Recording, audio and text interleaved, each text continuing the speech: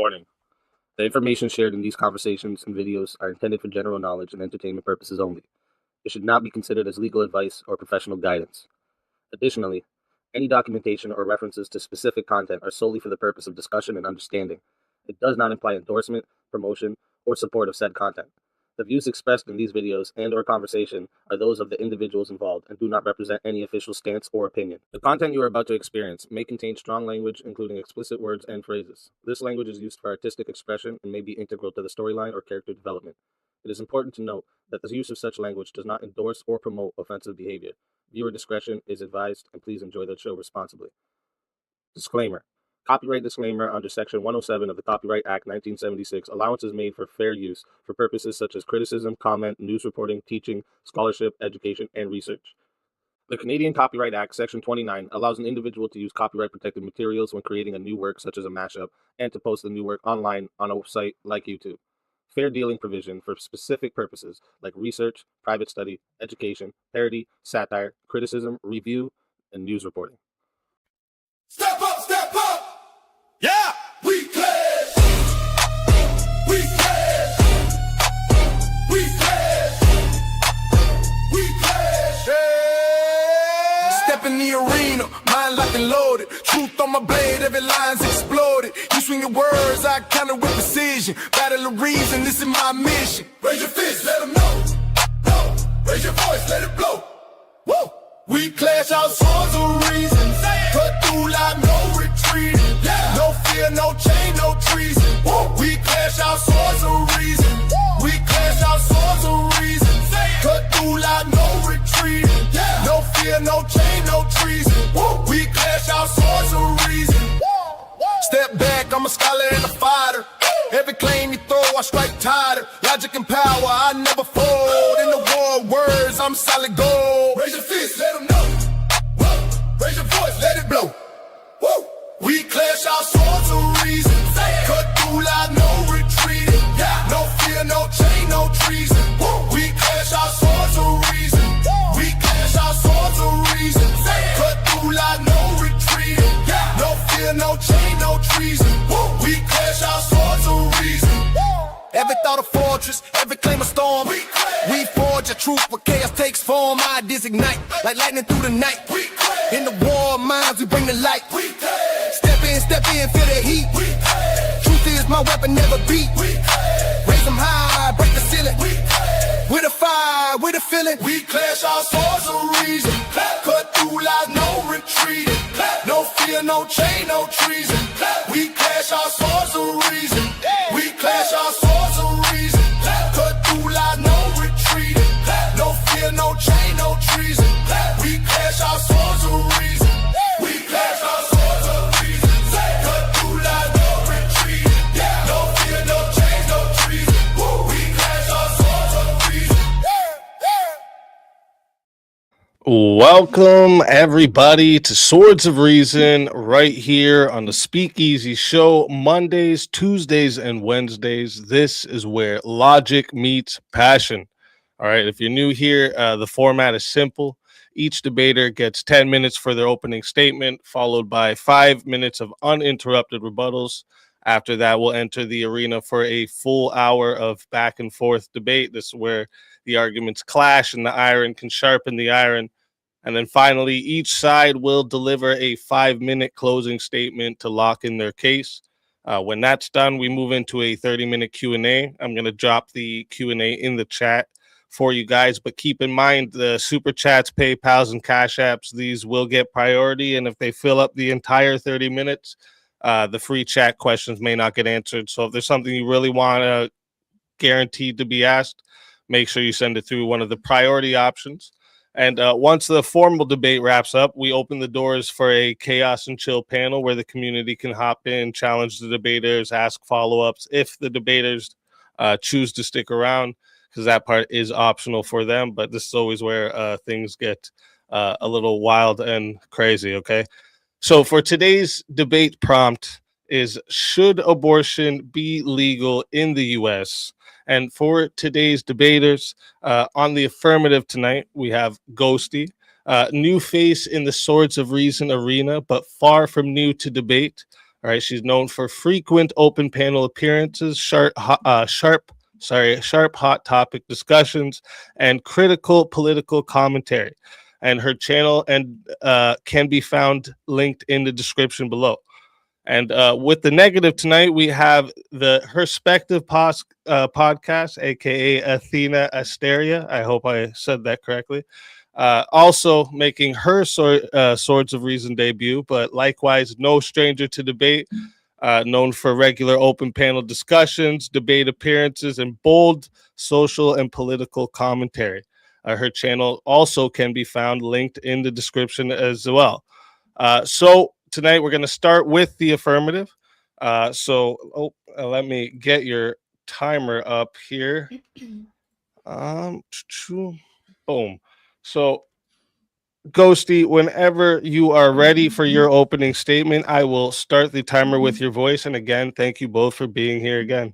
All right. Yeah, thanks for having me. So, my opening statement. I believe that reproductive rights and choices should be left up to individuals and their doctors, not the government. Whether a woman chooses to have children or not is her choice. Women don't want abortions. Women do not intend abortions. It is, in most cases, a tragic last resort medical decision. 93% of abortions occur within the first 13 weeks, 79% within the first 9 weeks. Abortions performed after 14 weeks make up only 7%, and the further along a pregnancy term we go, rates continue to decrease. The majority of women who have abortions already have children. 1/3 of women seeking abortions have 2 or more children. The majority of women who get abortions have had no prior abortions, and abortion rates have been steadily and significantly declining since the 1980s. What has increased since the overturning of Roe v. Wade and almost half of the states banning abortion? Infant mortality rates have increased. Unsafe pregnancies being carried to term, resulting in an increase in infant deaths. Maternal mortality rates have increased. Domestic violence, foster care entries, and child poverty have all increased. Studies are even being done right now which possibly associate child maltreatment and child deaths from assault and homicide with abortion ban laws. Mothers living in states with abortion bans are 2 times likely to die because they are unable to access abortion or proper miscarriage care due to doctors delaying treatment out of fear of criminal punishment. Yet, Canada has a lower abortion rate per capita, even with abortion being decriminalized at all stages of pregnancy. Many states do not allow for rape and incest exceptions, so not only do women now have to fear the violation and trauma from a rape, but also be forced to live with a lifelong consequence of her assault. And before you start screaming, exceptions don't make the rule, what's more common, rape and incest or viable fetus prior to 20 weeks? Rape and incest is far, far, far outweighs viable fetuses prior to 20 weeks. In fact, I believe there's only been like about a handful of cases of those surviving fetuses. Homicide is one of, and it has been the leading cause of death for pregnant women. Lawmakers are literally risking the lives of these women by taking away their choice over their own reproductive health. No one likes abortion, no one is pro-abortion, and abortions have actually increased since the overturning of Roe v. Wade. They are now only in many places much more dangerous. An increase in quality of life is a better way to attempt to decrease abortion rates, such as livable wages, better public education, better and affordable health care, access to mental health care, affordable housing, etc. Either way, my argument only allows people to choose, and I am not imposing my religious or personal beliefs on others, yet that is exactly what the opposing side wants to do to millions of women and girls. The pro-life argument is making a blanket decision for a situation that is way too complex and individualized to make for all women and families as a whole. And that's all I have. All right. Thank you for that opening statement. And with that, we are going to hand the mic over to Athena. And whenever you're ready for your opening statement, I will start the timer up with your voice. Okay, and thank you for the opportunity to be here. I am ready. This debate is often framed as complex, controversial, or subjective, but at its core, it rests on a single question. When we know a human life exists, do we believe that life has value and deserves protection, or do we believe its worth depends on conditions, circumstances, or permissions? Science has advanced far enough that half this first question is no sorry science has advanced far enough that the first half of this question is no longer uncertain. What remains is whether we will accept the moral responsibility that knowledge demands.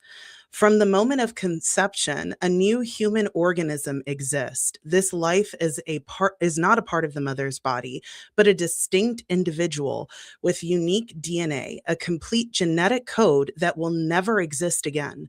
This is not philosophy or religion, it is basic biology. Development does not determine development does not turn something into a human being. Development is simply the process by which a human being grows. Not stage No stage of growth confers humanity, it only reveals it. The earliest systems to begin forming are not optional features, but the very foundation of human identity. The brain and spinal cord are the first systems to develop. By approximately 3 weeks, the heart begins beating in a coordinated and measurable rhythm. By 5 weeks, we can now detect brain activity. These milestones occur far earlier than once believed. The fact that we were wrong before matters because it should teach us humility when declaring what does or does not count as meaningful life. As technology improves, we continue to learn that the unborn respond to their environment much sooner than once assumed. Sensory pathways and responses to stimuli emerge earlier. By around 10 weeks, pain receptors are present. The body does not react without a subject capable of reaction. The claim that unborn are insensate or unaware for much of pregnancy is not supported by what we now observe. And even where uncertainty remains, uncertainty has never justified killing in any other human context. We also now measure biochemical and neurological precursors associated with consciousness related processes by around 10 weeks. While we cannot directly observe dreaming or subjective experience, we can observe the system required for them. But even if we could not, this raises a deeper question. Consciousness has never been the standard for human rights. Newborns, the unconscious, those under anesthesia, and those with cognitive impairments do not lose their rights because awareness fluctuates. Human rights are grounded in what someone is, not what they can currently do. Many defenses of abortion rely on shifting the focus away from the child and onto circumstances. We hear appeals to autonomy, hardship, readiness, economic pressure, or life plans disrupted. Yet none of these deny that a human life exists. They simply argue that some lives may be ended when they become burdensome. But inconvenience has never nullified human dignity. Dependency has never erased personhood. No other class of human beings is required to earn the right to live by being wanted. We are told that tragic circumstances justify tragic solutions, yet responding to trauma by creating another victim has never been justice. We are told that disability diminishes the value of life, even um, even as society claims to reject discrimination.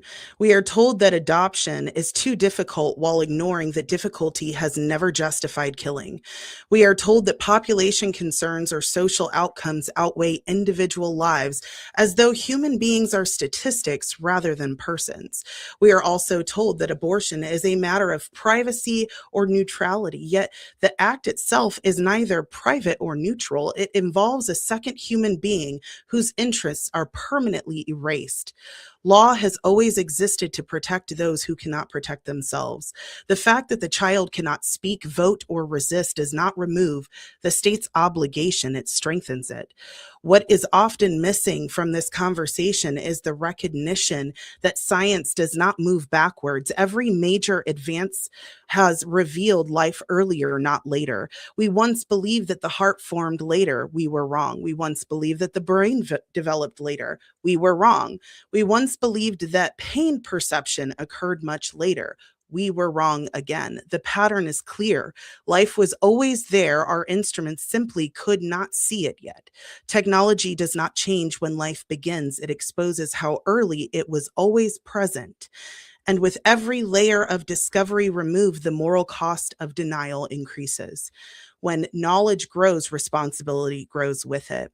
A society that grounds rights in size, development, awareness, or dependence places all human rights on unstable ground. If the unborn can be excluded today, then others can be excluded tomorrow. History has shown repeatedly that once human worth becomes conditional, it is never limited to one group. This is not a debate between compassion and cruelty. It is a debate between equal human dignity and conditional human value. One protects everyone, the other protects only the convenient.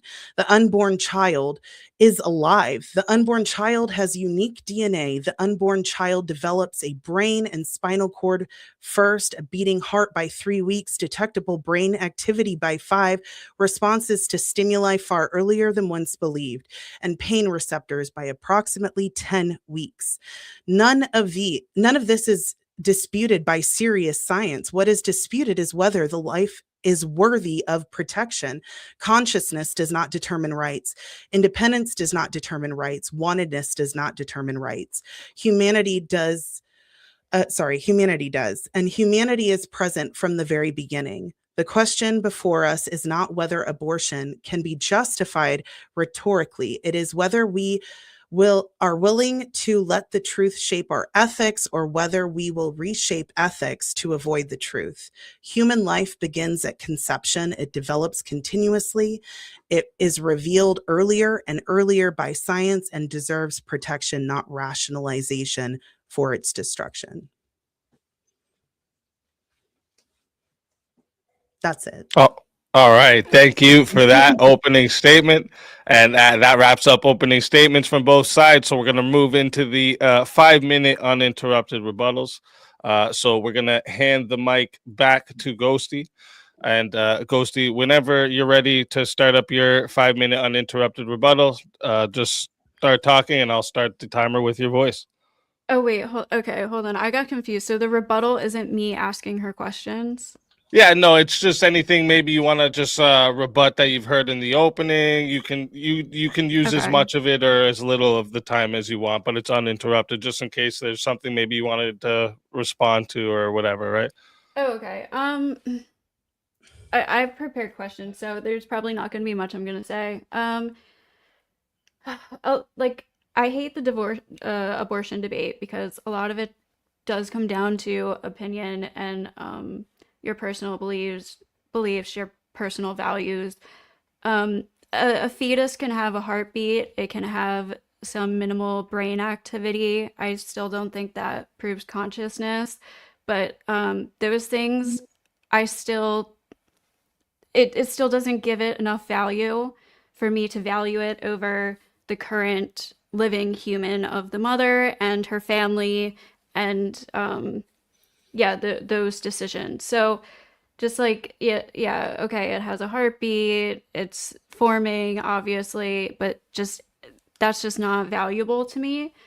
So yeah, hold on, let me see. um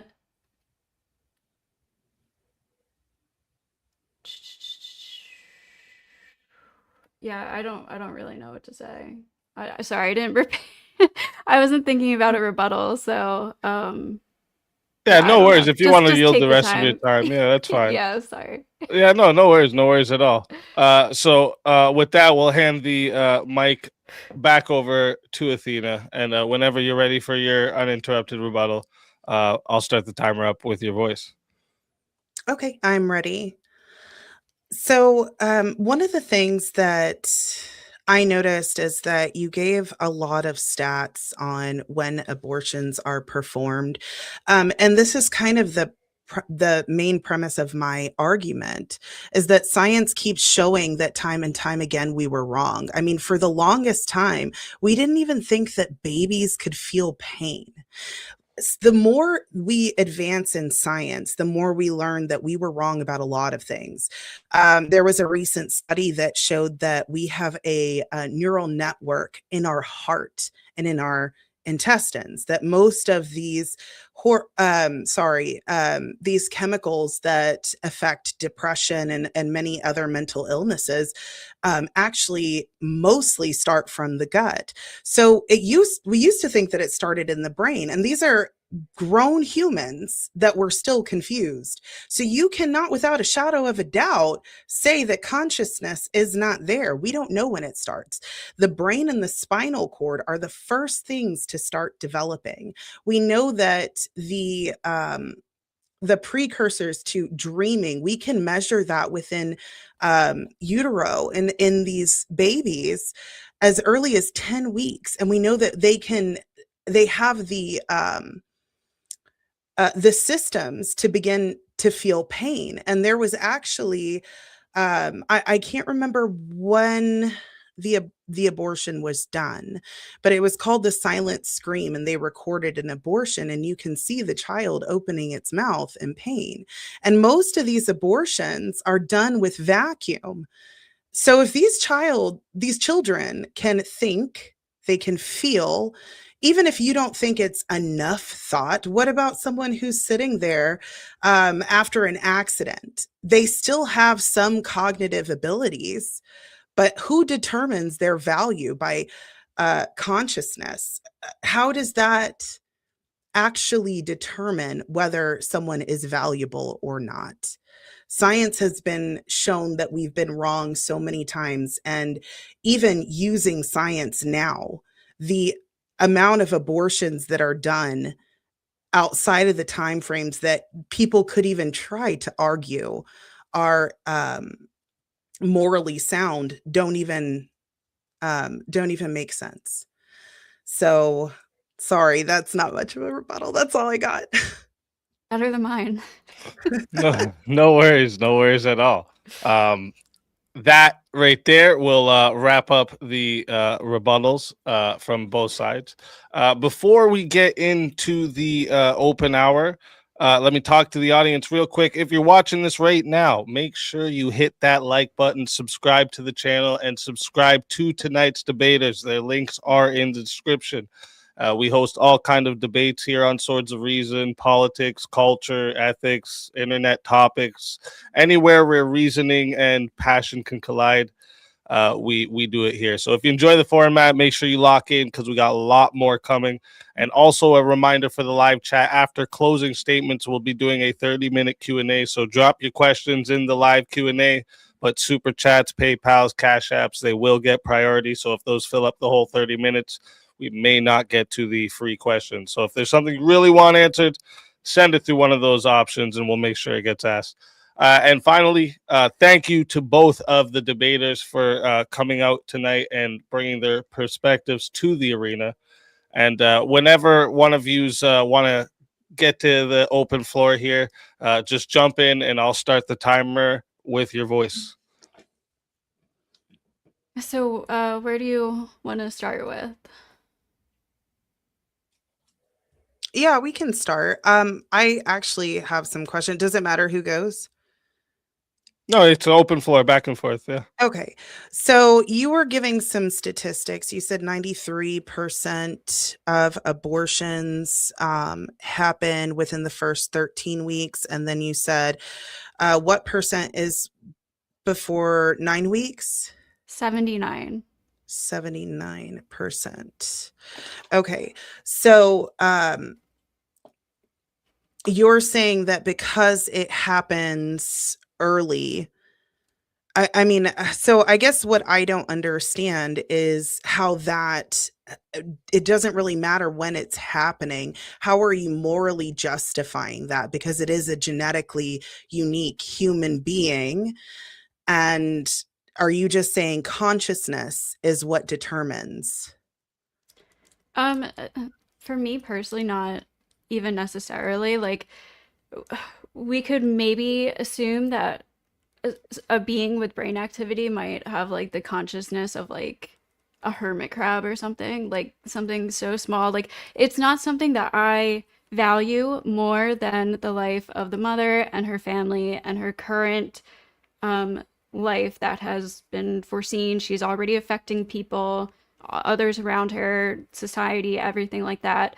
I think most people, when faced with um, a 2 year old versus a 6 week fetus, most people are going to value a 2 year old baby over the 6 week fetus. Do you agree with that? I think what's mostly like predominant in society doesn't determine morality. I mean, slavery used to be legal and it was common. So whether people say that it's okay, the question is it? So the frequency of it, of people saying it's all right, does not mean it's moral. But like, would do you value a 2 year old's life more than a 6 week fetus? I Like, if you had don't to place save one. value on one over the other. They're both equally valuable. Okay. Yeah, I don't know. A thing that doesn't even have a brain yet to me is just not something that I personally value, and I would rather value like I said, most of the women having abortions already have children.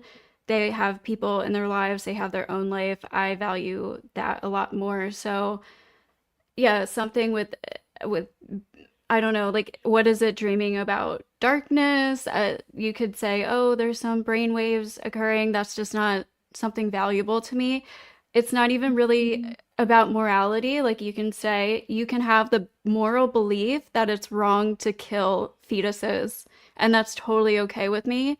And I'm not going to force you to get an abortion. But there are people out there who do need abortions. And like I said, it also hinders the safety of women medically and socially in domestic situations. So I just value all of those lives more than something that can't even think, doesn't know what's happening, hasn't been alive for more than a couple weeks. So that's where I would base my laws off of, because I'm not forcing anyone to get an abortion if they don't want to. Well, it doesn't really matter if you're forcing someone. Like it matters whether it's morally okay to end the life of a child that is moving towards developing into a fully developed human being. You're putting conditions on the value of that human. And when you do that, that condition can change based off of society. So it's important to establish what makes human life worthy of protection. You said, oh, well, it might just have some brain waves. So are you saying that intelligence, so someone who is less intelligent is, I mean, up on the chopping block? Someone with extreme disabilities, are they disposable as well? I would argue in the womb, potentially, depending on how severe of the disabilities. I am okay with mothers and or parents in general making that choice if they have a severe disabled child that they know is going to suffer long term. That is not something I am opposed to preventing and terminating. Again, like, morally, you can be against that. I don't really think morals have to do do with this so much as like people like to say, though. I think it's more about the rights of the pre-existing people. I'm sorry, what was your first point? I was going to respond to that too, and I'm forgetting what you said I had before. said that because you said not having enough Oh, brain intelligence. activity. Yeah. Yeah, of course. Yeah, no, of course not. Intelligence is not.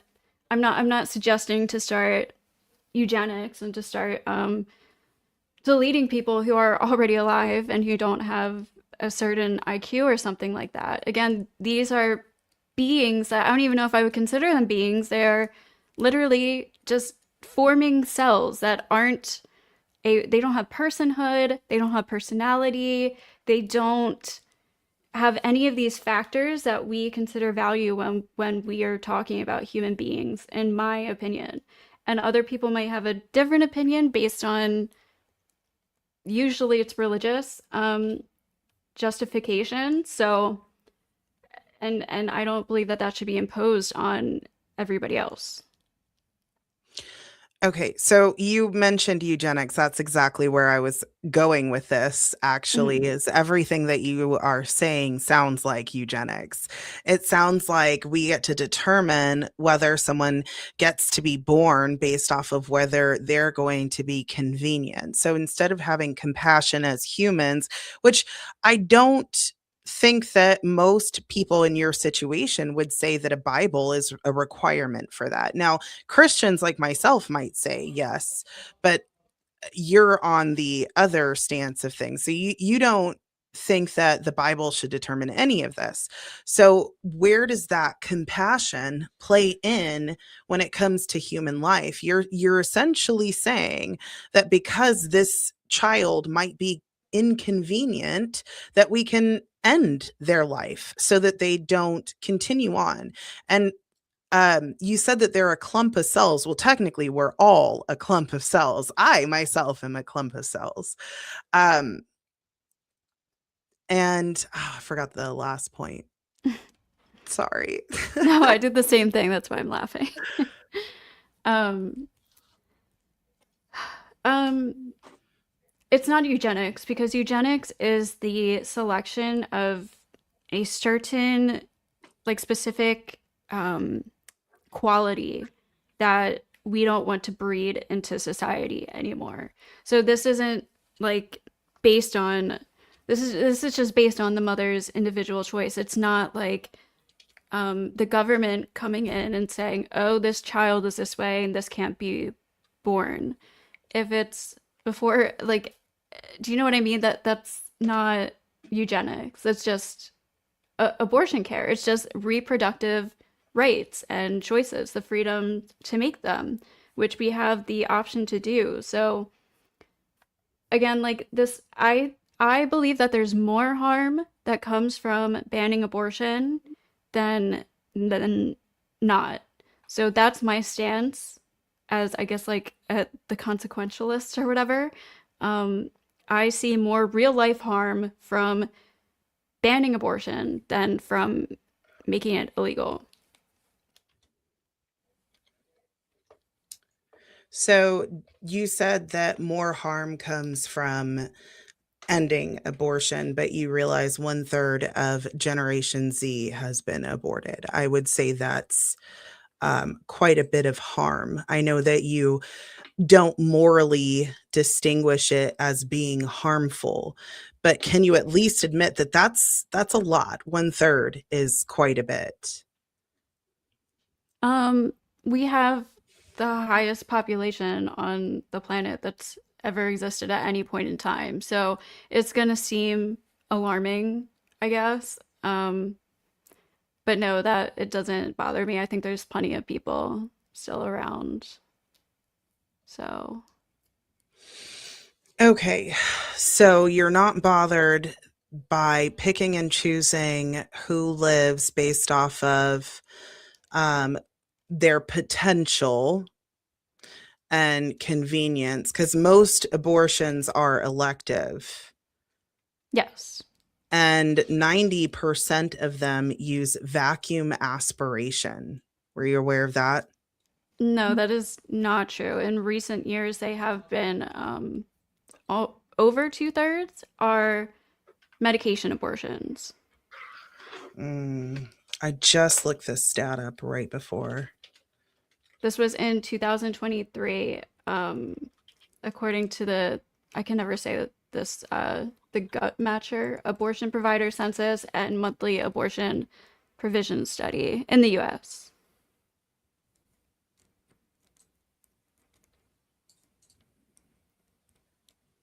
Okay, so that's alongside hold on, increasing use of medication and abortion, dominant method.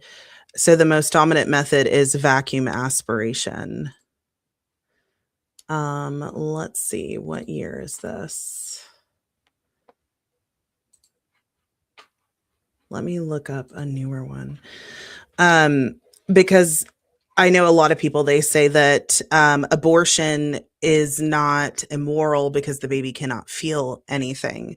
But again, as I stated before, science keeps revealing time and time again that we were wrong because our instruments cannot detect those things. But we cannot say without a shadow of a doubt that these babies do not feel pain. They respond as early as 10 weeks. And even so, okay, I'll give you a scenario. Let's say there's someone who doesn't feel pain, right? There's actually diseases where people can't feel pain. So how is that justification to end their life? Well, they can't feel pain, so it's not that big of a deal because they can't feel anything.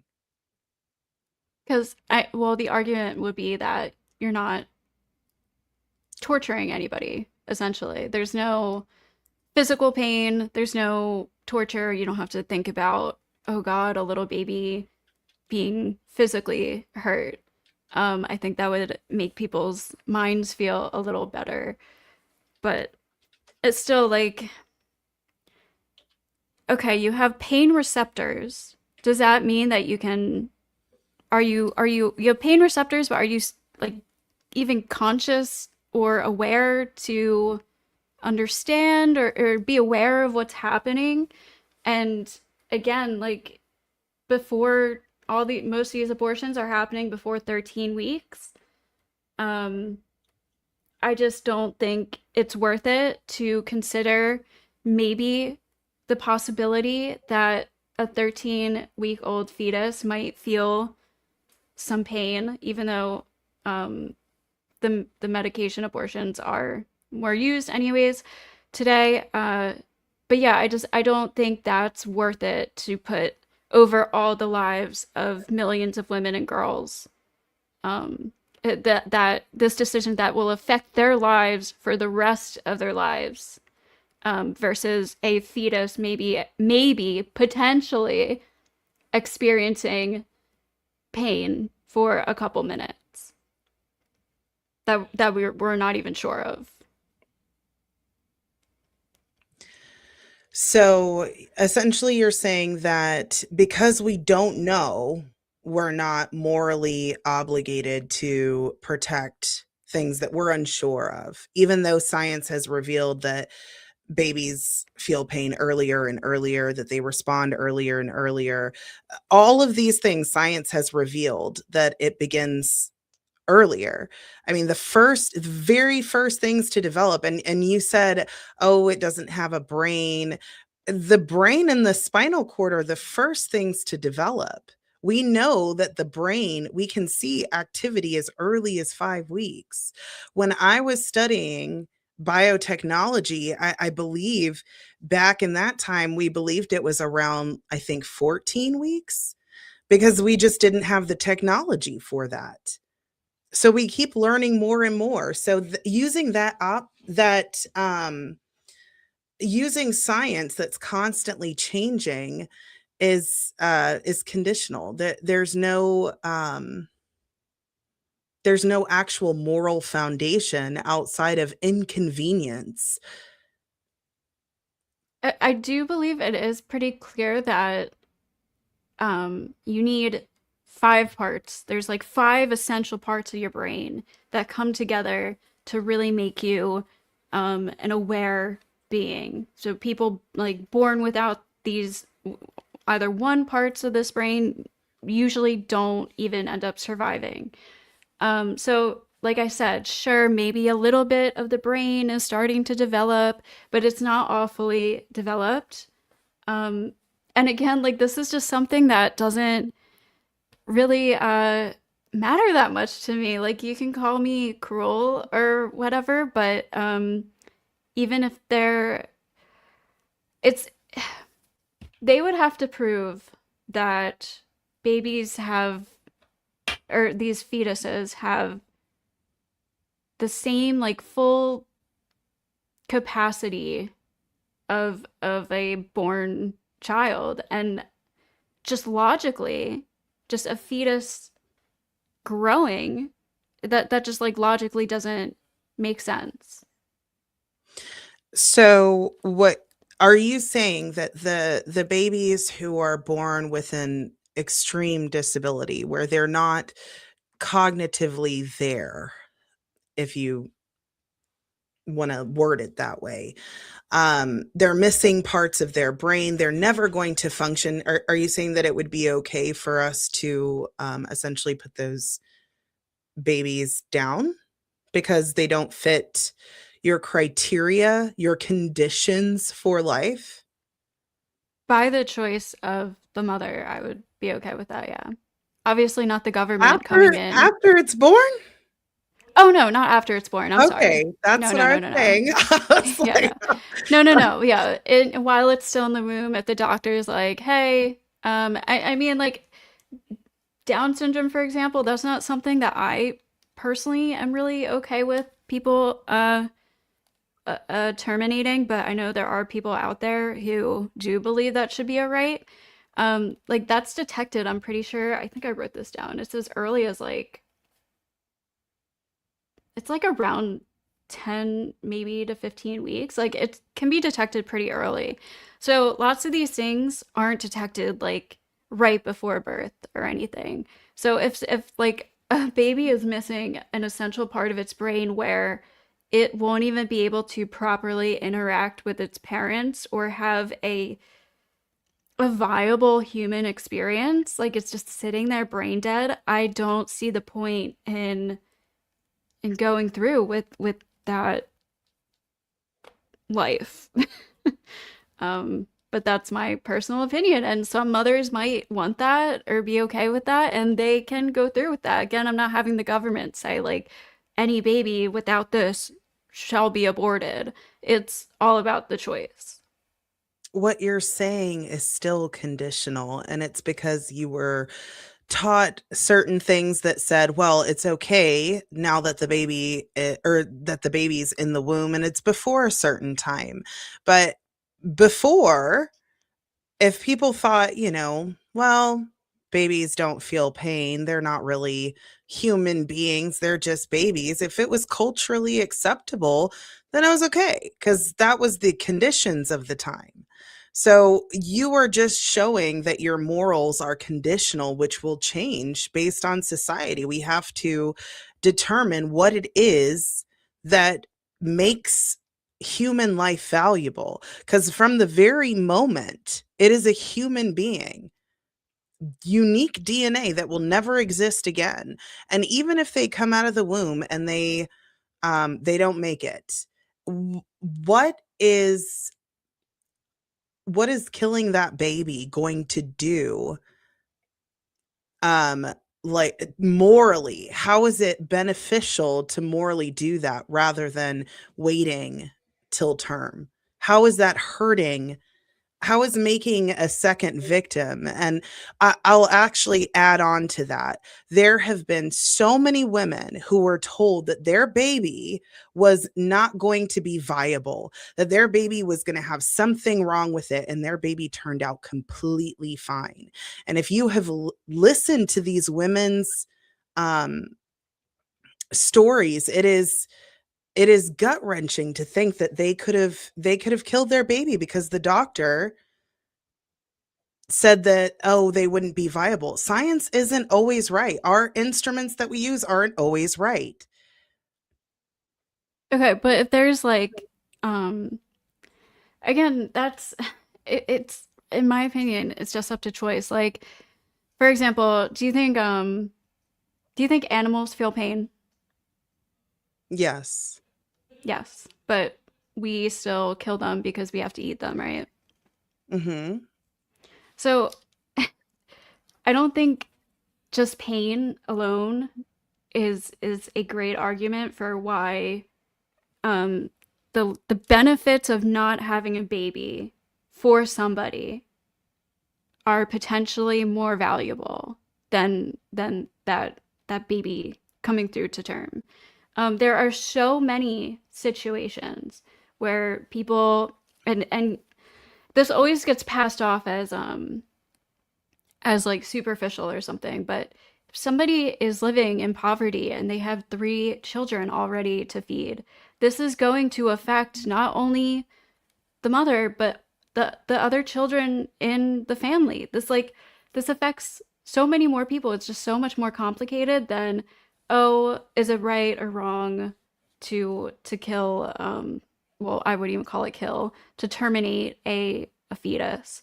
It's it affects, first of all, the own mother's entire rest of her life, all of the choices, her family, the people around her, and yeah, I just that's what I care about more. It's also dangerous to have these abortion bans, like I said earlier, because of this is where I was going.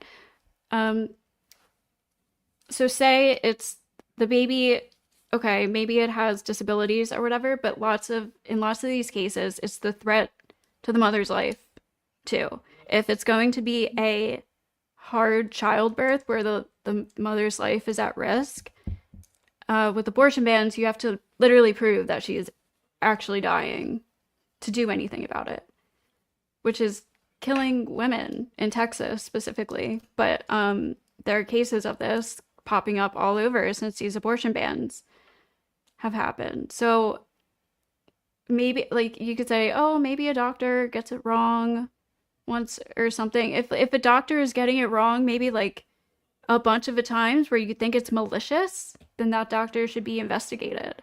But if you're told that your baby is potentially going to suffer and not live a normal life, and the mother, like, that's up to her, and maybe she needs to know that the doctor could be wrong. Maybe that's what needs to be done, is she needs to be told that in some cases the doctor turns out to be wrong. So I guess that would be my advice, like, to that, if that made any sense. I'm trying to keep up with you. So I I took know I jumped around a lot. I'm It's sorry. okay. It's okay. So you said you were talking about animals, right? Like, oh, they Yeah. feel pain, but an animal will never be a human. Outside of like dolphins, I don't think you can really argue that um most animals are intelligent in the way that humans are. So animals have a level where they stop, and they're never going to be humans. Like, we're at the top of the food chain for a reason.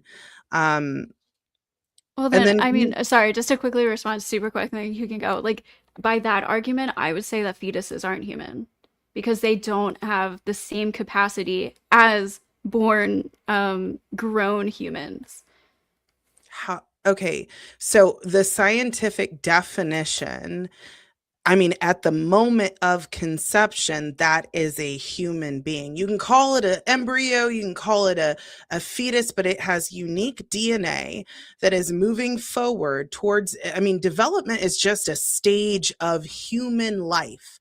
It is a Mhm. human being, even if you don't deem it worthy of protection. That is not arguable. But It they is a say like human being. Labradors have like the brain capacity of like a 3-year-old.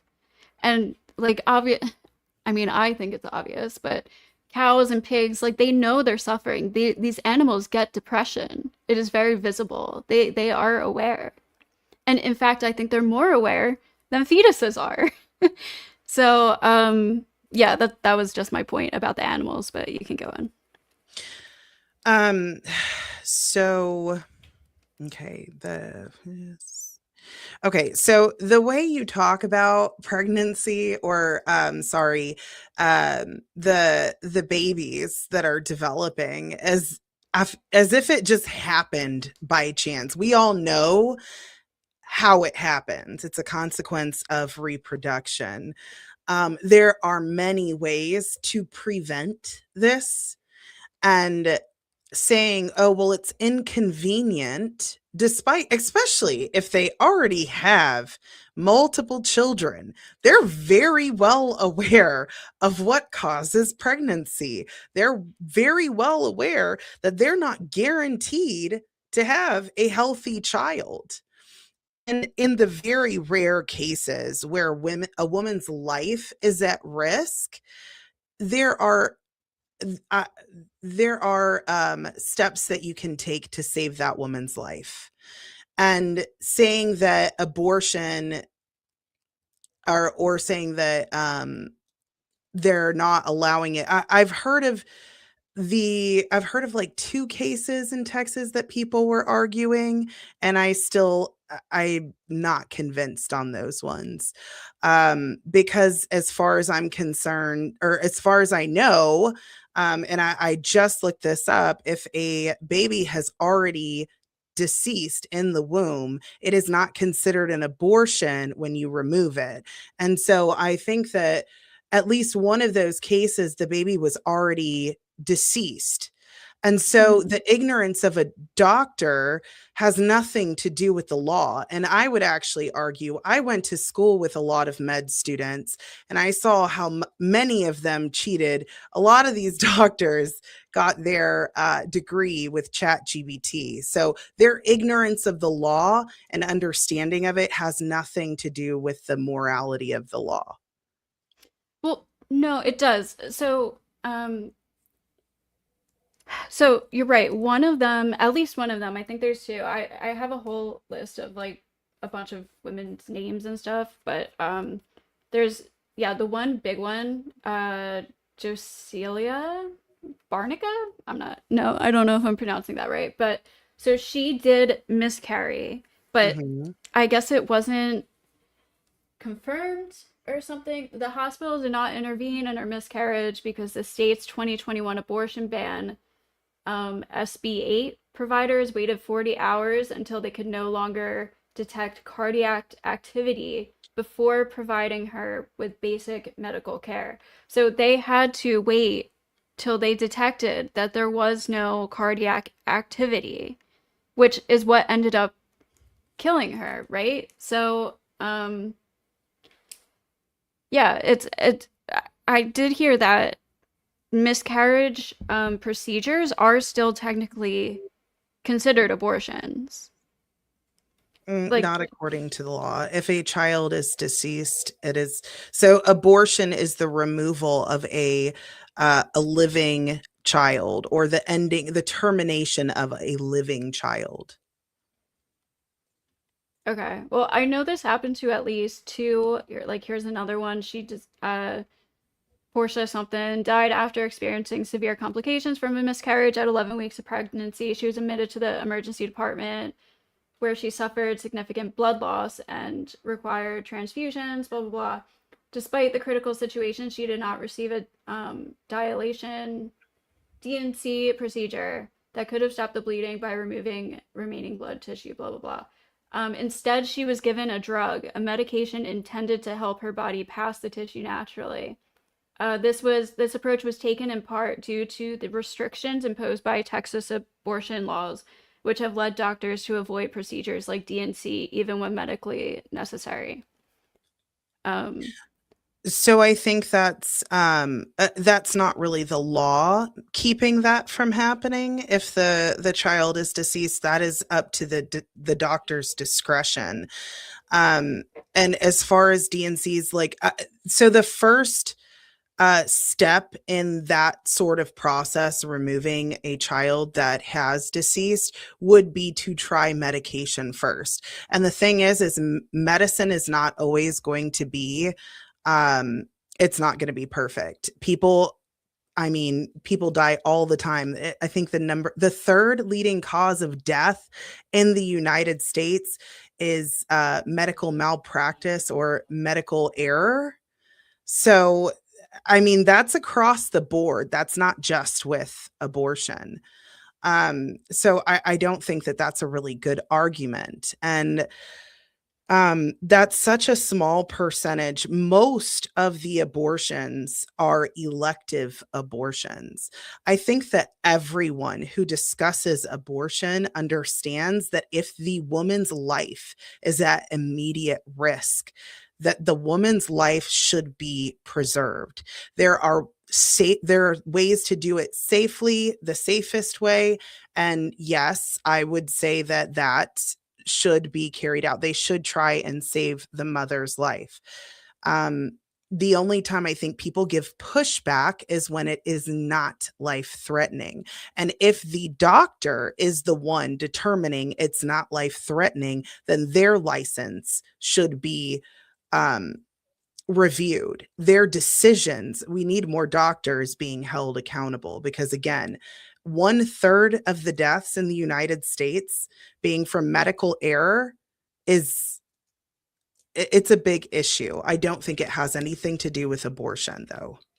Okay, I mean, I would appreciate if, yeah, doctors who it's this is the problem though. It's hard for them because they can now be charged criminally if they do an abortion that is not immediately deemed medically necessary for her life, but they can sometimes determine that this pregnancy will likely kill the mother or severely threaten her life, and now they don't have they have to take the chance. They can't electively make the decision until her life is actually threatened, and usually it is too late at that time. I know these cases are rare, but I mean this is important for women who want to have children. It's scary. Um and women are dying already. So I don't know. Yeah. I do think that is an important point.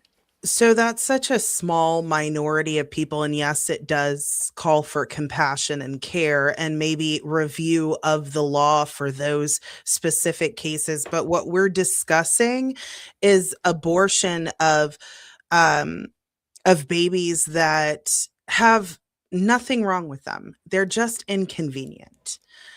The threatening of the mother's life, most people are not going to argue, yeah, let her pass away, it's cool. I've never heard anybody say that. And if I have, like, if there was someone on the internet, the darkest parts of the internet, I don't think anyone's going to take them serious. So I think using that as an argument is kind of taking us away from the main argument. And whenever you use terms like terminate instead of kill, it's dehumanizing for the baby. All of the things that you have said, it's all about convenience, condition. There's no solid reason on why it's okay to abort or not. You're just like, I just don't care. I don't think the government, should be involved. And I don't want the government involved in most things.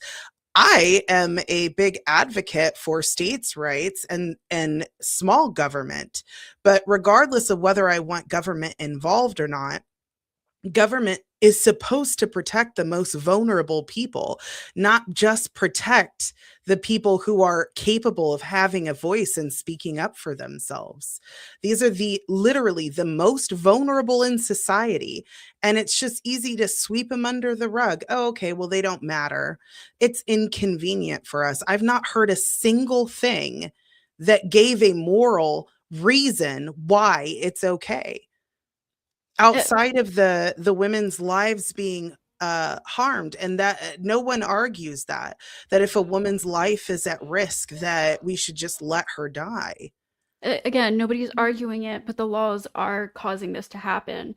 And it is dehumanizing language because I don't consider them to be humans. So that is for a reason. But secondly, I also did mention already increased child poverty, increase into the foster care system, which I'm sure you don't, it's not that you don't care about foster kids, but I'm sure that's not really a consequence that you're necessarily worried about. It is. Increased. I actually work with foster kids quite frequently. Okay, so like more foster kids is probably going to be problematic, right? But again, why do we need to create another victim because of someone's irresponsible actions. Outside of I don't know if I can say the word, I'll just say grape. Outside of grape, I mean, most of these are just elective abortions. Outside of grape, it's just inconvenient. They just don't want them. Yet they made the decisions to do adult things that have consequences. And this is just running from the accountability and the consequences of their actions. It's bigger than an inconvenience. This is an entire life that will affect you and your family for the rest of your life. It's not just an inconvenience. It is a Yeah. whole ass child. So this It is a is the big whole decision, child. I know right? you're So talking to a mother. it's a big decision. It's not just something that I don't think it's a willy-nilly decision that just because again, like most abortions are women who haven't had a prior abortion. So if you make one mistake and this is going to mess up your prior children's lives or your life or your boyfriend or your husband's life, maybe he doesn't want it. I just like again, I just don't think that's a right that should be taken away. I also think that forcing people who don't want children to be parents is a bad idea. I think if you don't want a child and you're forced to have this child now, I think that will lead to more child abuse, child neglect, child murder, mistreatment, everything like that, which is going to lead to, you know, more children that aren't being raised right, that are gonna, not probably be good for society overall. So I think it's messed up to put children in that situation, and I probably think it's a little bit more humane to just nix it from the beginning. So I Again, it's want just to not something I value. Okay, so you said that most women who have had abortions haven't had one before. Around half of women who have had an abortion have had one before. So that's actually not true. I think So it's 57%. So it is like not too much less than half, but it is still most. And it's 56.1%. But it okay. regardless, it's very close to 50%. So 24%. So this is from 2021. 57% of women seeking an abortion had zero prior abortions. 24% had one prior. 11% had two prior, and 8% had three or more. So and I do think that people having multiple abortions is problematic. I mean, two, I could honestly, two, like if somebody gets pregnant at 17 and then they get pregnant again at 32 when they already have a bunch of children, I don't really have a problem with that. So, but like if people are having, abortion after abortion and not taking, not being responsible, I do think that's a problem. But I don't think that should be the that should affect everybody else who is using this, what I consider birth control, responsibly. so regardless of whether it's one previous, two previous, three previous, it's still uh, a large percentage of repeat abortions. And still the majority, I think it's like 90 something percent is elective. It's Yeah, that's over a problem. 90% is I elective. And it's Yeah. like we need to stop infantilizing adults. Adults understand that sex leads to babies. And there is birth control, there is condoms, there's spermicide, there's tracking your period, pulling out, and a combination of all of those different things. How are you saying that because it's inconvenient, we can end the life of a child? I know you don't think it is valuable because you place value on conditional things that aren't necessarily only to children in the womb. So I assume that if someone was in an accident and they were considered brain dead, you would be okay with ending their life, correct?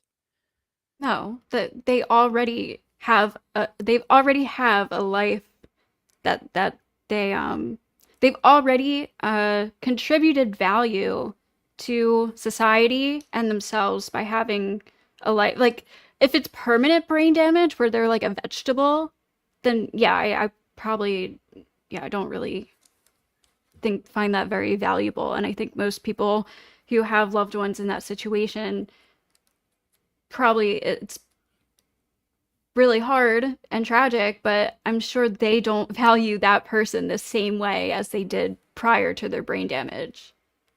Okay, so you are okay with ending the life of someone who has brain damage due to an accident. If they're like a vegetable and Okay, what if they're it's not a complete vegetable? Let's say that there's some brain activity, but they will be dependent on the family for the rest of their life and cause turmoil and inconvenience and hardship.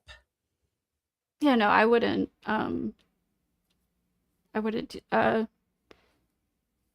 I wouldn't end that. You wouldn't If end their life, yeah, no, no, no. even though the baby has more potential than the person who is now at that level, and they'll stay at that level for the rest of their lives. Well, I mean, the baby is hypothetical at if it's in Well, the no, fetus. it exists.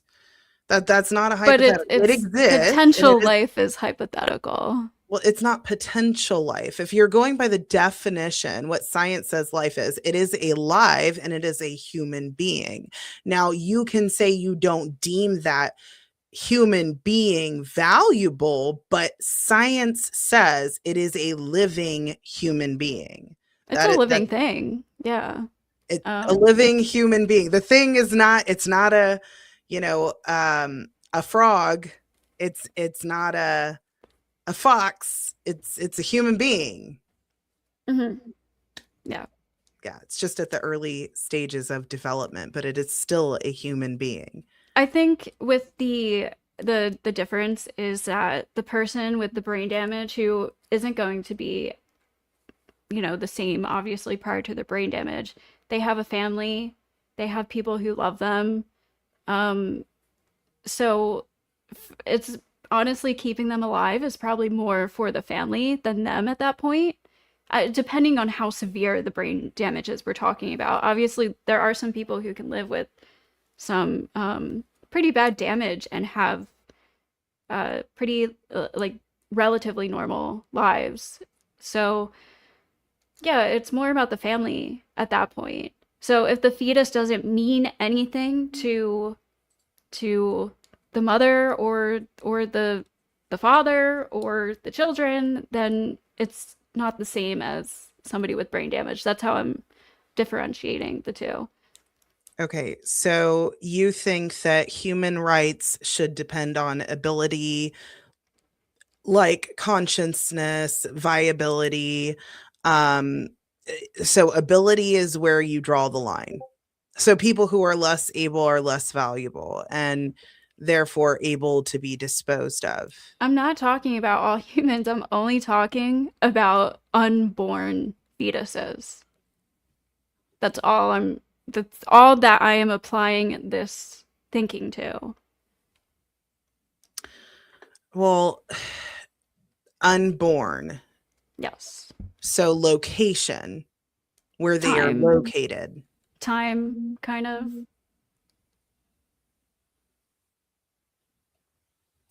couple weeks versus like 56 years. Mm. I did want to ask though, how are your stances for grape and incest cases? I do not believe in abortion unless the mother's life is in immediate danger. Okay. Because just because you have one victim doesn't mean you need to make another victim. Does it even know it's a victim though? So children don't know that they're victims whenever they are harmed, um, in certain ways, sexual abuse. They don't know that they've been harmed, but they're still a victim. So It's aware knowing that you're a victim the child doesn't. is aware of it though, and it will be No, affected by it. no, infants aren't aware. A lot of children are Okay. not aware of the abuse that's happened, but it Okay, if you're doesn't talking about change. infants, yeah.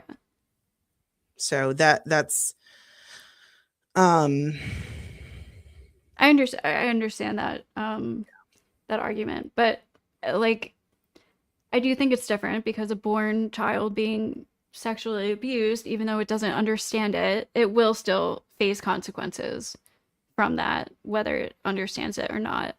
Um, yeah, like I just think this comes down to personal value, which is why I hate this argument. It's just like if you don't want to get an abortion, don't get one. But I I again, mean, I people don't said that about slaves. If you don't want a slave, don't get one. I mean, that's you're literally putting conditions on human life. If you don't want to have a child, don't have unprotected sex. I mean, it's I pretty wish it much was that that easy. simple. It And really is. I would love to cut down abortion rates by expanding access to birth control. By the way, if so, does life start at fertilization? Yeah, I mean, biologically, that's the definition. So Life aren't there begins some at birth conception. controls that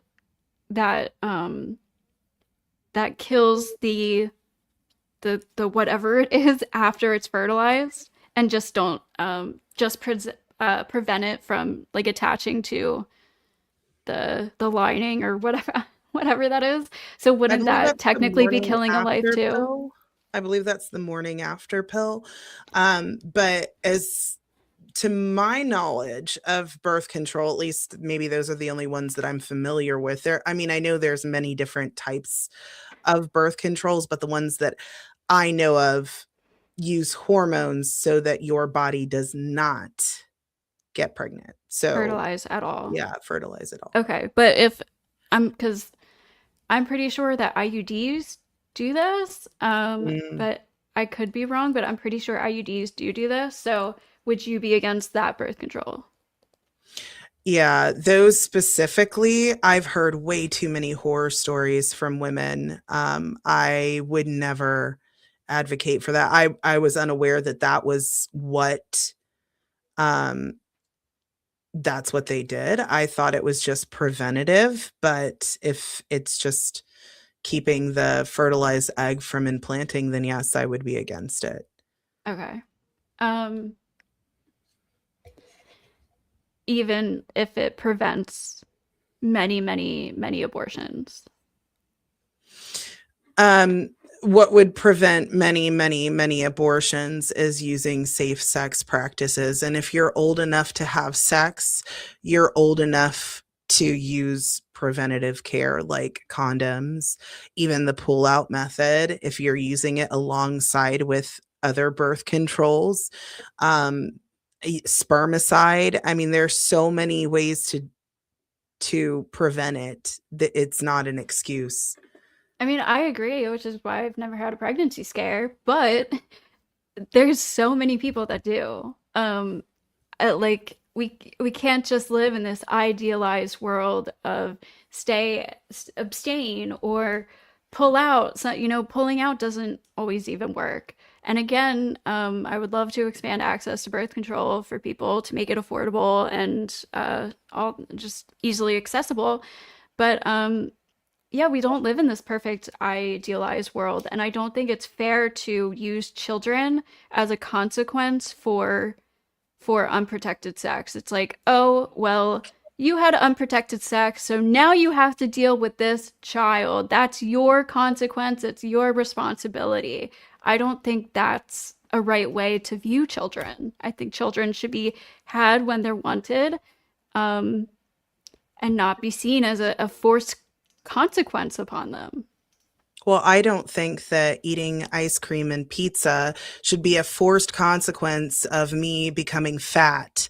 I think I should be able to eat pizza and ice cream and not be fat. Like, it's just biology. Like, you have sex. It's not like, oh, this is some consequence someone's putting on you.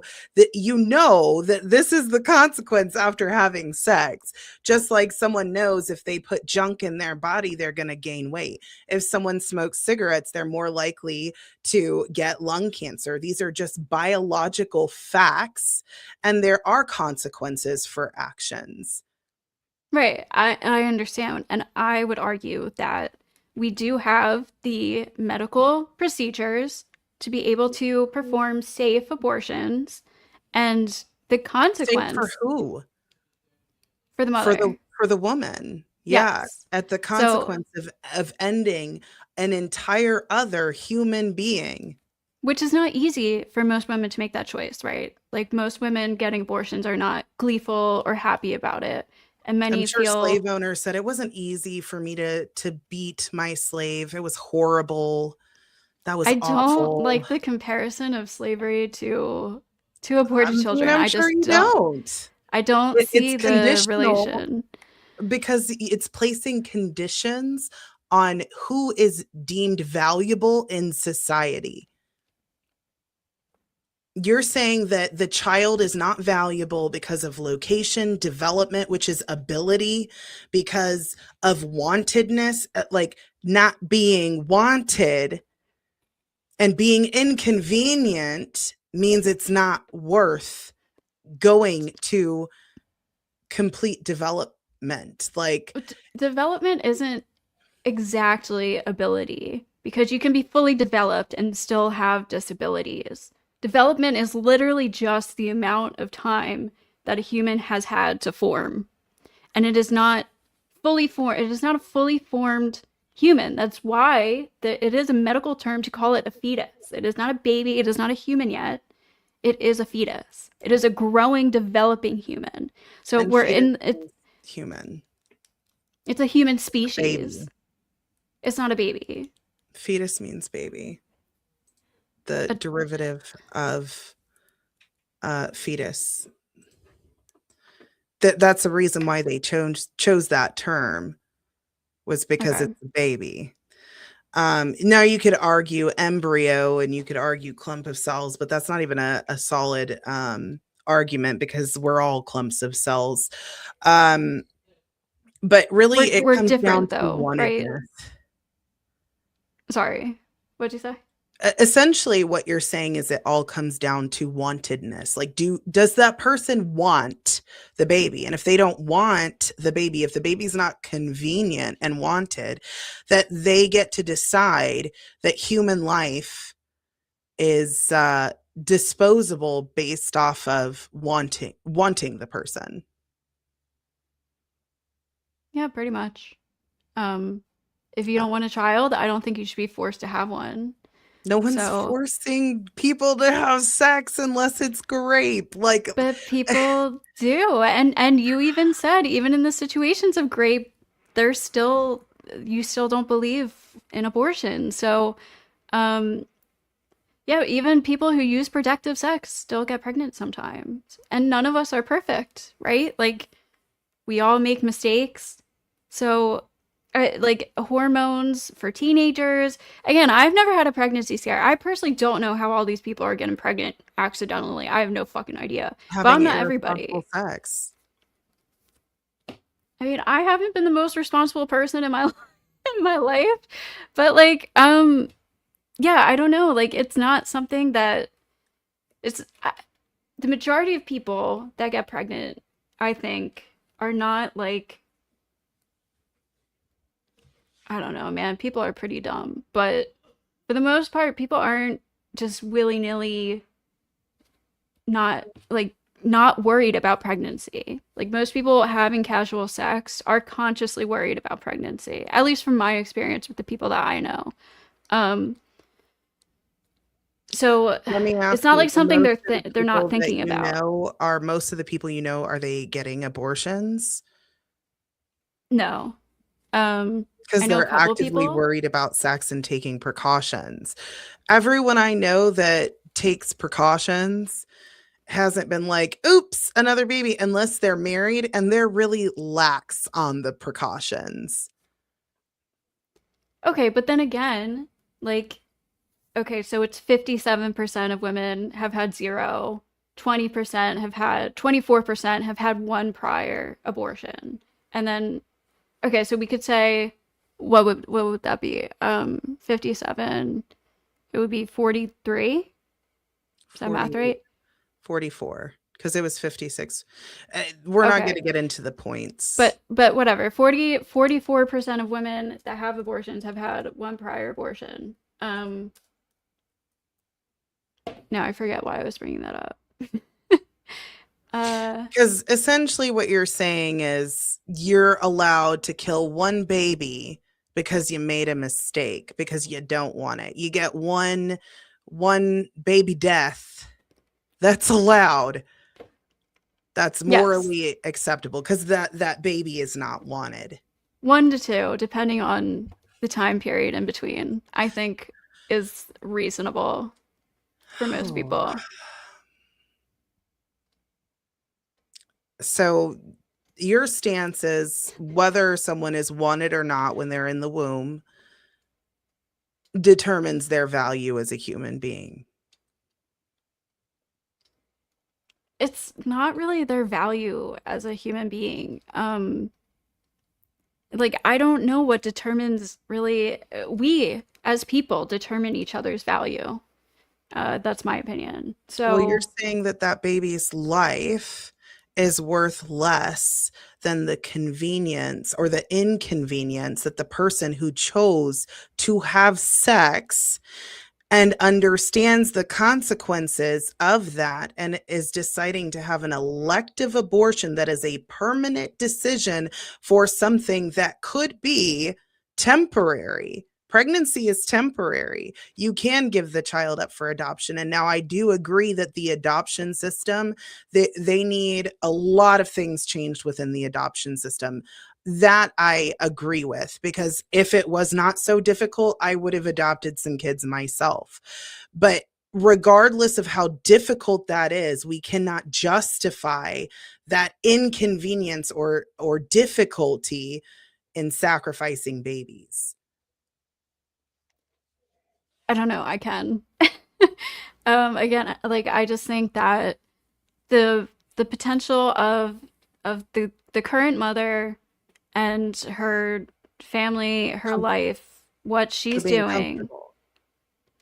it's not just about comfortability. Like That's what you've said the entire time. no, It's an having a child inconvenience. isn't just about you don't just have a child and you're like, "Oh, I'm uncomfortable." Your entire world changes. Your entire life changes, correct? When you have a child. Uncomfortable, yes. You have more I responsibility. think uncomfortable is completely dismissing the actual amount of burden that comes with a child you don't want. Um, so I think it's really Back to minimizing the wantedness. effects of having a child. That goes back to wantedness. You are defining what makes someone deserving of life as wantedness and location and development, all conditional, not Your mother, saying honestly, it's kind of your mother. Your mother kind of decides whether you deserve to come into the world or not. Um, yeah, that's my stance. She's making you, she is creating you, she is birthing you, she is taking care of you, feeding you, housing you. As long as she's a part of you, and I'm like okay with elective abortion before 20 weeks, maybe even 16, I could hear an argument for, but yeah, that's how I feel. All right, so that is a hour for the open floor.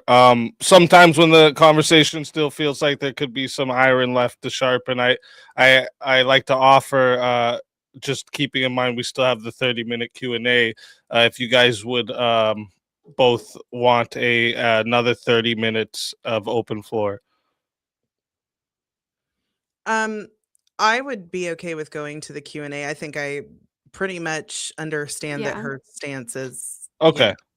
Okay. Yeah, no Yeah, I think we're problem. kind of going in a circle at this point. All right.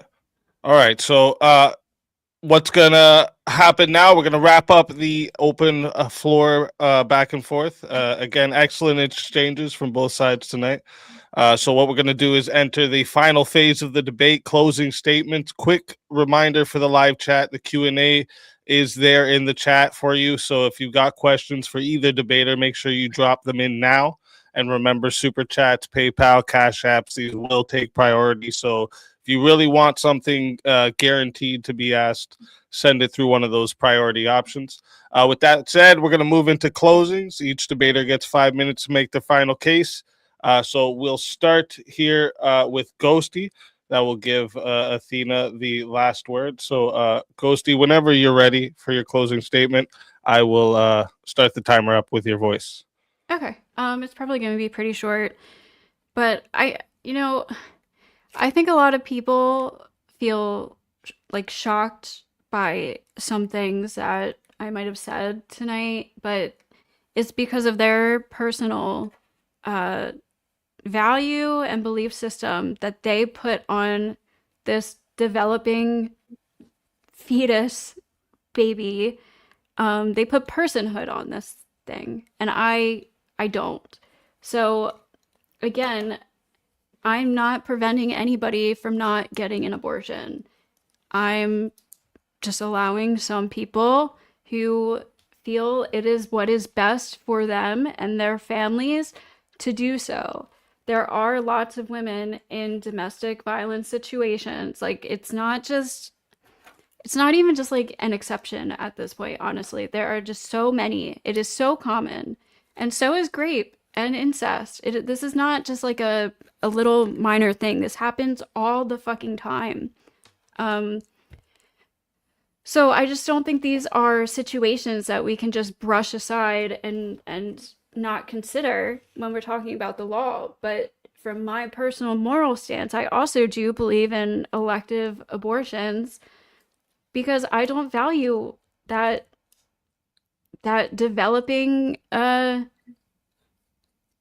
fetus. Like, sure, we're all a clump of cells, but we are clearly a different level of clump of cells than a 10-week-old fetus. It's just totally different. We have so many differences. We have a bunch of more cells. We have a bunch of more developed and functioning cells that allow us to think and feel and interact and be aware and experience. I think experience is probably the major thing. So, yeah, I don't know. Let me say. I also, one thing I want to point out too is without Roe v. Wade, I think, like, I was never an elective abortions until the third trimester person because I think that's crazy. But without Roe v. Wade protections, I'm going to have to be because of the danger that it is putting women's lives in for medical reasons. So, like, again, Roe v. Wade, after has been overturned, there has been more abortions. So it's not even preventing abortions. Yeah. If we want to talk about religion, is lying a sin? Yes. Should it be illegal? No. I just don't think that the moral framework for like your personal belief, your personal values should be imposed onto everybody else's. I think it's very dismissive to consider a child as just an inconvenience or uncomfortable. It's a lot more than that. It changes your entire life. It changes the direction of your entire life. It's not just something that will be uncomfortable to deal with for the rest of your entire life. It's a huge decision. And so, yeah, I just believe that reproductive health should be left up to individuals and their doctors. And yeah, that's it. All right. Thank you for that closing statement. And with that, we are going to hand the mic over to Athena for your closing statement. Whenever you are ready for your closing statement, just start going and I'll start the timer up with your voice. Before you start the timer, if I go a little past, is it okay? I'm gonna try and get through it.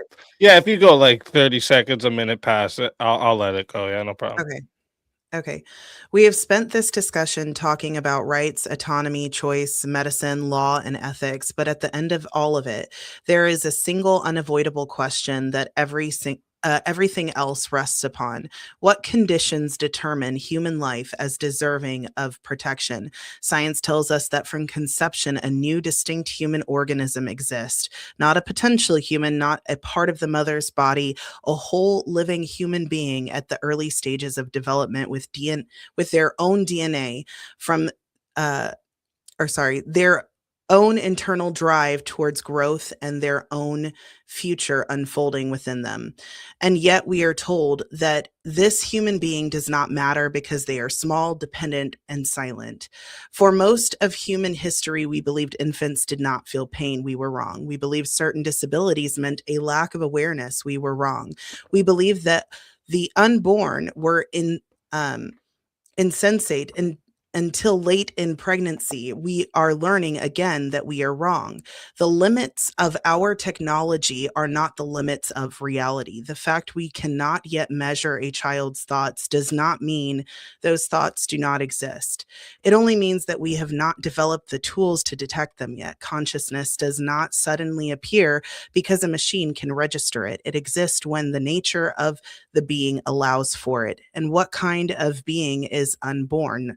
What kind of being is the unborn? Not a tumor, not an organ, not a parasite, but a human being at its earliest stages of human life, not accidental, but a result of reproduction. We know that the fetus responds to stimuli as early as 7 weeks. We know that pain perception occurs as early as 10 weeks. We know that development is continuous, not divided into moral checkpoints where value suddenly switches on. And this matters because when we argue that a child's life is disposable until we can prove consciousness, we are no longer defending rights, we are conditioning them. We are saying that human worth depends on detectable function, independence, or on development. History should make us deeply uncomfortable with that idea. Every time humanity has decided that some humans count less because of age, ability, dependency, or location, injustice has followed. The unborn child fits the same pattern. We invoke bodily autonomy, but bodily autonomy has never included the right to intentionally end another human life. Parents already have legal and moral duty that limit autonomy when a child is involved. Dependency does not erase humanity, it demands responsibility. We invoke equality, but equality that requires the elimination of our own children is not liberation. A society that only supports womanhood when they discard their babies is not empowerment. It is the admission that our society has failed to support women without demanding sacrifice from the smallest and most vulnerable amongst us.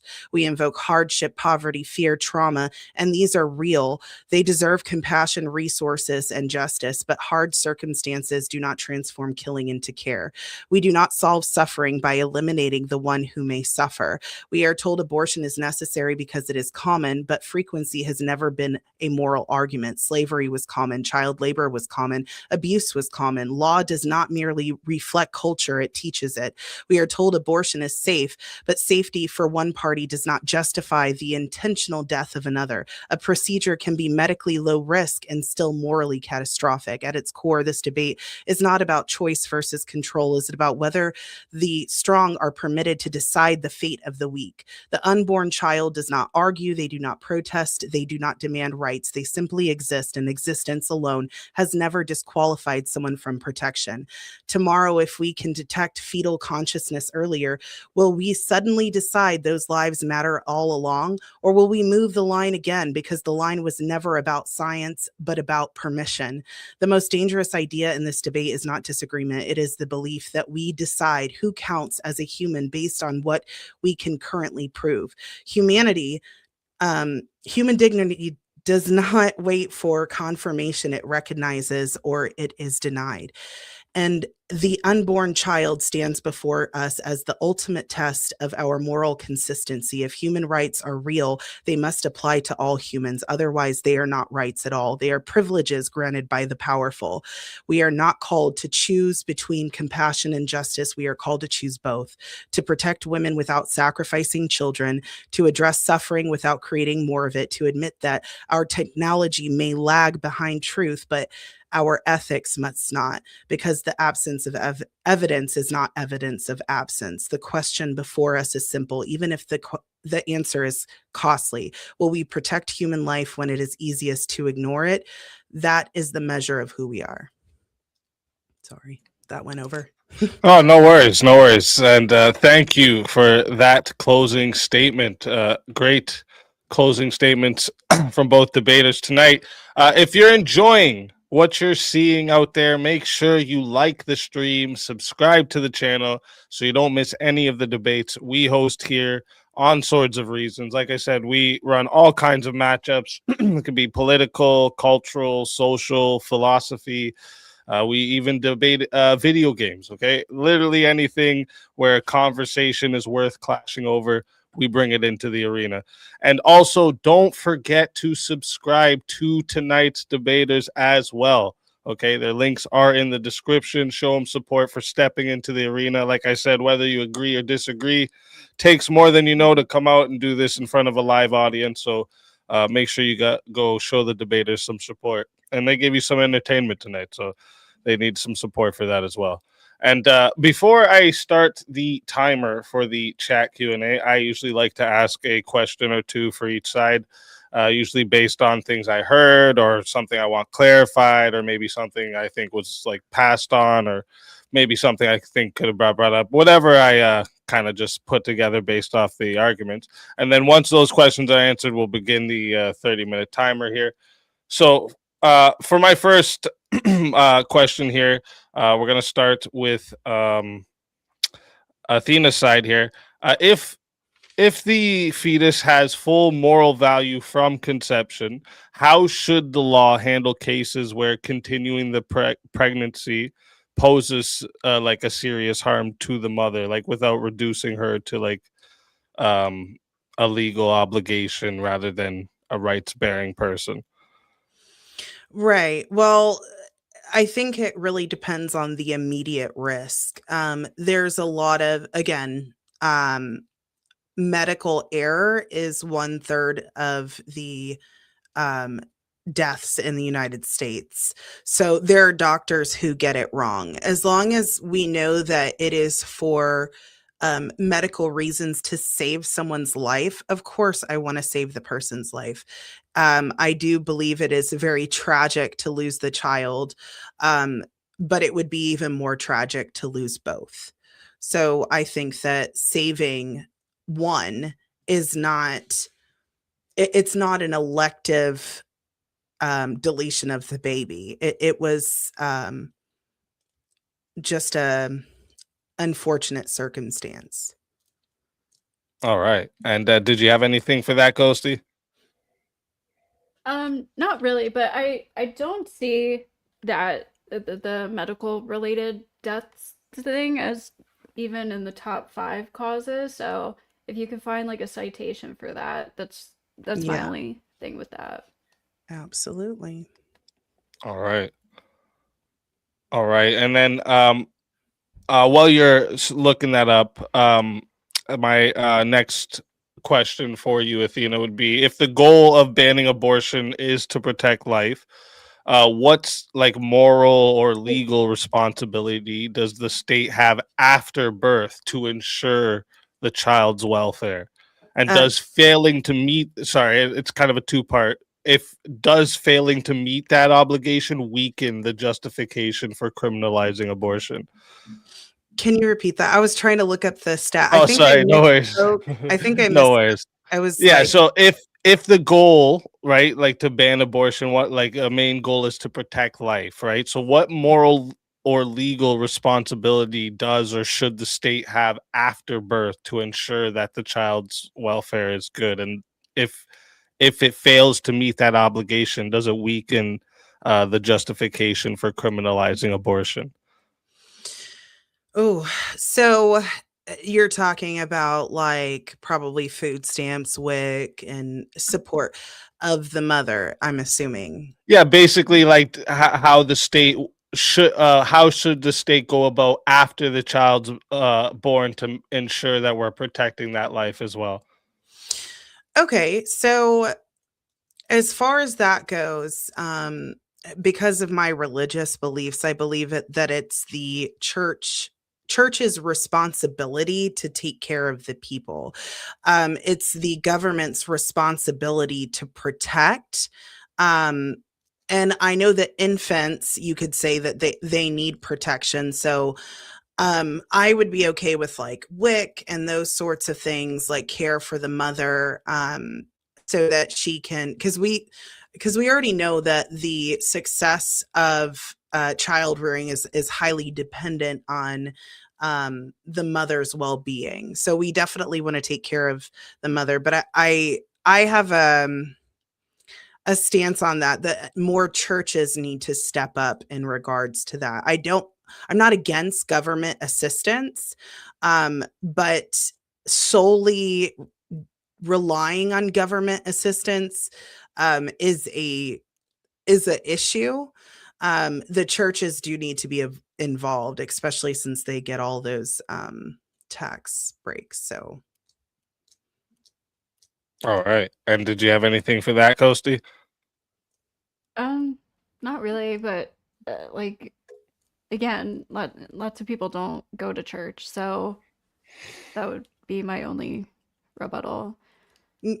So, churches were not called to take care of people if they come to the church. They went out to take care of the homeless, the needy, and to help others. That's mission work that I'm not against mission work overseas. I still support that, but I definitely think that there's a lot of churches that should do more mission work here in the US and helping people regardless of whether they're a part of our community or not. But no laws to mandate that children will be taken care of, like guaranteed, besides like food stamps and stuff like that. I mean, I'm not against those things. Like Free child health care. no, no, not against those things. Okay. All right. And then, so for my questions for Ghosty here, for the first one I have is, if abortion is justified, a big part of it on bodily autonomy of the mother, is there any like clear, non-arbitrary point during the pregnancy where the fetus gains a right to life that outweighs the autonomy, and why that point instead of another? Um, yeah, I think so. Like probably when the five major parts of the brain are fully developed, um and it's the baby is like it's I probably should have done more like research into the actual science of baby development and stuff like that. But probably like when all five parts, the essential parts of the brain are developed and there's like interaction awareness. Um so like my position basically is like before 20 weeks, I'm okay with elective abortions. I would even consider 16 weeks. I would, so yeah, 16 to 20 weeks, if that answers your question.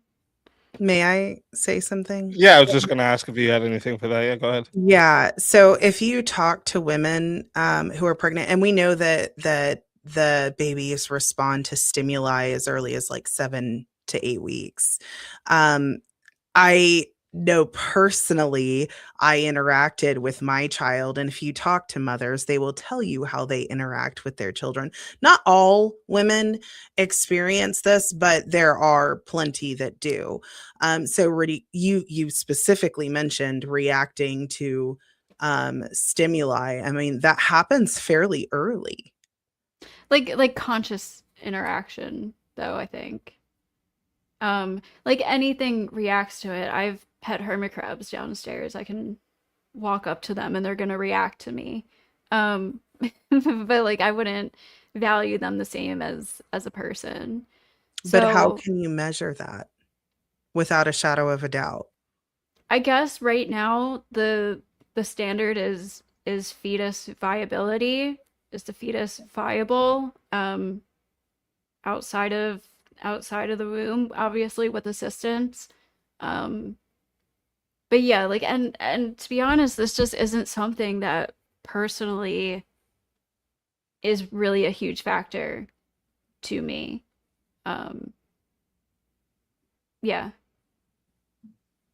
Can I say one other thing? Yeah, go ahead, go ahead. Okay, so you said viability, so Mhm. without assistance. So again, if someone had an accident and they needed to be on life support in order to live, what makes it morally permissible to end a baby versus, you know, the other person that was in the I accident? mean, isn't that already a debate? Lots of times the family gets to choose, right? Or they have like a DN, what is it? A DNR kind of whole thing. I think lots of times that is up to debate. Should we keep this person on life support? They're just in a coma for the rest of their lives, or should we not? And that's going to come down again to personal choice in most cases. So you believe in personal choice, not the morality of whether it's right or wrong. You're like, oh, well, I don't want to get involved. That's up to you for you to decide. Yeah, like I don't think morality is a super fine definitive line in my view. So, is it immoral to end somebody's life who's in a coma, who's on life support, who's literally never going to or has like even a 95% chance of never being a viable human again? And if a family says, I can't deal with this, I don't want to see their suffering, I'm suffering, and they choose to end that person's life, I'm not calling them an immoral person. I just wanted to see if there was consistency with that. All right. And then so for my last question here for it's for you, Ghosty. Um if so how should I word it? Should the state have any role in regulating abortion practices at all? And if so, where does like legitimate regulation and unjust restriction begin? Like where's that like line where it's like, okay, that's too much? It's it's really difficult because in an ideal world, I would love to make it like, if there's a woman who's getting repeat abortions and it just seems like she has no good reason, she's just being super irresponsible. This is her third, fourth time within like a couple year period, whatever. I would love for that to be, investigated and maybe there could be a world where she would have to serve like jail time or some kind of consequences for that. If it's investigated and she's just clearly abusing abortions as birth control. Um, it's just kind of difficult because I don't know, it just feels weird to me putting like laws on reproductive rights, but yeah, I could see like jail time consequences for people who are abusing abortion repeatedly. All right. And did you have anything for that, Athena? Um, other than I disagree. I think that um I mean, the earlier you were talking about the overturning of Roe v. Wade. The thing is that didn't get rid of abortions, and that was never the intention. Was to get rid of abortions. It was to give the rights back to the states. Mhm. You have more influence on state laws than you do federal. So putting the rights back, that's honestly, it's putting the decisions of and the rights back into the hands of the people. So I don't understand why people are against that, because you could fight for, you know, um for certain laws to be passed in your state so that it is allowed, versus other states where people have more of a conservative and Christian foundation. We say, no, we don't want our state allowing this. But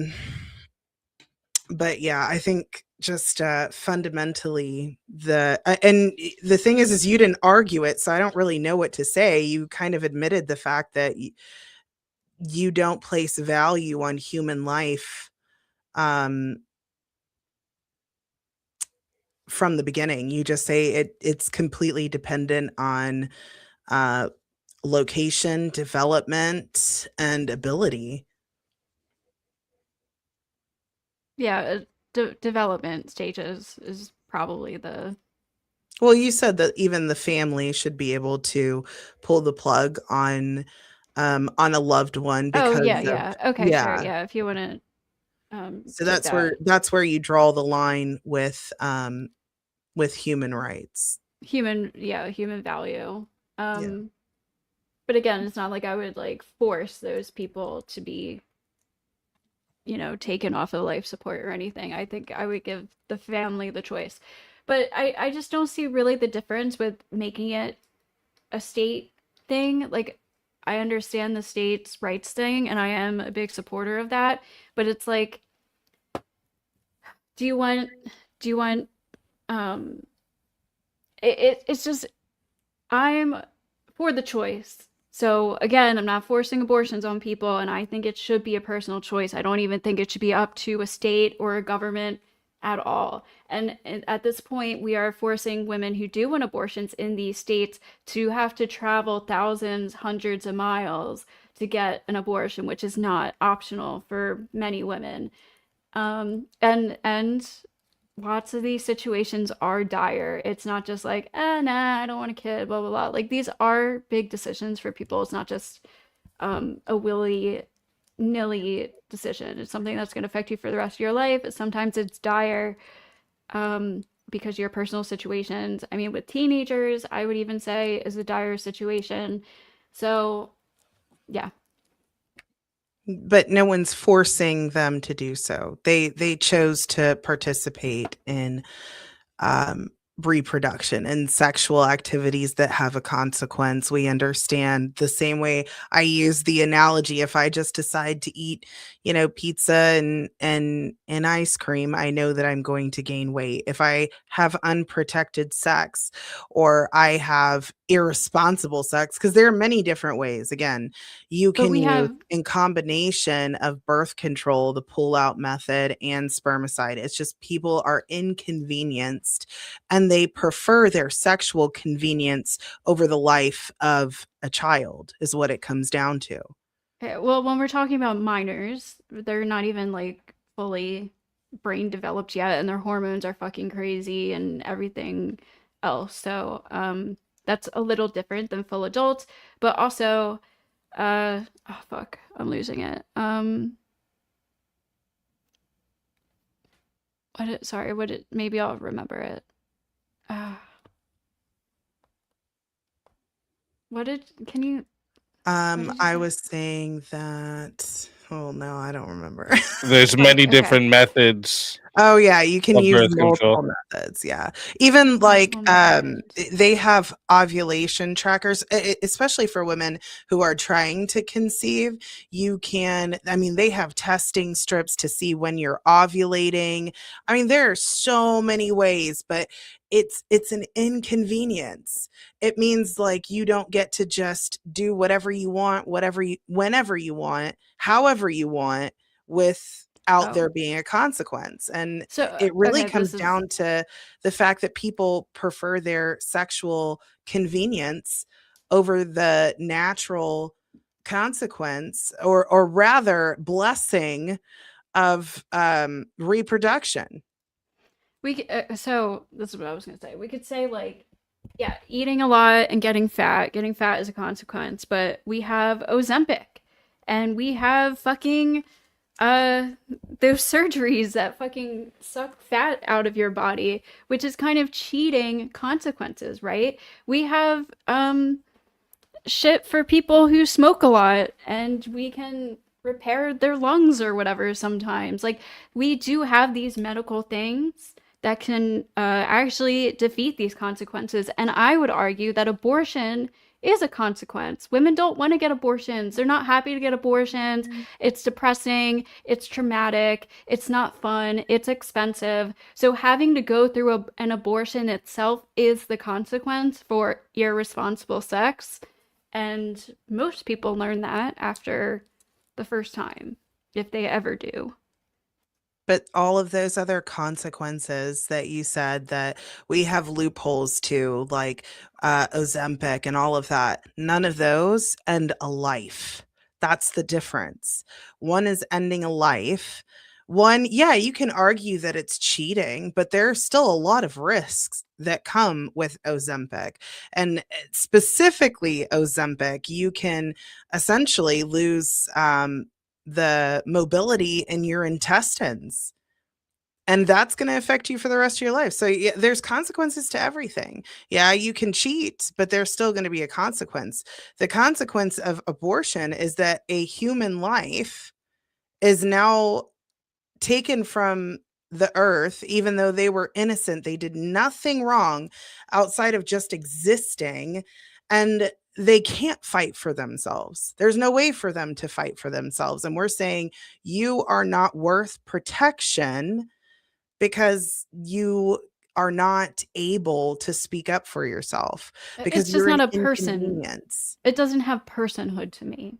That's really what it's not like, oh, they're mute and they're helpless and they're trying to survive, they're trying to fight. Like, they don't have personhood. Well, So they are it's trying to survive. They're moving towards developing. naturally. They're not like consciously trying to stay alive, and they're like thinking about it. Um so yeah. I'm trying to remember the how many weeks, but depending on what it is that the woman eats, the baby even responds to what the mother eats, whether they like the food or not like the food. So I just it everything you have said is about convenience. You keep bouncing from convenience It's about the to benefit of the existing person, I think, more so. the benefit of the existing person. So Yeah. existing first is what gives you the Yeah, right to exist. she brought you into this world, and if it's before the fetus is even viable to survive on its own, I think she has the right to terminate that choice, or that accident, rather. There are plenty of people who are dependent on others to survive, and they still have personhood and are worthy of protection. Yeah, but it's a completely different situation. All right. Well, get into the chat Q&A here. I'll start up this timer. Chat reminder, there's not too many actual questions for the super chat, so we should be able to get to the Q&A unless people bump themselves up with more super chats, or if you just want to send money to support the show, that's all good too. And starting with $5 from Hall Long Nate says, let's fucking go. Shout out to you, Nate. Thank you for the $5 super chat. Then we got Cy Bennett with a is that pounds or euros? That one. I think that's euros. €2 super sticker. Thank you very much, Cy Bennett. Nate comes in with a $2 super chat, says, why haven't you hit the like? That's true. If you haven't hit the like yet, I don't know what you're doing. Hit the like, okay? Premonition comes in with $5 and says 10K soon in a year, no less than 20K for your site. Let's go. I appreciate that premonition. All the way to the top. Big vision coming. How long Nate says for $5, like the stream, no matter what side you're on. Hype this stream, like, subscribe, and share. Ninjas, let's go. That is true. And also go show support for both the debaters tonight. All right. Did a great job giving you guys some entertainment. And then How Long Nate comes in with another 5. Ghosty, do you believe in a spirit or soul? If yes, when is that mixed with the human body? I'm agnostic, so I'm inclined not to believe it, but I'm open to the idea of it. But yeah, I don't have any like hardcore or like hard defined beliefs about it, and I'm inclined to not believe that we have souls or spirits. All right. $5 comes in from How Long Nate again says, what's the real line for you? A 17 disobedient year old okay to terminate, 90-year-old grandma expensive to maintain, okay to go? Yeah, of course not. Neither of those. Just fetuses that are under 16 weeks. That's who I'm talking about. All right. And Athena, if you want to respond to anything too, you feel free to respond as well. Yeah, I think that's a good question because again, it goes down to convenience. And I mean, there's several things that Ghosties mentioned. It's essentially convenience, development, um, consciousness, all things that are conditional. But yeah, we can move on to the next. All right.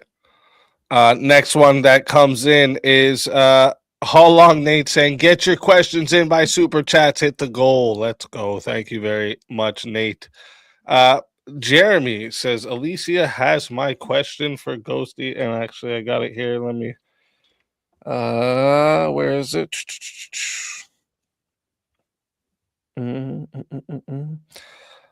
Right here it is. Oh, no, not that one.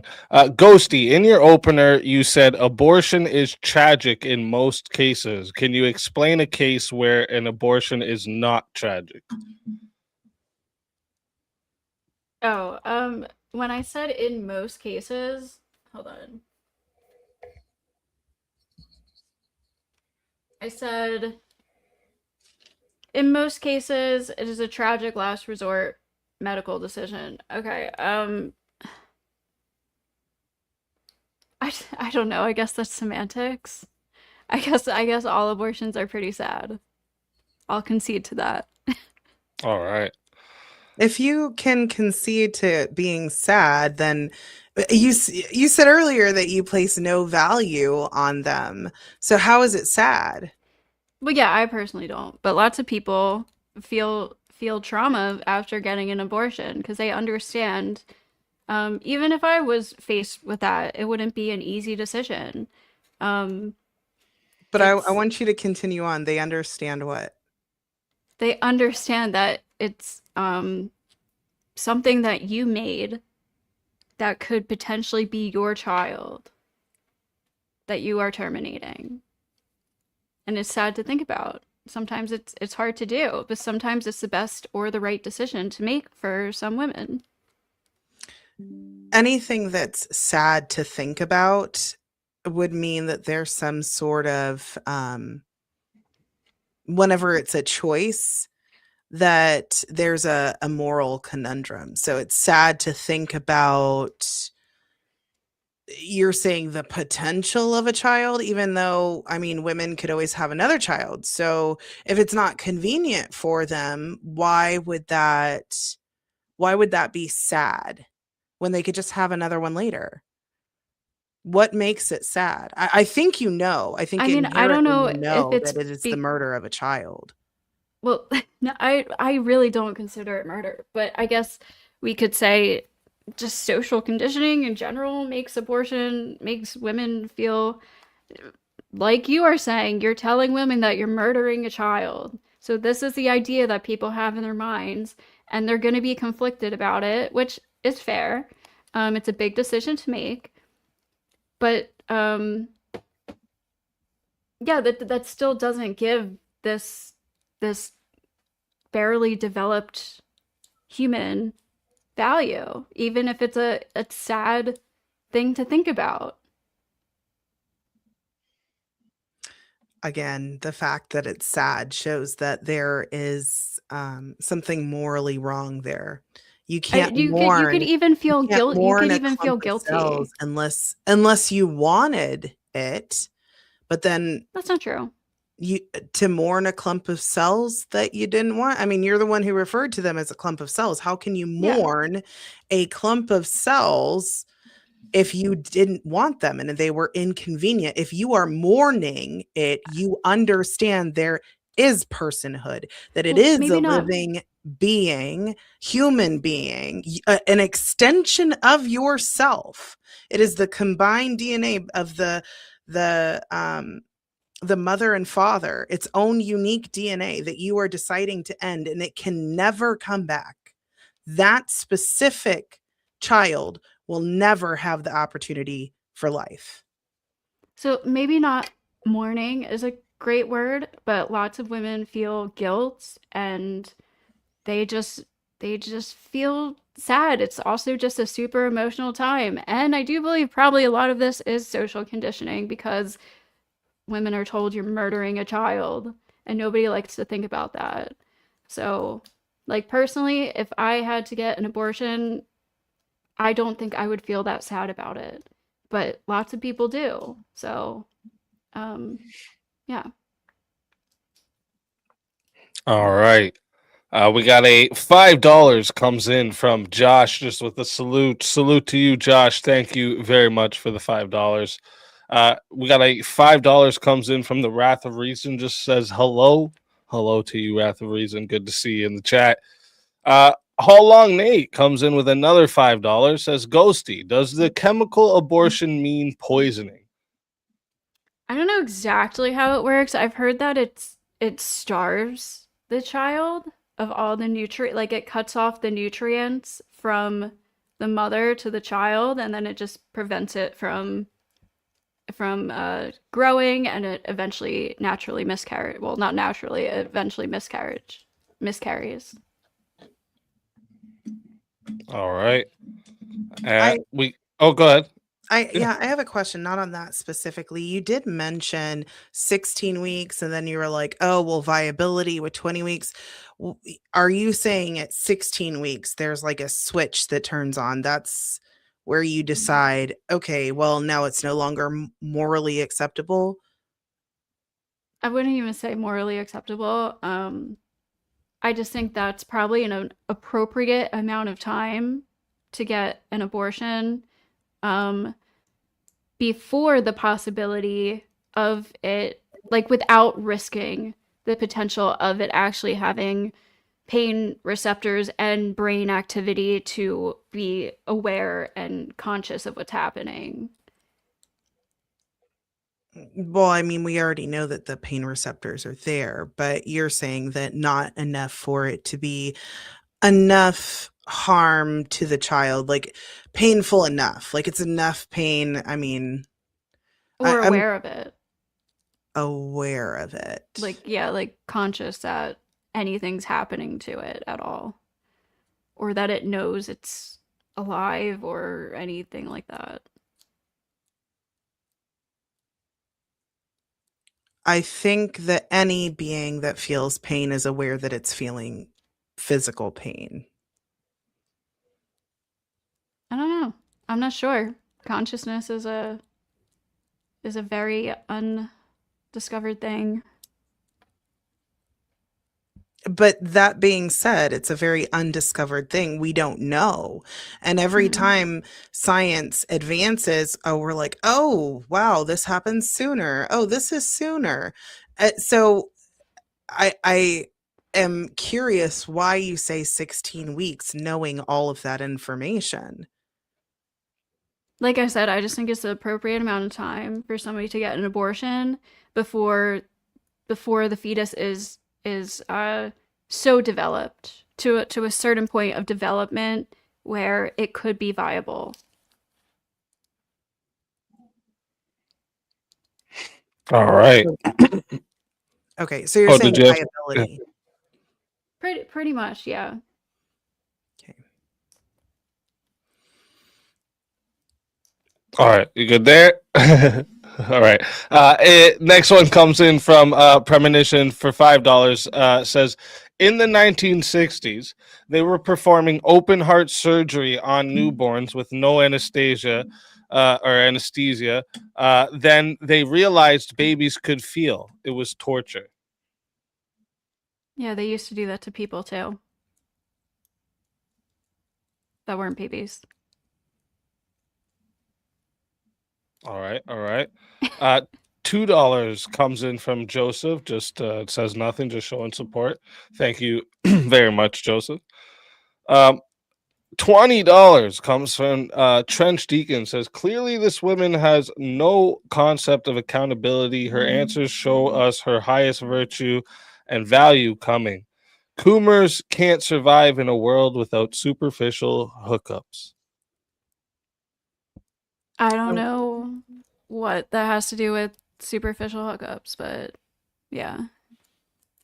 Real quickly, I just wanted to look up again when a child can feel pain. It says 12 to 15 weeks in utero.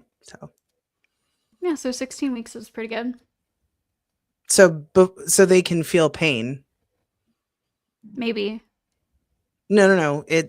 I can send you the link if you would like. Well, again, most abortions are performed under 13 weeks. But again, even if something has to feel a little bit of pain for a couple minutes, I'm not going to value that over an entire life of somebody and other people involved. Okay, so another condition is the length of pain. All right. Another $10 comes in from Trench. Says chicks like this think Burning Man and Coachella are the only reasons to live. If they can't get double teamed by Brody and Skylar in a porter pot, then they have no purpose to live. Brody and Never Skylar. been Where to do one these of those names come from? festivals. I don't know who those people are, but okay. Thank you for that, Trench. $10 comes in from BB says, great debate and coordination, easy. Thank you. Good to see Athena back in the ring with intelligent skills and a compass. Thank you very much for that, BB. Thank And you. then we got question to for $5 from Trench says, question to Bay Ghoster. Nobody is graping babies into women's. You don't understand. Elective smortions are the leading cause of smortions. Nobody is doing that? Well, that's just not true. Uh, I do understand that elective abortions are the leading cause of abortion, though. That still doesn't change my answer. All right, all right. And then we got $5 from Still Plays Outside. Why is being responsible more difficult than having an abortion? Cognitive atrophy is real. Because being you're substituting raising a child for the rest of its life with the word responsibility and then just saying, "Oh, you're not responsible, blah blah blah blah." Life isn't that simple. Um so yeah, sometimes people make these decisions and do what they think is best for them and their lives and their families. All right, all right. And then next one comes in from Jack of Blades for $2 and says, define viability, Ghosty. Viability is defined by being able to survive without the support of the mother, generally, like outside of the womb. Okay, all right. Um, Next one comes in, $10 from Birds Aren't Even Real. I like this name. Uh, you say population is fine despite abortion. Are you a useful idiot for depopulation, or are you consciously choosing it? I don't think you've considered the consequences of abortion with no opposition. Yeah, I think all this birthing crisis talk is all nonsense and bullshit and is used as a fear tactic. Just because our millennials and Gen Z isn't replacing the baby boomers doesn't mean that we're going to have a population crisis.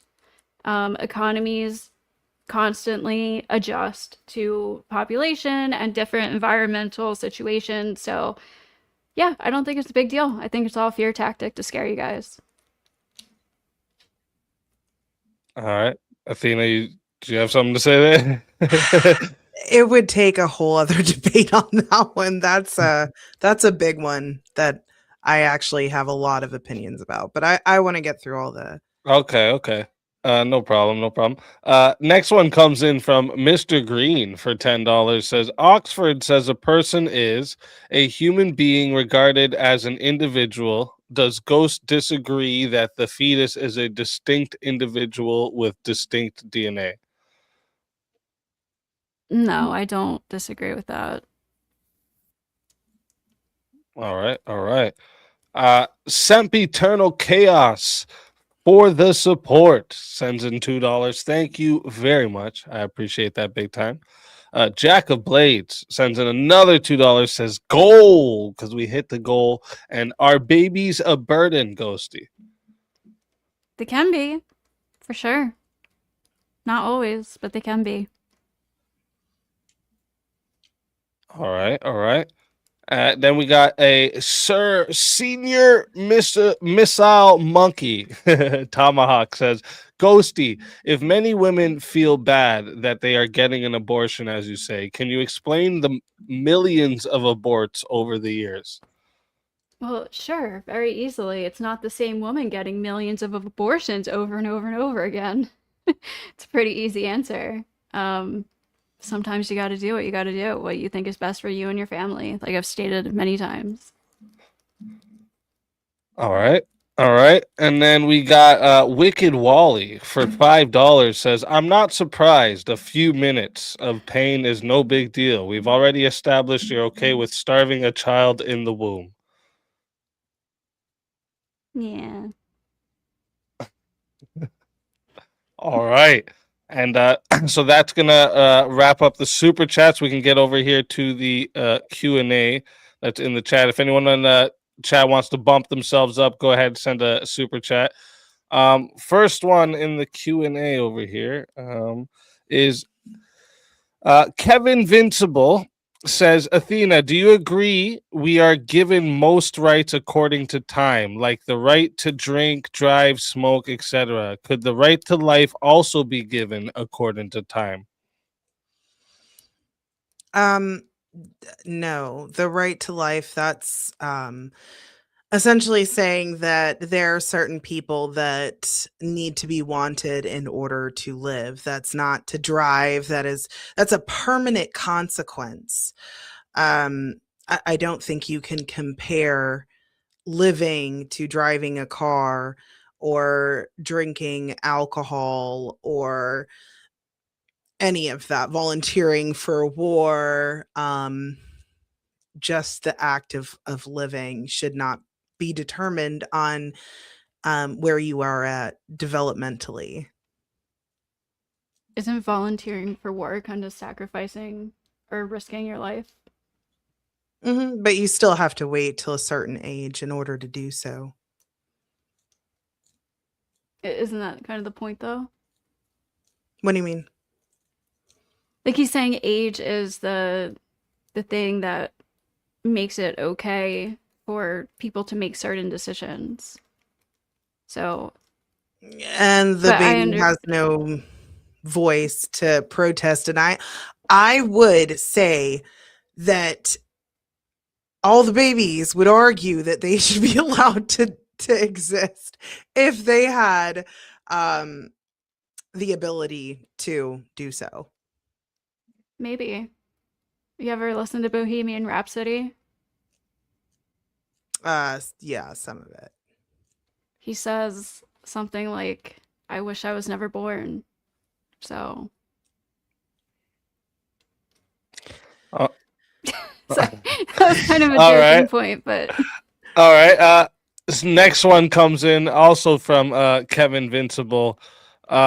Says Athena, do you agree conservatives want to force people into financially unstable situations by outlawing abortion while getting rid of social safety nets?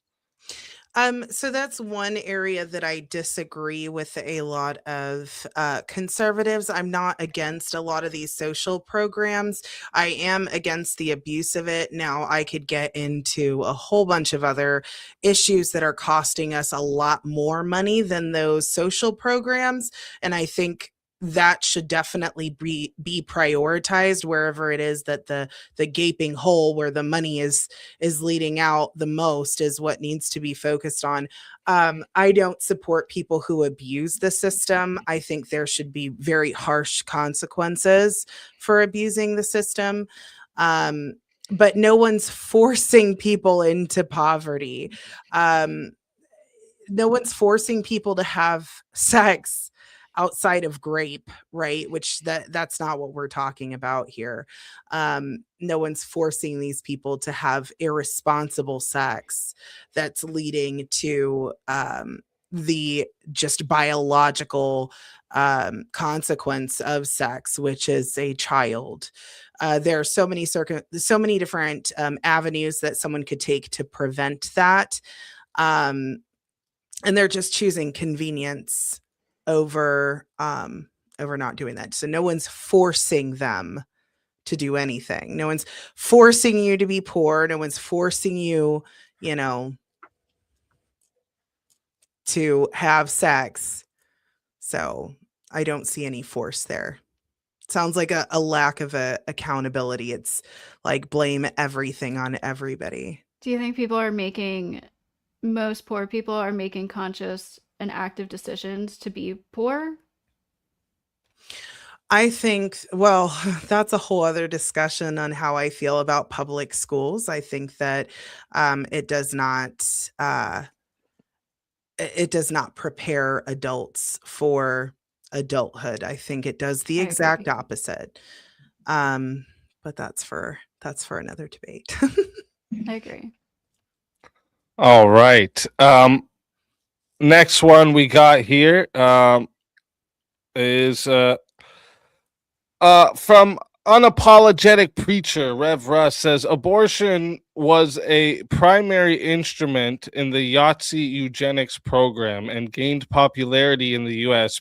Post World War II.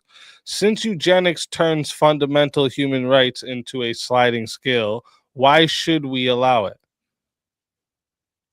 Because I think I kind of explained this earlier, but this has nothing to do with the government or anybody else deciding what type of people are allowed to be born and what type of people aren't. This is a personal decision for mothers. I will disagree with you on that one. I actually went to Planned Parenthood when I was pregnant with my son to prove pregnancy. Um, I planned for my son. They treated me horribly when I told them that I was planning for my son, that I was excited to have them. And they went through and told me all the reasons with poverty and the likelihood of divorce. And I am now a single mom and I still don't regret having my child. I planned for him. I was married. I wanted a child. And they pressured me heavily and treated me horribly. And if you don't have a moral foundation and you're just kind of like, whatever, I don't really know. It's easy to sway these women.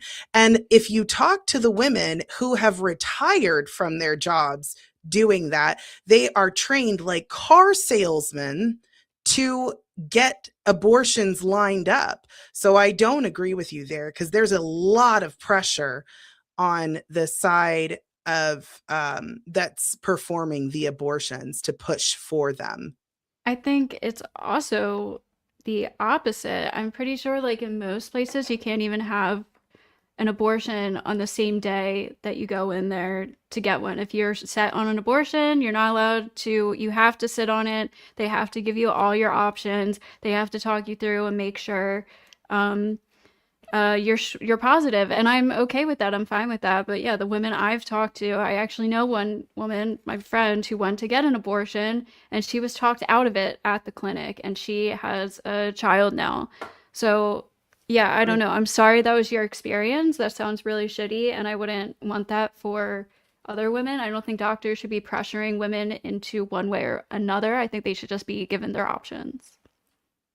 So I actually lost a friendship because I would not drive her to the abortion clinic. And years later, she said that what it is that I told her was planted that seed of conviction. And although she did get an abortion when she was faced with another child later on, everyone was telling her to get another abortion. But she said that what I said planted that seed. And she was so grateful that she now has her children now. She has her daughter that she was considering aborting.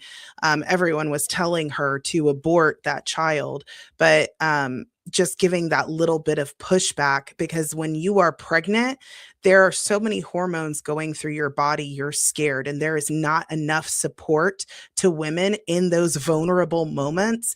Anyone, even if they're leaning towards, oh, well, you could just get an abortion, it is essentially pushing them in that direction. That is a very pivotal moment where women need support and protection. Now, I know this happens a little bit later in pregnancy, but even during pregnancy, our brain shrinks a little bit. Women become completely, not completely incompetent, but, it's definitely not easy. But using those scare tactics in such a vulnerable state is absolutely cruel. I agree with that. Again, I don't think women should be pressured one way or another. I do think that's cruel. All right. Next one comes in from also from Rev Russ. That one's kind of the same as the first question, but this one here says, um, "What's the difference for Ghosty? What's the difference between 13 weeks and 14 weeks? And also, does all forms of torture involve physical pain?" No, there's mental torture, um, which I don't think a fetus is going to be able to experience. I don't know the exact difference between 13 and 14 weeks. Probably not very much. It's probably different per child too. All right, and then we got Rev Russ went on a rampage here. Hold up, 1 second.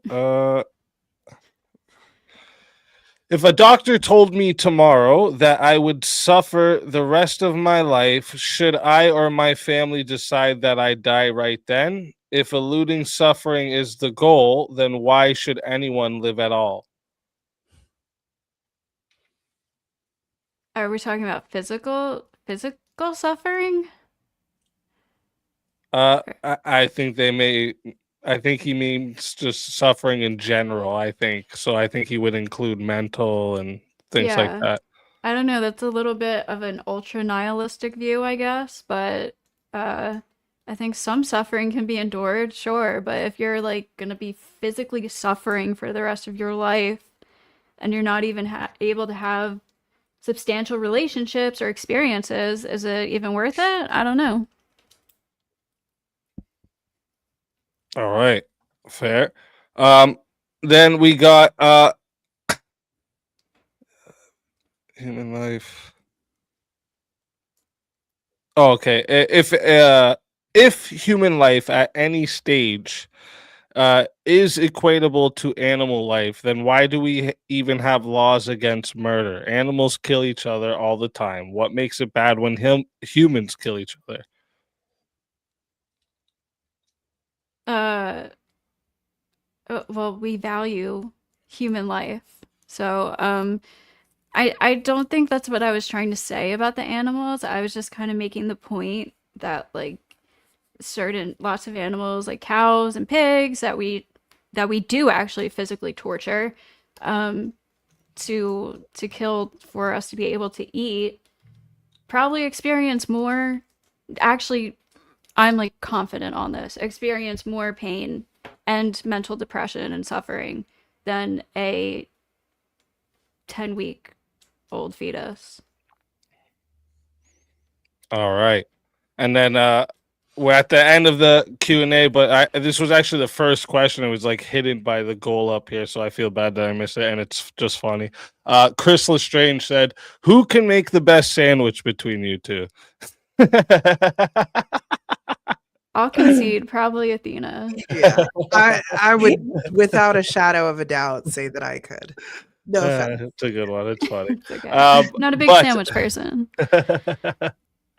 Everyone likes a good sandwich. Come on now.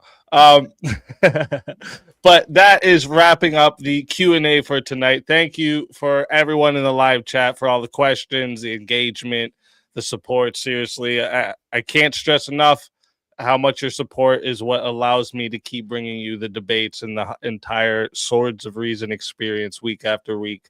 I appreciate every single one of you. And of course, a huge thank you to our debaters for stepping into the arena tonight and sharpening their ideas in front of us all, okay? Before we move on, let me check real quick. Are either of you planning to hang out for the open panel tonight? I can hang. So I have to get my son down for bed, but I could come back possibly. Yeah, if you want to go a step away to do that and come back, you're more than welcome. Yeah. Okay. Okay, awesome. So what's going to happen next here is we're going to roll the debate outro song and video. It runs for about 4 minutes, gives us time to go hit the washroom, grab a drink, stretch your legs, do whatever you need to do before the open panel begins. And during the outro, I'll drop the link in the chat for anyone who wants to join the panel, test your ideas, continue the conversation on the topic. Anyone is welcome to hop in. Just come ready to think, question, debate. And if you're going to come up to try to like troll, bring personal dramas, spurg over everyone and not let people talk, you're just going to get muted and most likely booted. So, while you're ahead with that idea, just quit it. And before we run the outro, one last reminder: make sure you subscribe to both debaters. Their links are in the description. And if you're enjoying the debates, hit the subscribe to the Speakeasy channel as well, so you don't miss any more upcoming Swords of Reasons battles every Monday, Tuesday, and Wednesday. This is where logic meets passion. All right, so let's roll the outro, and I'll see you all in a few minutes. And thank you again, Athena, for coming. And if you come back, we'll see you again shortly. All right. Yes, thank you, Athena. Thanks. If you don't come back. Okay.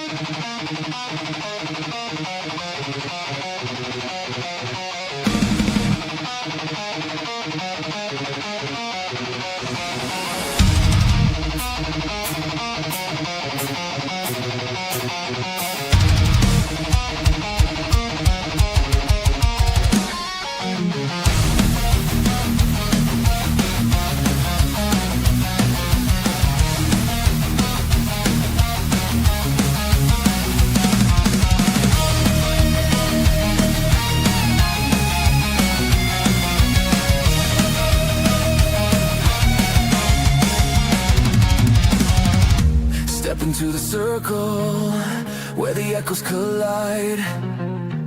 Truth through the static, no place to hide.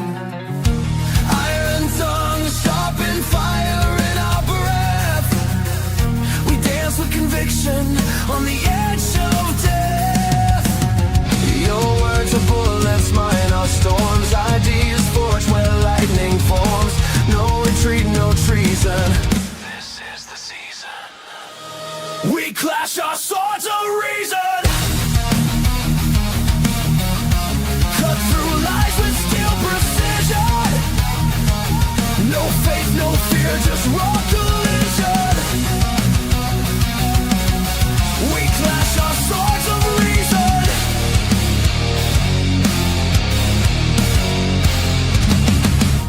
Facts burn brighter than a the prophet's flame. Egos crumble, but the truth remains. Every scar, a mark of thought's crusade. In the battlefield of minds we've made. Speak your truth, but bear the cost. Every claim can still get lost in the war of voice and vision. Feel the friction. We clash our swords of reason. No silence left for indecision. Ideas break with loud precision. We clash our swords of reason.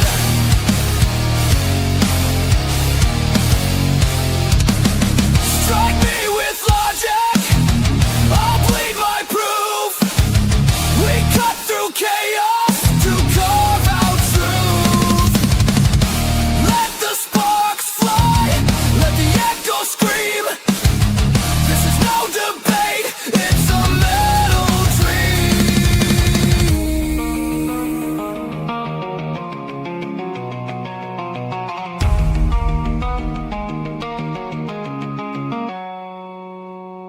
We clash our swords of reason. In the storm of thought's collision. Forged in fire, pure precision. We clash our swords of reason. Reason bleeds but never dies.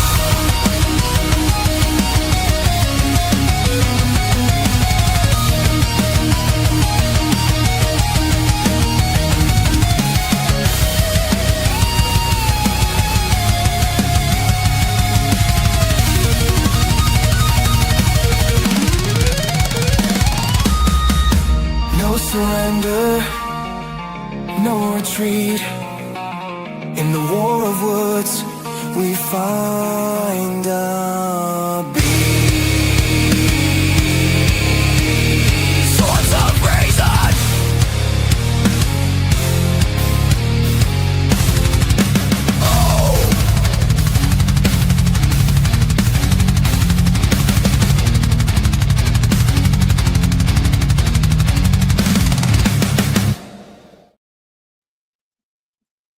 And we are back. Oh, let me fix that overlay. Ooh, Oops. I'm highlighted with a little box here. Whoops.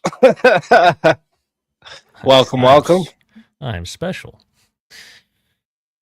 Nice to Uh, see Bless everybody. God bless, Rev. So, Ghosty, I have a question around this 16-week thing. Go for it. So at 16 weeks, it's a separate organism. It's growing, it's metabolizing. It has arms, it has legs, it even has a face. It's not a part of the mother. It's a distinct organism. It's not like an organ or anything else. It has its own heartbeat. What exactly is this arbitrary number that you placed on this, and why is a later period not acceptable or an earlier one? What exactly is the moral standing that you have for this, or is this purely just a my preference argument? Probably brain development. And I think both are kind of my preference arguments, honestly. I think this comes down to whether you give personhood to this developing human. So should parents with special needs kids have the ability to kill their kids? In the womb? Or No, just in general, they're not as fully cognitive as other ones. So where do you put that marker No, of because cognitive ability? they have fully developed as a human. They just have disabilities. But Yeah, their so brain's they're not different. fully developed. Yeah, their brain's not fully developed. So how does that logically? I mean, they are follow? developed to a point of like whatever their age is. Where? And How do you assign depends on the personhood? brain. It depends on the brain potential. Like Not honestly, necessarily. I know autistic people that are well into their 20s but still have the mental capacity of a 5-year-old. yeah, I'm not. Are they still entitled to life because they're mentally challenged?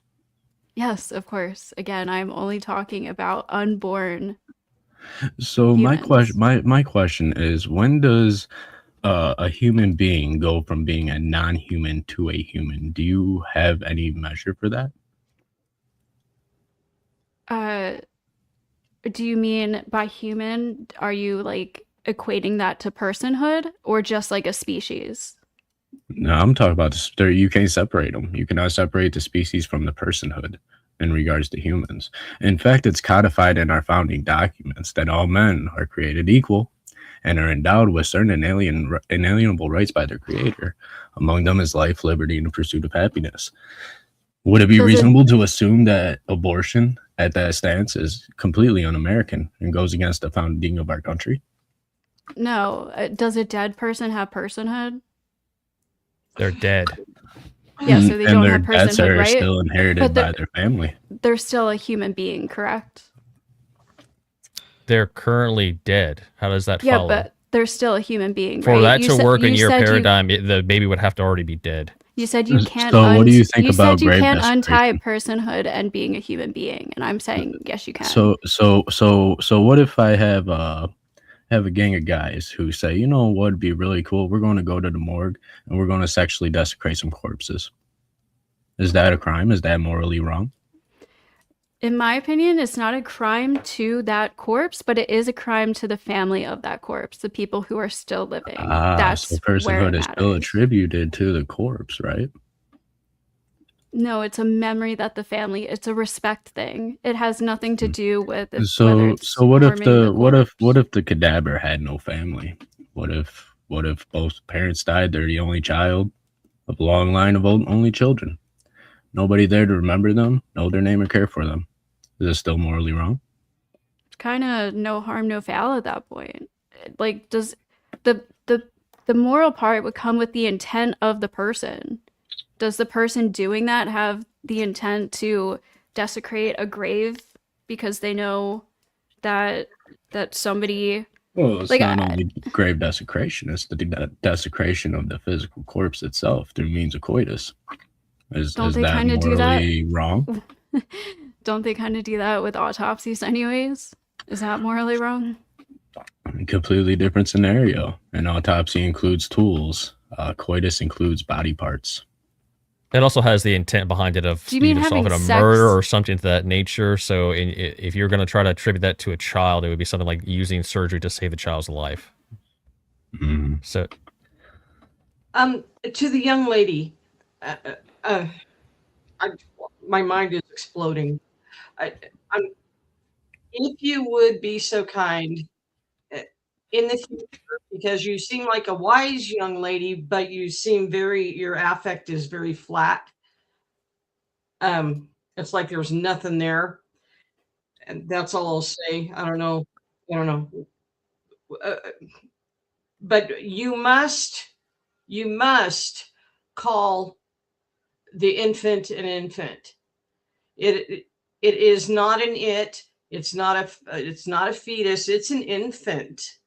And if you're going to sit there and flatly declare that it is a right to, the one that just got me was starve it to death in the womb because it doesn't matter and it won't know and all uh, you need to take the courage when you're discussing this in the future with people.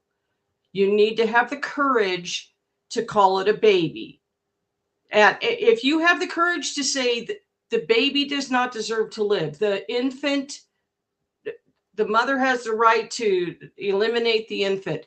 When they're sticking the thing in there and the video of the infant trying to get away from the tool that's about to tear it to pieces, you must have the courage from here on to call it a baby because it's a baby.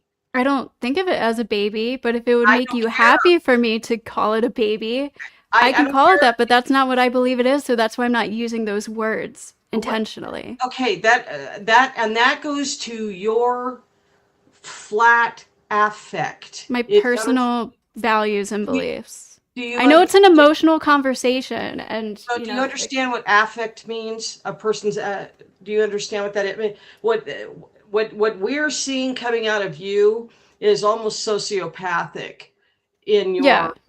lack of there's just nothing there. There's no light there at all. And I'm not trying to be insulting or anything, but I would ask you also please don't ever have any kids. I'm sure you're planning on not having children, and I No, would I want ask you, kids. I would like kids. If I please don't have don't. them, it's not a big deal. Yeah, please No, don't. yeah, you're not going to be able to tell me if I can have kids or not, and I know my that. I my worry decisions about also don't determine if I'm going to be a good mother. So I Yeah, you're let's just being emotional right now and well, I saying won't go these there. things I won't. let's stay because away I from shock the you. personal and having kids and stuff. Okay, You I'll know, stay away from it. I'll stay away from it. But I'm sure the other gentlemen want to speak. If you could just have something, make it appear as though something is touching your soul. Wait a minute, said you don't believe in that. Okay, gentlemen, go ahead. My mind is exploding. Go ahead, Yeah. guys. How do you assign personhood? What is your criteria for that? Um, I don't know. I haven't quite like philosophically thought about this super deep.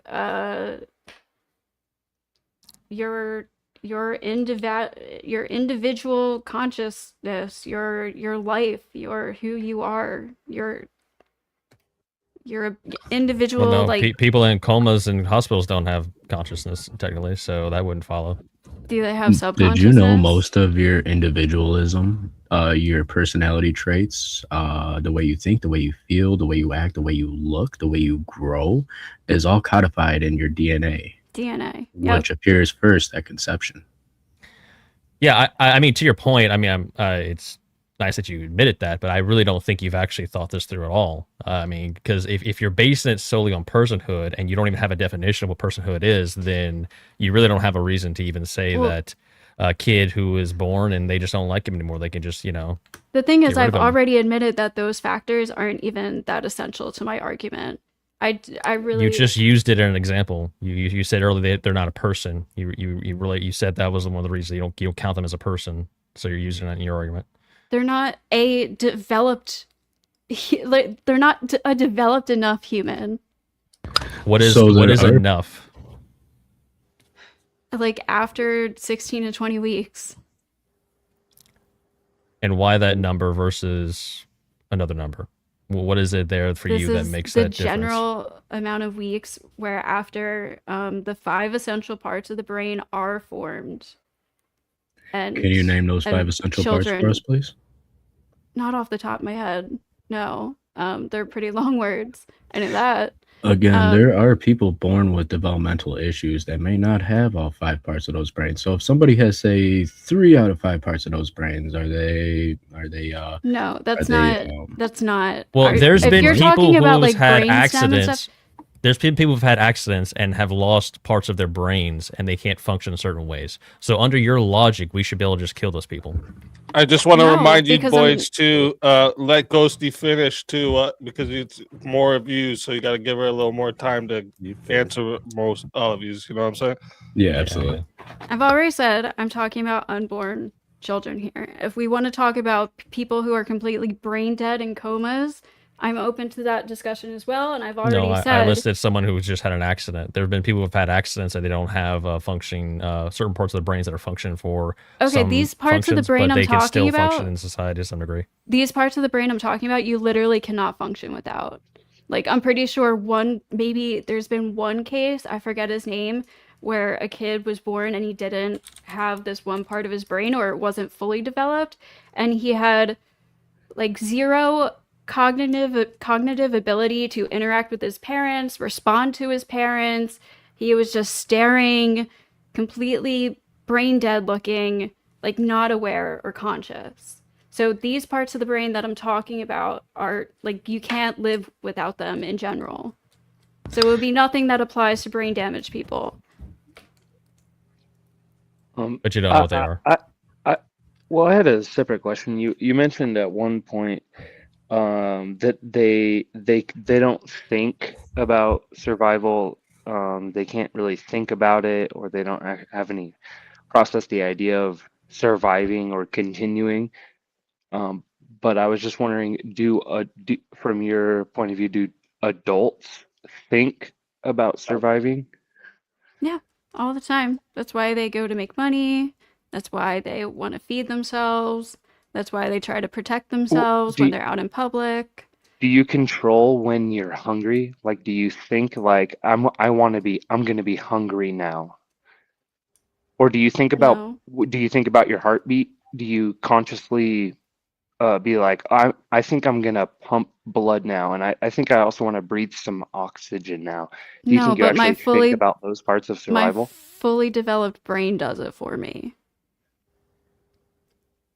So it has to be fully developed before you can think to breathe, No, obviously or not before completely your brain. developed, but it's fully functioning enough to have those things happening on top of a lot more than just a 13-week-old fetus You has. realize Or a baby, heartbeat I'm happens sorry. before that, so therefore his Right, grounded that's why I said state. there's more to it than just There's a heartbeat at blood. 16 weeks. Yes, that's why I said there's more to it than just blood pumping and a heartbeat. There's a lot more to the. Yeah, I'm not a brain there's a nervous scientist, system that's but there's happening already. So where does the nervous system go to? Why does the heart stop beating when the brain is destroyed? because the heart tells it to beat. The brain. The brain. I mean, brain the So are brain, you yeah. muted or talking? Okay. So how can a unborn child have a heartbeat? Would that require a brain? Yes, but do you think it needs all of the like a, let's just say a actual born baby? Do you think they have the same brain as a 15-week-old baby? Nope, and they don't have the same brain as an adult either. But that doesn't make Right. them any less valuable. Their intrinsic human value is not based on their brain nor brain development. It's It actually based makes on them their a lot personhood less and their valuable if they're. humanity. It makes them a Ghosty, lot less valuable, in my opinion, if their brain literally So now can you're barely do putting anything for them. value on the human. well, hold on, Ghosty, because I think you bring up a good point. Because actually, I think you can be completely brain dead, and I believe they can hook you to machines or a defibrillator or whatever, and they can actually get your heart beat to beat, and it starts doing the thing it's supposed to, even though you're actually brain dead. So I don't know if Karen I and would be Quinlan. able to qualify or to use that as a qualifier. That happened with Yeah. Karen Ann Quinlan. That would She be she was in a coma for like 20 years, and her parents fought to keep her alive. When they unplugged her, she was brain dead, but the body kept going With a for heartbeat, yeah. a So great time I after. actually think in the development, I think you could actually justify saying that you have a heartbeat before you have like a fully functioning brain. Yeah. But then you would also have to admit that it's just like the same idea as the you're hooked up to the machine, and if you get to just say whenever to the machine, let's turn the machine off, or we're gonna no longer use this machine to keep those things running, then you would have to argue at like what point is it okay to actually pull the plug? Like what if let's say the person's in a coma and doing all of the bad things, and you go in and you're like, how are they doing, doc? And the doc says, actually it's really promising, and I think if you give it a few more weeks, we'll have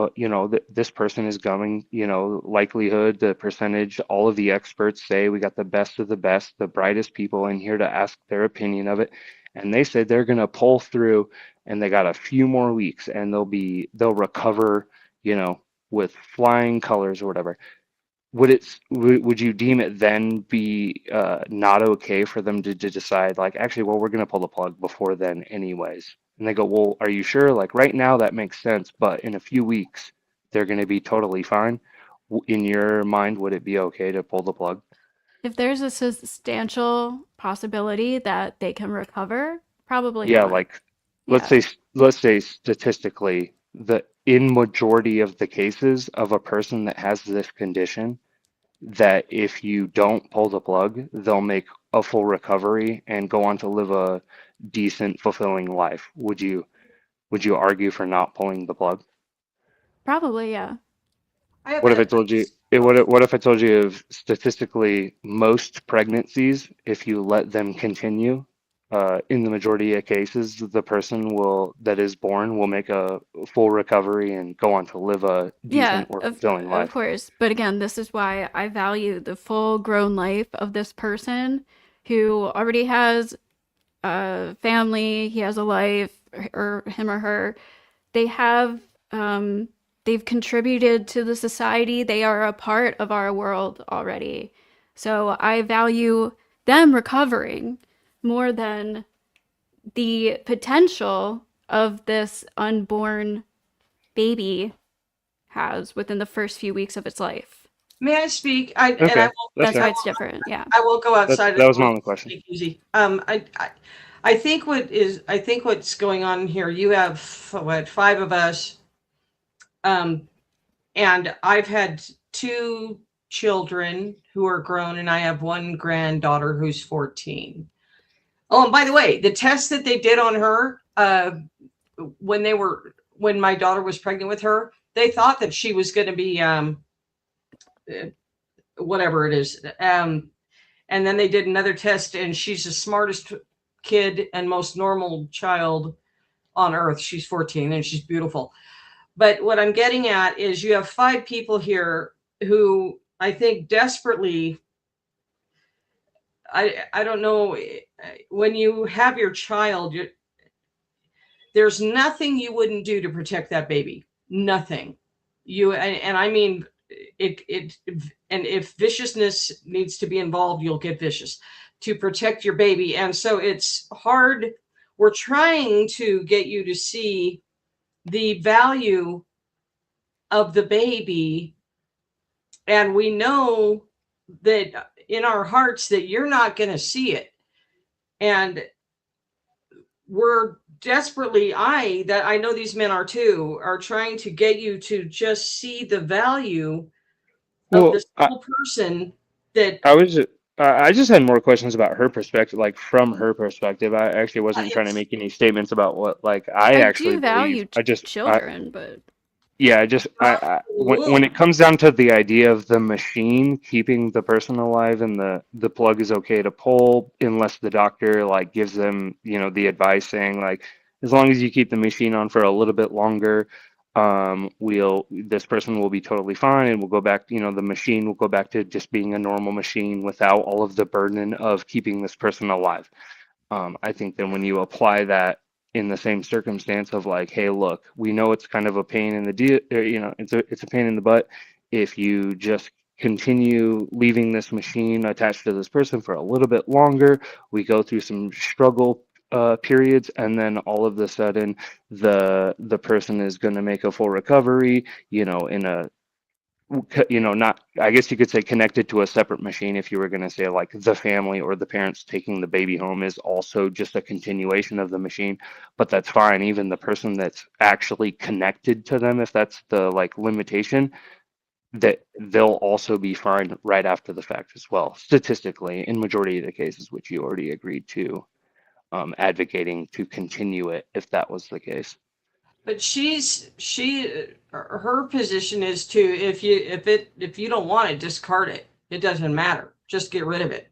Just Well, no, she already said that if baby. the doctor said statistically this person's going to make a full recovery, she already said then you should keep the machine on. You almost are, I for an believe she would adult agree, you're obligated to person. keep the No, machine on. she's only saying for an adult, for an Well, infant Well, in for the like womb. unborn people, for born o- people, I should say. okay, well then that's easy. We'll just switch it. What if it becomes born and has to go to the NICU and has to be on the same exact life support, but then they say, hey, statistically, if you keep this baby on the life support for the next, 2 6 weeks, maybe, because I know of a kid that was born at like 19 weeks, 19 and a half weeks, I think, and he's a full grown 15-year-old right now. So, and I know that's anecdotal, but the idea is, yeah, he lived 6 months Same of his life Yeah. in the NICU, in an incubator, basically. Went from mom to incubator.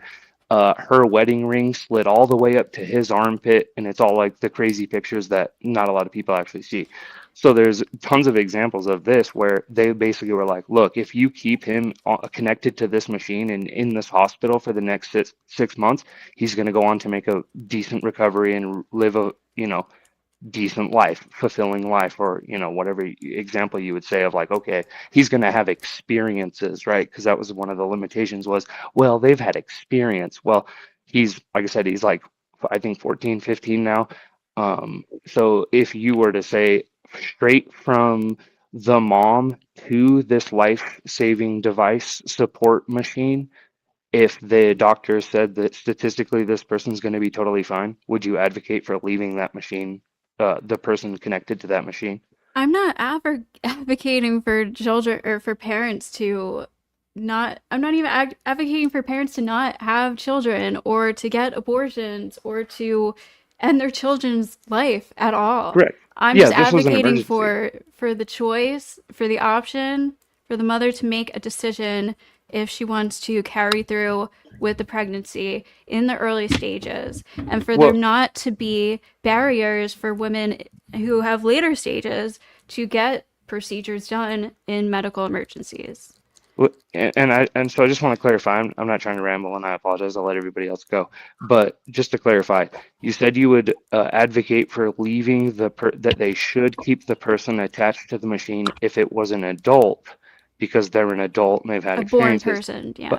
But what if they're born, but then still have to go onto the same machine? Does the leave them connected to the machine analogy, does it change from even though the person is born, let's say they're 15 minutes old and they have to go and get connected to the machine, and then the doctors say in the next 6 months this baby's going to be totally fine to go home with you as a normal Yeah. baby? Yeah, Would you yeah. then advocate that they the parents should not get the option to say no, turn the machine off, or would you say that that's totally fine for them to choose that? Um, no, I don't, well, I don't even think the parents should have a choice at that point. Yeah, no, I just think if the hospital is able to keep a born child alive, then they have the responsibility to do so. Okay, just not if the mom is able to keep the unborn child alive. She shouldn't have the Yeah. responsibility to do so. She doesn't, I don't, um, I think she has the a choice. Yeah. She Okay, should have the. She's saying okay. she should have the choice to eliminate the child if it's within her womb. Yeah, The I know. child I just wanted to clarify using that example. So, but Ghosty, usually I try to get a feeling of where people are as far as their worldview, their experiences, and generally what they think before I try to lead them to repentance or a change of mind. So, I have to ask a couple questions. In regards to human life, when is it assigned value? it's assigned value when people give it value. Yeah, Okay, because what is value? here's a scenario. A friend of mine, a member of my church, actually, he got with this woman. They got engaged. They got married. She got pregnant. First ultrasound comes up. It's a boy. He's ecstatic, over the moon. It's his first son. He loves this baby that's still in the womb.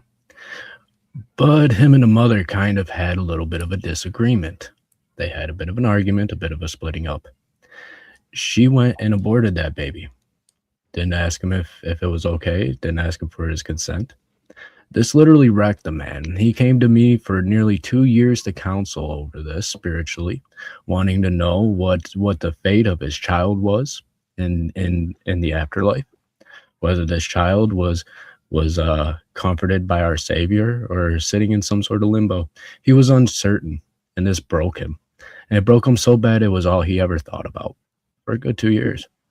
And it took a lot of time and a lot of prayer and a lot of faith for me and him to rebuild himself to the point to where he could trust women again. So if he placed value on that baby's life before it was born, isn't there a moral obligation to ought not abort it? It's, I have a mean, it's piggyback off that as well. Go like ahead. that's very heartbreaking and that's super sad. I'm sorry your friend experienced that. And unfortunately, that is the harsh reality for men, is that they're not the ones who get pregnant. So they're not the ones who have Yes, the but ability to make that decision. it takes two to tango. And I think You it's know, fucked up of her there's to only do been that without talking to him. I and in do, all of but human history, there has only been one born without the seed of a man, and that is the man Jesus Christ of Nazareth, born of the Virgin Mary. You'd be hard pressed to find any human on this planet right now that did not require a man seed to be born. So I would say that the man should have equal rights in saying what happens with the pregnancy.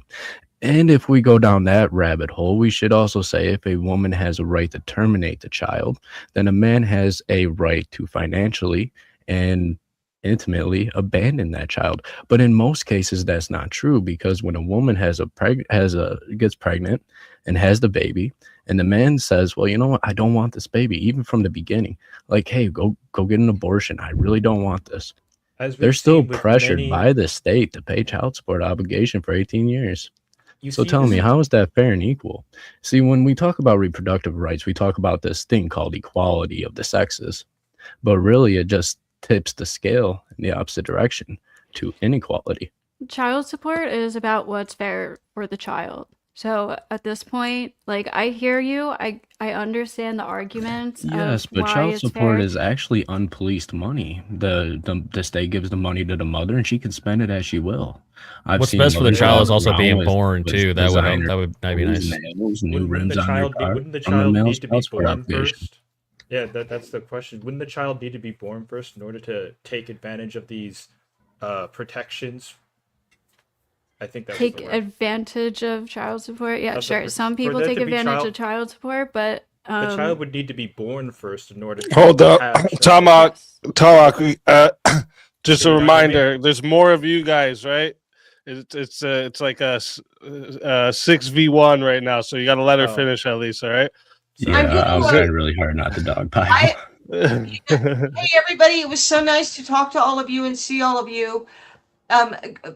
Ghosty, I wish you well. I really do. I'm gonna check out. I have to take my medicine. I will be watching though. I'm not going anywhere. But it's so nice to see you, Speakeasy. It's And nice to see you as well, as always. yeah, you guys, you're all wonderful, and I'll keep watching. All God bless, right. Have a grandma. great Have a night. great Thanks night. for coming. Base Bye guys. W's in the chat for base grandma. yeah. Thank you. Okay, I'm Ghosty, sorry, I would you forget say now. you're a utilitarian? What do you base your morals on? Because it sounds like you're a utilitarian. I might be. I kind of am. I kind of go back and forth between that and makes sense. consequentialism.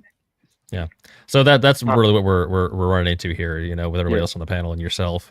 We have certain moral frameworks we abide by, and you clearly are utilitarian, which allows for this kind of demonic, evil worldview that allows over 1 million murders a year in the U.S. Every time I talk to you progressive I types, thought we were avoiding personal attacks. and every time I talk to you progressive types and we talk about this issue, we went down to the heartbeat, okay, then the personhood, and it's always this extra little thing that they're used to justify basically just avoiding responsibility and just justifying wholesale murder on children. So that's I don't really see, I've never heard an argument that actually makes any fucking sense, that actually follows through logically to any other scenario that I give them. So I don't understand, even yourself, you said you don't even have a definition of personhood. So you're just sitting here as a talking head for left-wing progressive talking points, and nothing we say will convince you otherwise because you are brainwashed with this. No, I That's disagree. the reality.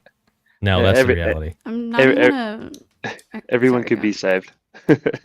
I didn't say anything about save. I never made a claim about I'm not her even like soul. a super progressive type. I actually have Yeah, well, we No, can lots of you start are. independent beliefs. You are. We, but I'm the actually problem is a not, lot of but- people try to go that deep, and I don't even think it's that deep. That's why I was trying to. Ghosty, let me ask you a question. Do you believe in humans came from the process of evolution? Yes. Okay. Yes, yeah. I'm just trying to get I'm just trying to find out where you're actually like the things that you believe and the ideas that you She's a utilitarian, man. have or And get whatever- actually come from. It's, Yeah, but she's not, my because if you were like, morality- it's really good utility to like have slaves, she automatically goes, no, slaves bad. So Well, it's like, I never actually said it don't was have- coherent worldview. Utilitarianism is dog Well, shit, but that's she why- subscribes Okay, to well, it. yeah. So That's it's like why I'm not like there's something else. conceding to being like a full utilitarian whatever, but like I understand some of those some of that logic, but Yeah, I mean, it makes sense logically. No, it I'm doesn't. yeah, I forget what I was gonna say now. I apologize. I apologize. I just And don't I'm get trying to help. it. Yeah, I'm trying to help, trying to clarify because I think a lot of people, are trying to Stop go all the being. way to different Stop trying to be Captain Save-A-Ho. I still don't even know what's I'm your practicing my devil's advocate. logical reason for being pro-life besides you value it and I don't. You don't value life. I don't No, I think value she's life under a caricaturing. certain age and development. Well, are you pro death penalty? I'm kind of interested in that question as well. What is the basis against which you people are against abortion? The basis that I'm against it, I if you am want the pro honest death truth, penalty. Yes. outside of my theological views, is the fact that the Yazis used it as a primary instrument in their eugenics program, and it only gained popularity after World War II. Okay. Especially in the United States. It is a form of eugenics. Eugenics is a very slippery slope that leads to major atrocities. We saw one with the same group of people that I had mentioned. So when we give human life a subjective value, then as opposed to very an bad objective things value. very bad things can happen. And what is the objective value of a human life? The objective valuable is the inalienable human rights given to them by their creator. Life, What's that? liberty, pursuit of happiness. It's And what codified is in our founding documents. What is not in my founding documents? What is the creator? The creator is God Almighty. Yeah, Oh, yeah, right. Okay, I knew great, this was gonna great, happen. So I just you had see, a quick. that is our objective basis for our moral oughts. So in order for Mo, I got a question for Mo. In order for it to be objective, so is your view that you're operating from an objective moral position, that your moral position is objectively true? Mm-hmm. I would say that great. in the Excellent. case of an Maybe. objective worldview, If I could understand that question, I might have to speak up a little bit, Shiva. I can probably turn myself up a bit. Hang on a second. Hey, you're coming in a little mumbly, and I don't want to Well, I mean, yeah. Also, I want to catch your full question and give you the best answer possible, of course. My voice is a little I bit. do hear him clearly, on my end at least, but. I agree. Well, listen, boys, you gotta let each other finish speaking, then you can hear everything more clearly. You know what I'm saying? Yeah, I can understand. Just to say, I got. Sorry, I don't mean to interrupt. Well, I'm sure you did. I get. No. I'm. Hey, man, come on. I'm being rude. Sorry, go on. Yeah, I get it. I apologize. I have to go though because I have children to take care of. But anyway, I'll take care, guys. Pleasure later. People know about them that you deem to be people somehow. Wait, what? That you deem to be people. Yes, they are people. Yeah. Yes, they're people. I deem them as people too. Wow, isn't that crazy? Who gets the murder charge? The doctor or the lady? Oh, dang it! That was the only one I had. Right. So I suppose the question that I'm trying to get at is, what is it that makes abortion wrong? Like fundamentally. Well, it's the termination of human life, and I think we can all agree that killing is wrong, right? Murder is wrong. No, we cannot agree that.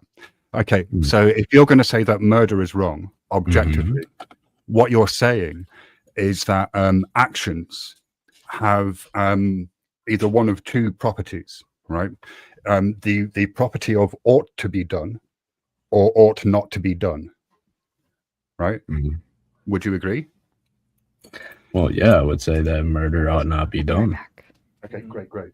Which would then make have you heard of an Australian philosopher called J.R. Mackie? Nope. I don't know philosophy too well. Even though I won the one PK on the philosophy night, it is not my strong suit.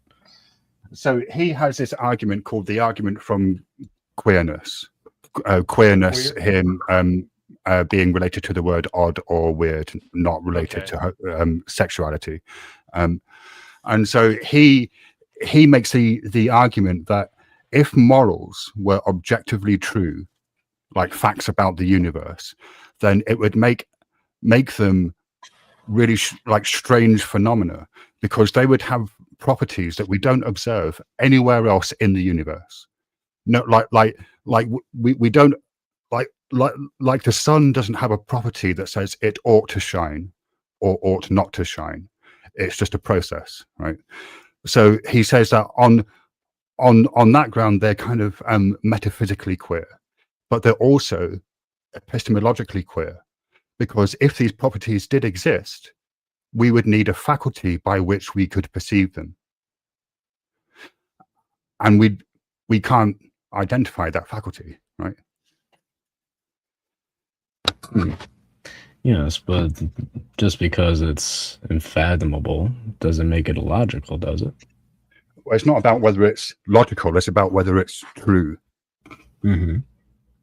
I mean, because things can be logical and not physically possible, right? Like the statement, I can jump to the moon, is logically possible, like it's flawless logically. It's just not physically possible. Would Maybe be not yet. Would you be basing your, I'm guessing your basing your philosophy on the fact that you can only base, I guess, physical base phenomenon in life based on their physical attributes and only their physical attributes, how they interact physically with the world? Nothing. No, I'm Why would you not? Why would you not go based on? Why would you not? Because I'm not a if you're- materialist. You're what? Because I'm not a materialist, so I don't hold the view that our consciousness is material. I mean, it could be, but you're I kind of don't hold a view on it. So, but you're arguing that the existence of certain factors like objectivity is physical. No. So okay, that's not what I said. Okay, so I used the sun as an analogy. That wasn't meant to imply that morals are a kind of physical substance, right? But you argued it from a physical standpoint, in that there's a physical component. Okay, fine. Would be there's a physical component that can't be, I guess, ignored with that sort of thing. Well, it's just that, like, we're ascribing properties either ought to be done or ought not to be done, in this case to the act of abortion, right? And we're saying, or at least it seems like you guys are saying, it is objectively true that abortion ought not to be done.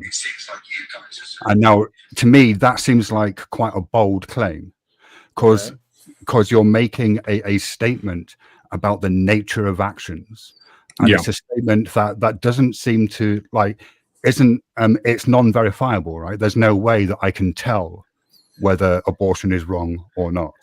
Re-exam what up? Hey, question. Can you tell what is a lie and what is not? Yes. How can you do that? Sick. By comparing the proposition, say it is raining, to the available evidence.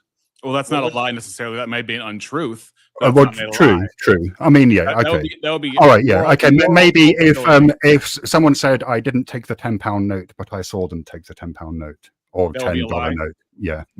So that's moral culpability. So that's no. Yes. No. I'm not saying lying is wrong.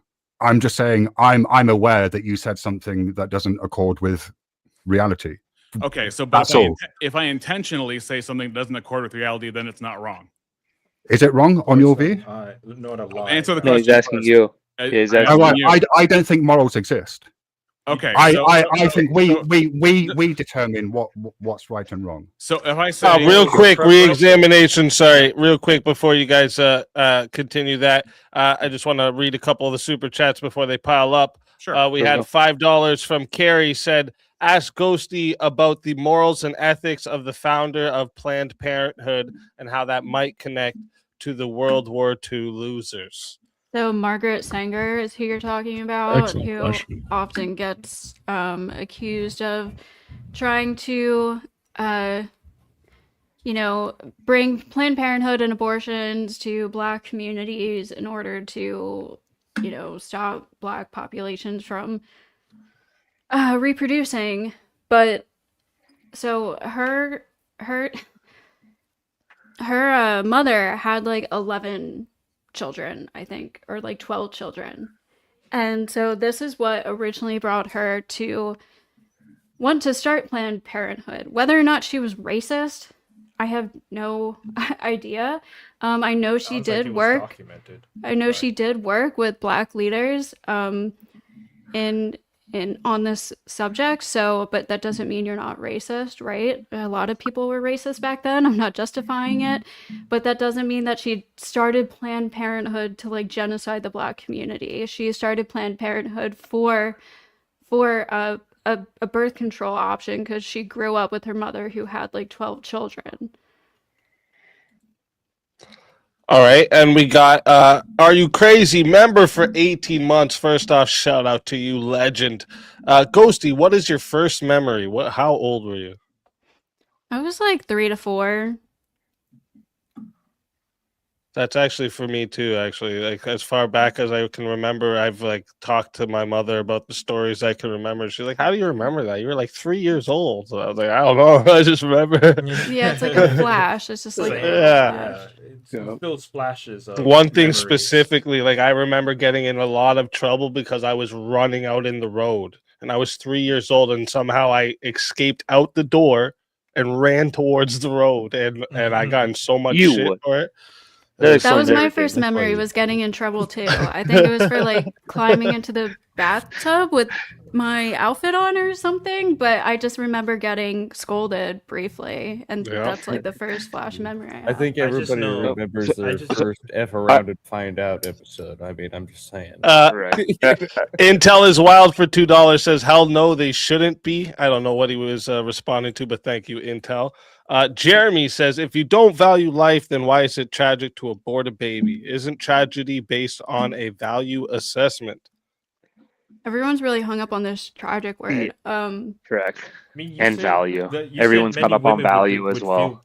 You said many women would feel bad about it, but given all of the, and this was my piggyback off of. Well, to be fair, she also did follow that with she wouldn't. I might have some hangups. I might feel a little emotional, but I really don't think I would. It's not like I would be grieving or mourning or anything like that. Yeah. It would be difficult though. I don't know. It's an emotional thing. And then we got Wade Boggs for 20 says, I thought about just spamming blue super chats, but this is just a lot easier. Thank you very much, Wade. I know you wanted to help get the goal. Reminder, chat, we got a super chat goal there. If you want to keep the show going, you got an hour still, but we're at 4 out of 20. 420. No, we're at 4 out of 20. So if you want to keep it going, get those super chats in. But yeah, you guys can. One more member for 14 months, legend. For fuck's sake, go through the is ought problem. I'm spurging in the break room here. Oh yeah, let's do the is ought problem. Oh, crap. Easy. You just gave me an idea for my Bears Bear. Wait, Elder Life can come on. Discord is safe for that. He said he's spurging in the break room, so he must be working. So he's like, come on. He's on the job at the moment. Welcome, Vigilante and Teriak as well. Oh man, welcome, here we go. It's a party. Hello, Vigilante. Hello, Teriak. We got some more people on right the opposite side here. I like it. Hey, Yeah, Ghosty. So before everyone- we get sidetracked, hang on. Before we get here we sidetracked, go. before we get sidetracked, I would like us not to be deflected from my critique of your position, which is where are you deriving the? I'm so glad that Elderline made that comment. Where are you getting the ought from? Yeah, so because Force. Force. No, it wouldn't be force. No. So because truth is a person, we know truth is a person because No, of the existence we of don't moral know laws. that. We do. And No, one of the- no, I don't. No. Okay, then back to Force. I can explain my position, or we can just say Sure. yes and no. Okay. On it. All right. Okay. Go on. I mean, maybe if you use the word "I know." So for example, when you said no, what you were saying was you're wrong and you ought to say right things. You ought to believe correctly. Well, no, I was just saying that you were including me in the statement "we," right? So is that wrong to say things that are incorrect? What morally wrong? There you go. The end. What you said morals don't exist. I'm asking a clarifying question. I think when re-examination said we, Yeah, he was I talking think. about the collective Wait. us I who think shared he the was world here. asking though. He's asked you if it was morally wrong. Oh, Like, I'm morally asking a question mark. clarifying Okay, so question. he's asking Got it. me. Well, yeah, Yes. I mean, yeah. Well, I think that's the problem. Is I think it's clear to both of us that lying is objectively morally wrong. Otherwise, No. we wouldn't be debating the point. No. Otherwise, we no. wouldn't be debating the Stop, point. No, look. Re-examination. This will go a lot easier if you stop telling me what I think and Is believe. it wrong to tell you? what you I'm not think? doing it to you, so I would ask that you just extend me the same courtesy, if that's all right. But He asked a question. Yeah, but the problem is the entire enterprise of debate is based on honesty and assessment of true Agreed. facts. Which honesty is a moral enterprise. No, it isn't. It's a Dishonesty is factual morally enterprise. wrong. Dishonesty is morally Okay, wrong. Yes. great. Why is it morally wrong? Because it's against God, and we know that it's against God. Which because one? Bad Which move, one? examination. Which Yeah. God? Forced. Wait. So, okay, is abortion morally wrong because it's against God? Correct. Yes. So can we then extrapolate from that killing babies is morally wrong because it's against God? Murder is unjustified killing because we Can have, you answer? for Can you example, just no?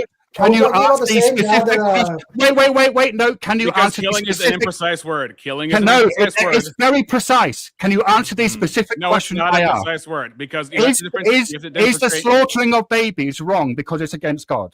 the slaughtering of babies. Yes. So when you say slaughtering of babies, you're talking about unjustified killing or justified killing. Just answer the question, yes or no. Is it wrong? Well, Okay, so the context would be is it justified or unjustified? That's the big Right. context because Oh, right. Okay, is it ever? Shiva, let me say. Is it ever? One sec. Would it be one sec? One sec. Is it ever justified? Boys, Ask, is it ever boys. justified, Shiva? Come on. Boys. Like, we are This is having a called moral discourse here. outrage. I'm mute. Where does the moral outrage. justification come from, though? We are having a discourse here, and oh fuck, I've lost my train of thought. No, Shiva, is it ever justified? Ask him, is it ever justified to slaughter Oh, babies? No, thank you. Is it ever justified to kill a baby? It depends on whether or not you have a justification or not. I'm asking you, is there ever a justification? That would depend on some Yeah. moral On your context. view. You have to give me a moral context. I don't know. Say, It's holding a gun. God orders say if someone told the you certain to. people to kill all Say the if men, someone women, told you children. to. Say if someone just told you to. And for what reason? Are they What if telling God you? told you to? And What for if what God reason told you to would God- murder a baby? Would you murder a baby? Hang on. So So there is a because context. 1 in Corinthians in- 3:15 says, "He who hates his brother is a murderer," meaning unjustified Right. killing. We know no murderer has eternal life in him. Therefore, because it contradicts the character of God, that's an incoherent scenario. Okay, great. And what does it say about people who harm innocents? I think that might be in the New Testament. It says Yeah, that. Okay, great. And what about 1 Samuel 15? Easy knew I was going here. That wouldn't be innocent because we all deserve hell. Me too. So it does not, doesn't Infants work. infants are not work. innocent. It does not work according to the Bible. Can you Says Infants are not innocent. That is not a problem with the God of the Infants are Bible. not innocent. According to who? According to you. I'm asking you. Where did I say it? According to you, and I'm asking you, which one? The citizens of According to Amalek. you, I'm asking you, which one? Which one? What? You said according to you, and then you switched to I'm asking you, which one is Oh. it? Which Patrick are you talking to? Hello? Get all irritated. See, here's the thing. Oh yeah. The only Okay. reason- Wait. the only Stop. reason you're thinking Stop. about I it is am because getting you're wrong. irritated. That's not to do with you. Okay. Here's the problem. The whole reason you're asking this scenario is because you know in your conscience it's morally wrong. Otherwise, you'd be asking No, I don't. any sort of thing. Why did you No, pick no, that no, one? I then? don't. Why No, did you I pick that don't. one then? So here's the Why question: did you if pick it? Why did you pick that scenario? if it's against God to have an abortion, then why did God command the Israelites to slaughter a whole bunch of babies? Does God own everything? No. No. According to who? Me. Oh, good job. Okay. So this goes into: are you the? What? Do you think? No, this is the hell we're supposed Do to. you think God owns everything? Do you think God owns everything? Do you think God owns everything? I don't ask you what God thinks. Does God own everything? Does God own everything? So wait, are you talking about the Amalek, right? Hang on, because hold on, now we're getting into my strong suit. I had a question for Are you. you talking about why God smote the Amalek? Because So why it was the moral reason why- sacrifice? The reason I would why kindly we're point you discussing to the Deuteronomy Amalekite. 25:17-18, where the Amalek snuck up on the Israelites as they came out of Egypt and started. Yeah, spiting them 400 from years the rear. earlier. 400 years earlier. Just to Yeah. serve.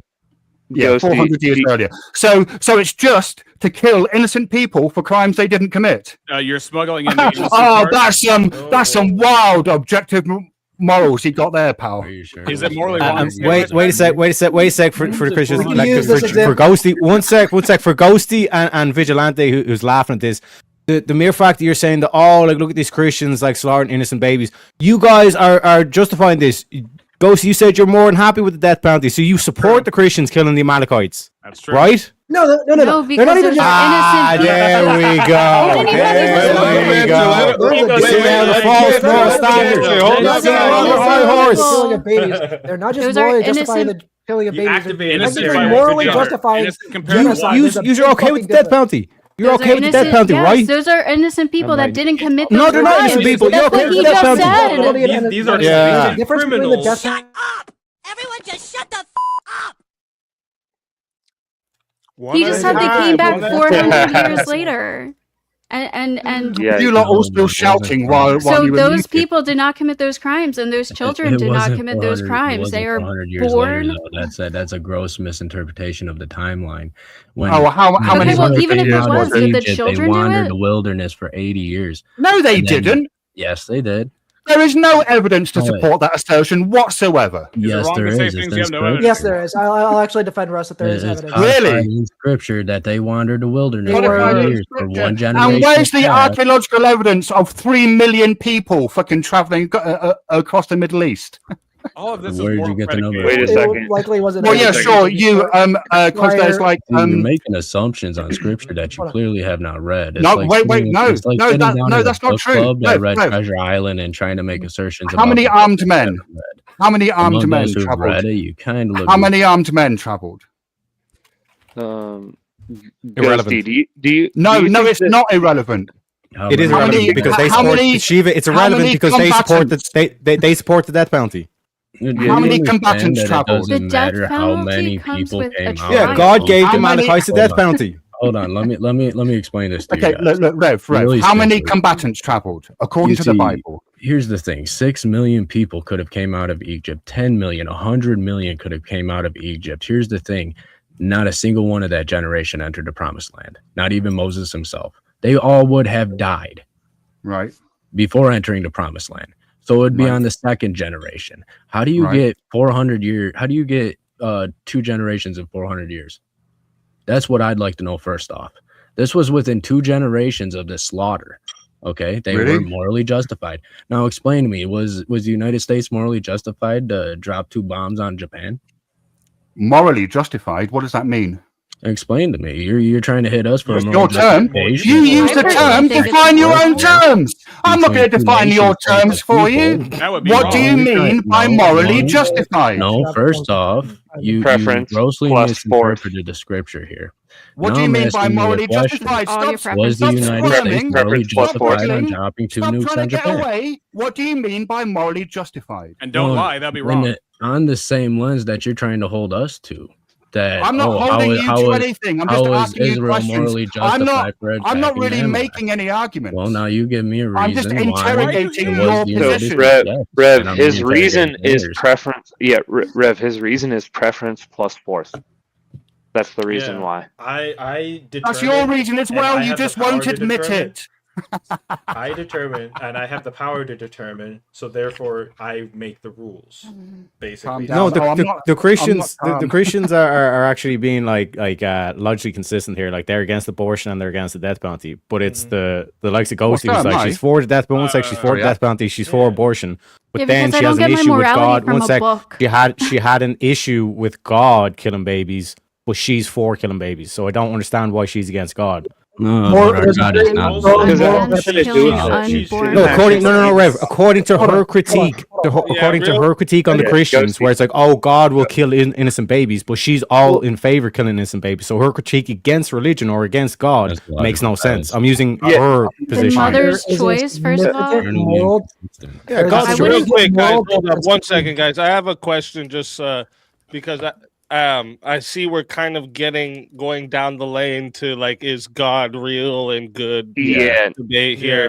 Yeah. And like, I wanna I go just back to want the to topic. say, like, for everybody on, this is why I like that Shiva came up and gave the questions that he did, because like for everyone on the, like, especially the Christian side, if you were to assume, right, which I think it's a safe assumption, that the other side does not grant the Bible or God's authority, what's the Correct. strongest a case against abortion That's using why I was trying to their go with worldview, right? Without appealing to a divine command. I know you did that at the starting, Russ, yeah. but we're kind of moving now into the without Yeah, appealing to divine command. Where's somewhere like they can actually, like, engage with? Because I can see now they're kind of they can't really engage with something they don't believe Well, in. I don't see a moral there's basis. one really simple construct in the United States law. If a pregnant woman is murdered, the murderer is charged with 2 counts of homicide, not Depends 1. on the state. That means the law itself places value on the unborn. So if we're going to follow, they wouldn't call it a we're double going to follow the laws. homicide if Yeah, they it do. was. No, I'm sorry. They Yeah, he's would agreeing not with you, call Rev. it a double homicide if they did not place value on that unborn child. That's Well, Exactly. the mother is just to be- placing value on it. So if she makes a decision to let it She's come gone. fully And to how's she making term, the decision when she's shot as well? Like, when She- she's well, she's she was gone. making that dead. decision Like, actively before she was double killed, homicide. right? Even So- even pregnant Hold women on. who weren't And aware of she their was pregnancy. pregnant. I'll Maybe say- she Well, wasn't No, even because aware. the flaw. One sec. The flaw in your thinking here, Ghosty, is the fact that human life is dependent on whether or not the mother chooses so. Right. Well, Like, the what gives mother the is mother's gone, so choice who places value? value on that Back life off of now? that, she could be. Here's would be a scenario then to counteract Well, that. sorry, Tomahawk. Before you go, let's. I want to go off of what Ghosty is saying there. Why should or shouldn't it be the mother's choice of the values? So like, let's go there. Like, why should or shouldn't it be? And I know, and I agree. But I don't put my bias here. But I agree, right? That there's a creator that gave us everything. But I'm not even without going off the going to creator that, thing. where would you guys say is the reason or a mother shouldn't be the one that places value? Because it's a her fact. unborn child's life. It's independent of what one feels or thinks. It's still a human life, and we either treat human life as sacred or we don't. And if we don't treat human life as sacred, then this whole thing of concept of justice, murder, all this kind of shit, we're fucking all that out the window as well. What do you mean by sacred? Yeah. I'm hard. As in, we're fucking out justice, we're fucking out murder, we're fucking out everything. If you no longer have that as a core tenet that human life is sacred, then fuck it. Like murder, rape, all this kind of shit. It's all up for grabs. Okay. What defines So, personhood? Here's the I'm interesting gonna thing, use though, guys. Ghosty's, go ahead. In regards to what Ghosty was saying about the double homicide thing, she says if the mother places value on the baby, then it should be a double homicide, right? But just a little bit ago, I was asking her about coitus with a cadaver, and she was kind of alluded to the cadaver no longer has personhood. So if the cadaver, which is a dead body, no longer has personhood to place value on anything, then how can the mother who is dead place value on the baby for the criminal justice system to persecute a man for double homicide? You see the internal inconsistency in your logic. Talking about her that's what I like to choices. try to figure out is where you stand with like your worldview. I got a separate question. Well, let I her don't care answer about before everybody jumps abortions in. under Let her 16 to answer. 20 You guys weeks, remember, that's- there's more of you. Let her answer before y'all dogpile. It's not something that I care about if a woman decides to get an abortion before 20 weeks. That is just not something that I personally care about. Now, if there is a mother who has her own child in her own stomach that she personally values and wants to bring into the world, and she's choosing to do so, and if somebody comes and ends her and the baby's life, that's not her decision to end the baby's life. That is somebody else's. And therefore, the responsibility of ending those lives is on that person who did it, who probably didn't even care to think if she was going to abort it. It's honestly irrelevant at that point. Just real quick, because you seems like, okay, it's not my business whether or not she wants she considered a kid or not, right? Okay. What if it's two brothers, they're both over 18, and they want to have a sexual relationship with each other? Should we stop that? Or should we say, no, that's none of our business? Incest is something that, I don't know, legally, it's questionable. I lean towards it being illegal because I do think in most incest cases, this is something where the children or these relationships are kind of groomed into, or they're brainwashed they're not into groomed. these situations. Lots of times they are. So, but yeah, But this is two consensual brothers. If two consensual adult brothers want to be together, I'm not going to throw them in jail for that. Exactly. Do you think it's wrong? Okay, so I just think it's kind of weird. I don't know about wrong or right. I think it's weird. okay, so I want to take it back to the other one. Let's say there's a woman. She's in line at the clinic to get the procedure done, and somebody shoots her, but she survives, but the baby doesn't. In most states, you actually don't get to not press charges. The state itself will file charges against the criminal, whether you want to have them charged or not. You actually can't force a dismissal. You can't just say forget about it. It's no big deal. Whatever. Everything will be fine. Yes, You the actually can't do that. state versus that criminal. Yeah. Should she be able to dismiss the homicide of the child? In the double homicide case, but let's say she survives, but the baby doesn't. Should she get to say no, it's okay, I didn't want it anyway, and that person not get in trouble? Would that be okay? No, because it's still that wasn't her choice to have some person come and shoot her in the stomach to kill the baby. Right. So, but then after the fact, she said, "No, that I'm okay. Everything's fine. I'll be all right." This is like saying, oh, say some guy, starts touching and grabbing and groping a girl in her sleep, but she turns out she actually likes it. She actually wanted it. That's still illegal for him to do that without her consent, even though she still eventually liked it. But initially, that's illegal to do that. Well, but what if she's in line at the clinic? She's in line to get the procedure done, but instead of the doctor doing it, the dude. It's illegal to shoot somebody. Yeah, it's illegal to shoot somebody. That was actually going to be my scenario, which was she's in line. She has, in a sense, already determined that the baby. Yeah, she filled the paperwork out and everything. She's in the office, the lobby or waiting room or something. She has determined that the baby is no longer a baby. She does not want it, and therefore it is, quote unquote, by your worldview, is no longer a baby. So a guy comes in and shoots her stomach, kills the baby, but she survives. Should she be able to drop the charges?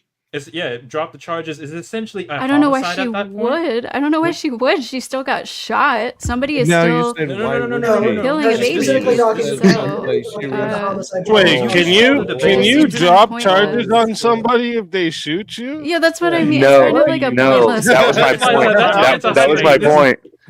The reality of this is honestly not likely to ever happen but if it were the case that she essentially didn't want the baby, and so instead of getting the procedure, the quote unquote procedure would be this guy shooting her stomach and killing the baby outright, but she survives, would you even consider that a homicide at that point because she quote unquote depersoned the baby? I guess that's an illegal abortion. Not illegal. Yeah, okay. Hey, see, that's a start. That's a start. No, shooting I think somebody is we could work illegal from that. no matter what. So. But it achieved the goal of the abortion. She wanted the abortion. It happened differently than it's what still she legal wanted action. I mean, it's still an illegal action to do that. Now, whether So she you wouldn't cares call it a about homicide. whether she Is it cares because she's also harmed? whether she cares about whether the baby gets justice in court or something, that's not really something that matters. By your worldview, hold on. You wouldn't call that a homicide. Hold on, I got a different one. I'm trying to understand the other side's question here. Are you asking should Because that's why I asked. Like, if you get shot, you can't like drop the assault charges. Like the state. Okay, okay. I'll switch it. I'll switch it. I got a better one. I got a better analogy. You guys, the question I think you're trying to ask, like, I just want to try and bridge the gap here. I think the question you're trying to actually ask is, should he be able to get off of the murder, not off of assault? He's still shot Correct. her, dude. Oh, yeah, correct. He can't get off Is of it still a assault. homicide? Like, could Is the it still a lawyer homicide? argue, oh, she Is was it going still to a get an homicide? abortion anyways, so therefore it wouldn't shouldn't count count as as murder murder? or homicide. Yeah. It wouldn't Yeah, count as that's murder I or think a homicide. fair, way- a more lawyer, fair question. a to lawyer go could through argue this. that in the court, and I'd be interested to see what Okay, the so I jury got a came better back one. I would with. say that there should be a legal caveat within that law to state basically if she already has an abortion scheduled, then that baby was not murdered. What if she changes her Okay. mind last minute, though? What if she's next in line and she changes her mind? Well, Yeah, there's already precedent by this one in the Supreme Court because a lot of surrogates make it a little ways for another family and then decide, actually, I don't want to go through with this, and they go and get an abortion, and then the surrogate family that they had already signed up, they ends up being like a civil. Most of the time, it's a civil lawsuit between the expecting mother. parents that were going to adopt, yeah, and then the mother of the child opts out early. So I believe there's already actual litigation cases for that circumstance. But I want to spin it. I want to spin it one more time real quick, and then I swear I'll probably hop out of here just to stop bugging. But let's say, are you okay with a woman, Ghosty? Are you okay with a woman taking Plan B in the prevention measures? Yeah, of course. Okay, and that's totally legal, right?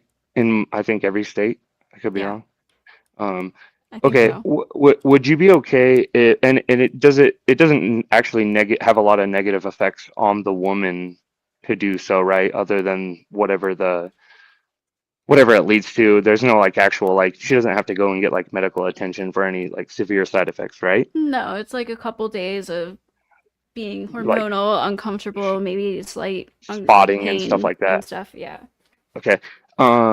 So then would you be okay if let's say a couple did it and she was intending on getting pregnant and he knew that, and so then he slipped a Plan B into her drink and when she didn't know, so that he could avoid the potential baby from being made? Would that be okay, or should he be held like legally or criminally accountable?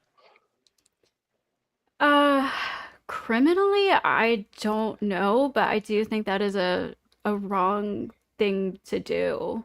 Yeah, Why I don't would- I don't why know would it be- about criminal action. Why would you Okay. think it's That's fair. wrong? Well, hey, but I want to take this moment to say thank you I guess for never mind. taking my questions, and thank you Speakeasy for letting me up here again. Shouts out to all the guys on the crew, and we'll catch you next time. Sorry about the Packers, man, Rowdy. anytime. Thanks for coming. Hey, Ghosty, I know I came late, but my question is, what confers value to the unborn from the mother's approval? Is there like a metaphysical thing that happens when the mother says, I value this, and then it's given or denied by the mother's attitude? How does that work?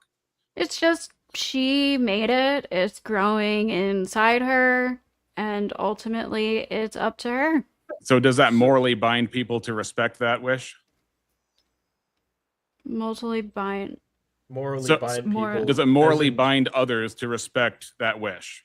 She says it's a No, person, so people have to respect that it's a person. And then the next moment, she can say, "Oh, it's not a person Well, anymore." well, and hold now on. I people- You don't have Why are you to- denying the rights to the sperm that came from the man? You don't have to agree Yeah, she with made it. Oh no! me. Oh no! I'm not saying if I have to agree with you. I'm just wondering how it works in terms of like, you give it value because you want to keep it, and I'm not even characterizing what it is yet, but it gets value if you want to keep it, but it doesn't get value if you don't want to keep it. What is the actual thing doing work to give value to this, whatever you want to call it? Things only have value if we give them value. So if we Things took, are only valuable that we value. so if the majority took value away from one individual person, does that person no longer have value? They're not valuable to other people. already do that with the death They're penalty. probably pretty valuable to themselves. So if a majority voted easy away answer. somebody's individual value, could they kill them and nothing wrong happened? People on death row have That no person value. is that There's person is your a answer. fully viable That person at that presupposes moral weights and scales. So that's not the same thing. Well, I'm not really talking about this morally. I was responding like to you guys Vigilante are. because he kind of Oh. got in the middle of that one. Ghosty, I have a sorry, what question was your for answer, you. Ghosty? I didn't get it. Oh no, I'm just, like my argument isn't like a moral argument. Like I'm even fine with thinking it's immoral to do an abortion, but I would still want it to be legal. Like it's again, it's not something that like I enjoy or I'm like happy about. I think abortion is sad.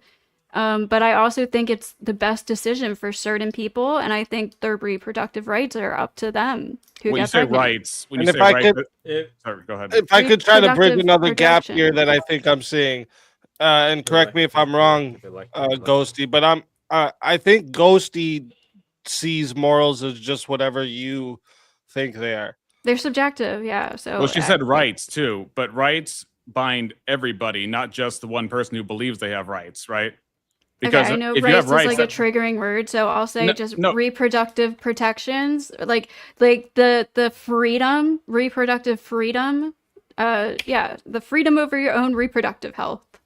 Okay, but then if you think your freedom should be protected, then that comes from a right, doesn't it? That comes from something intrinsic to The law, yourself and it others. comes from the law. Your But that means if you freedom. change the law, then you take away rights objectively. Sure, if you want to call it that. Isn't that how it works? It's a law. Like you're Laws allowed to get changed, abortions rights get either legally. given or taken away. So Yeah, but- otherwise, we wouldn't have basis for laws if the rights didn't exist in themselves, because then laws would be entirely preferences. Well, I mean, which technically, totally you deny. can still get an abortion. You still have the right to do an abortion. It's just an illegal one, right? So Everybody in- has so in- the right to do what they want, kind Well, then of. rights Like, mean within nothing. their But go back. capability. One sec. Go back to this whole thing of like morality. It's like, is demoralization, is that an objective phenomenon? I think it is. So if that, like, what demoralization is, there's certain She doesn't believe actions in that either is done to humans or done by humans, that these actions will make them lose the will to live. So if we She look doesn't at believe in demoralization as an objective phenomenon, we can then say that there's certain actions that will either increase or decrease your will to live. Ergo, we have morality. And immoral actions are actions that will either cause you or cause the person that you're doing this to lose their will to live. This is what There's morality nothing is. objective about that. You're That is presupposing she- literally Demoralization is an subjective. objective phenomenon. That's what I based the whole thing around. That's why people You have get to first depressed prove when to her certain that bad objective things happen morality to them. exists. Otherwise, she's not going to understand you. Yeah, yeah, demoralization you're is an not gonna prove objective that. phenomenon. You It's a have to subject. explain How? objective to her, though. How is that- She denies objective. Well, let's put it Because- this ask her way. This. How is that an objective Does absolute phenomenon? truth exist? Well, look. You could say that the phenomenon of what was the word you used? Sorry, I'm not Does remembering. absolute truth The exist? phenomenon of demoralization objectively exists, but the experience is subjective. Exactly. Yes, truth. No. There is an ultimate truth, but our understanding of it is always going to be subjective to our personal experience and it's not our objective. capabilities.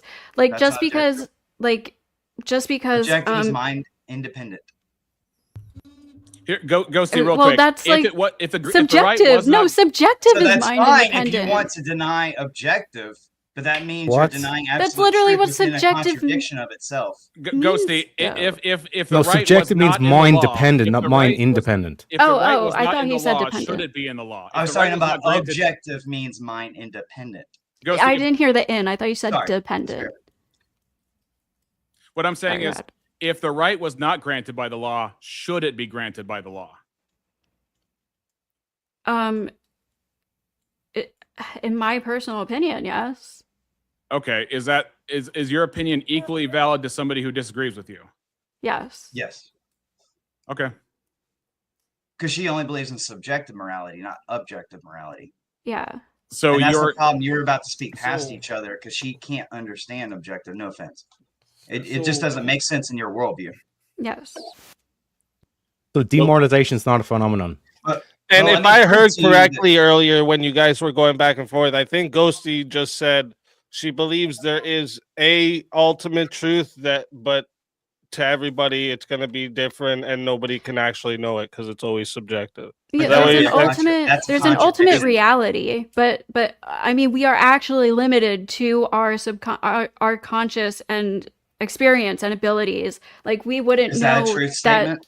we wouldn't know that like some molecule exists that we can't see without the tools to see it. But that's Is still a that a part like truth there's statement? So I mean, I think we I can don't even assume that's a know. true I could be statement. Yeah. wrong about So again, that. we're back to subjective. Yes, that's why I'm saying everything So is I have to subjective. ask: So- can an unjustified belief justify a belief? Can an unjustified belief justify a belief? Yeah, I mean, the 'Cause that's justification essentially what doesn't have to you're be doing. valid, Is does it? if you can't ground all the subjective, right? information or knowledge, then you're using an unjustified belief. Well, can you ground those things? Yeah, that I would would be ground them my. via God in the tag What argument. does that mean? But that's just a thing. One sec. That's I just grounded another morality. subjective I thing. grounded morality in demoralization. That's an objective phenomenon that we Yeah. can observe. people feel I don't know bad what you when mean bad I'll just say when things happen to them that affect them in a negative way. Shall I tell you That's how the best I can say. what I think about abortion? Because I haven't actually stated my position yet, and it's probably going to surprise some of you. My view is broadly a moral emotivist view, in that I don't think that moral statements are truth apt, and that when people say things like abortion is wrong, they're expressing an emotion about that they're expressing how they feel about the act. So I actually don't like abortion. And I would prefer that people didn't abort their children, but that's not from a kind of like, I couldn't say that's from a moral viewpoint, because like were you to say is abortion wrong, I would have to say that the statement is kind of faulty. Right on. Is that a Also, I true just want to statement? say that you were know, right about that 400 years too. The Israelites didn't attack the Amalek until 400 years later, after Deuteronomy 25 was written, and that was done under reign of Saul. But that was also Well, after 400 very years of exciting, being attacked by the same people. Oh yeah, no problem. I'm definitely willing to own that one. That knocks stuff over apparently too. Right. And to be fair, God kills everybody. There is not a death that happens that God has not predetermined, including the death of Christ. That's what makes him. Well, no, I'm not going to get into that. Predetermined? Okay, let's not get excited. I mean, there are always lovely debates we could have. I was waiting. I was waiting. I would re-examine the language of predetermined there, but I think I understood what you meant. Well, yeah, if you look at Revelation 13:8, one of the verses I cite the most, it says that God, the Lamb who was slain before the foundation of the world. So it was a predestined plan. The lamb was slain. Is that a reference to Jesus? That's a reference to Jesus, like how John the Baptist says, "The Lamb of God who takes away the sins of the world." I mean, we're gonna stray into free will here. We're gonna.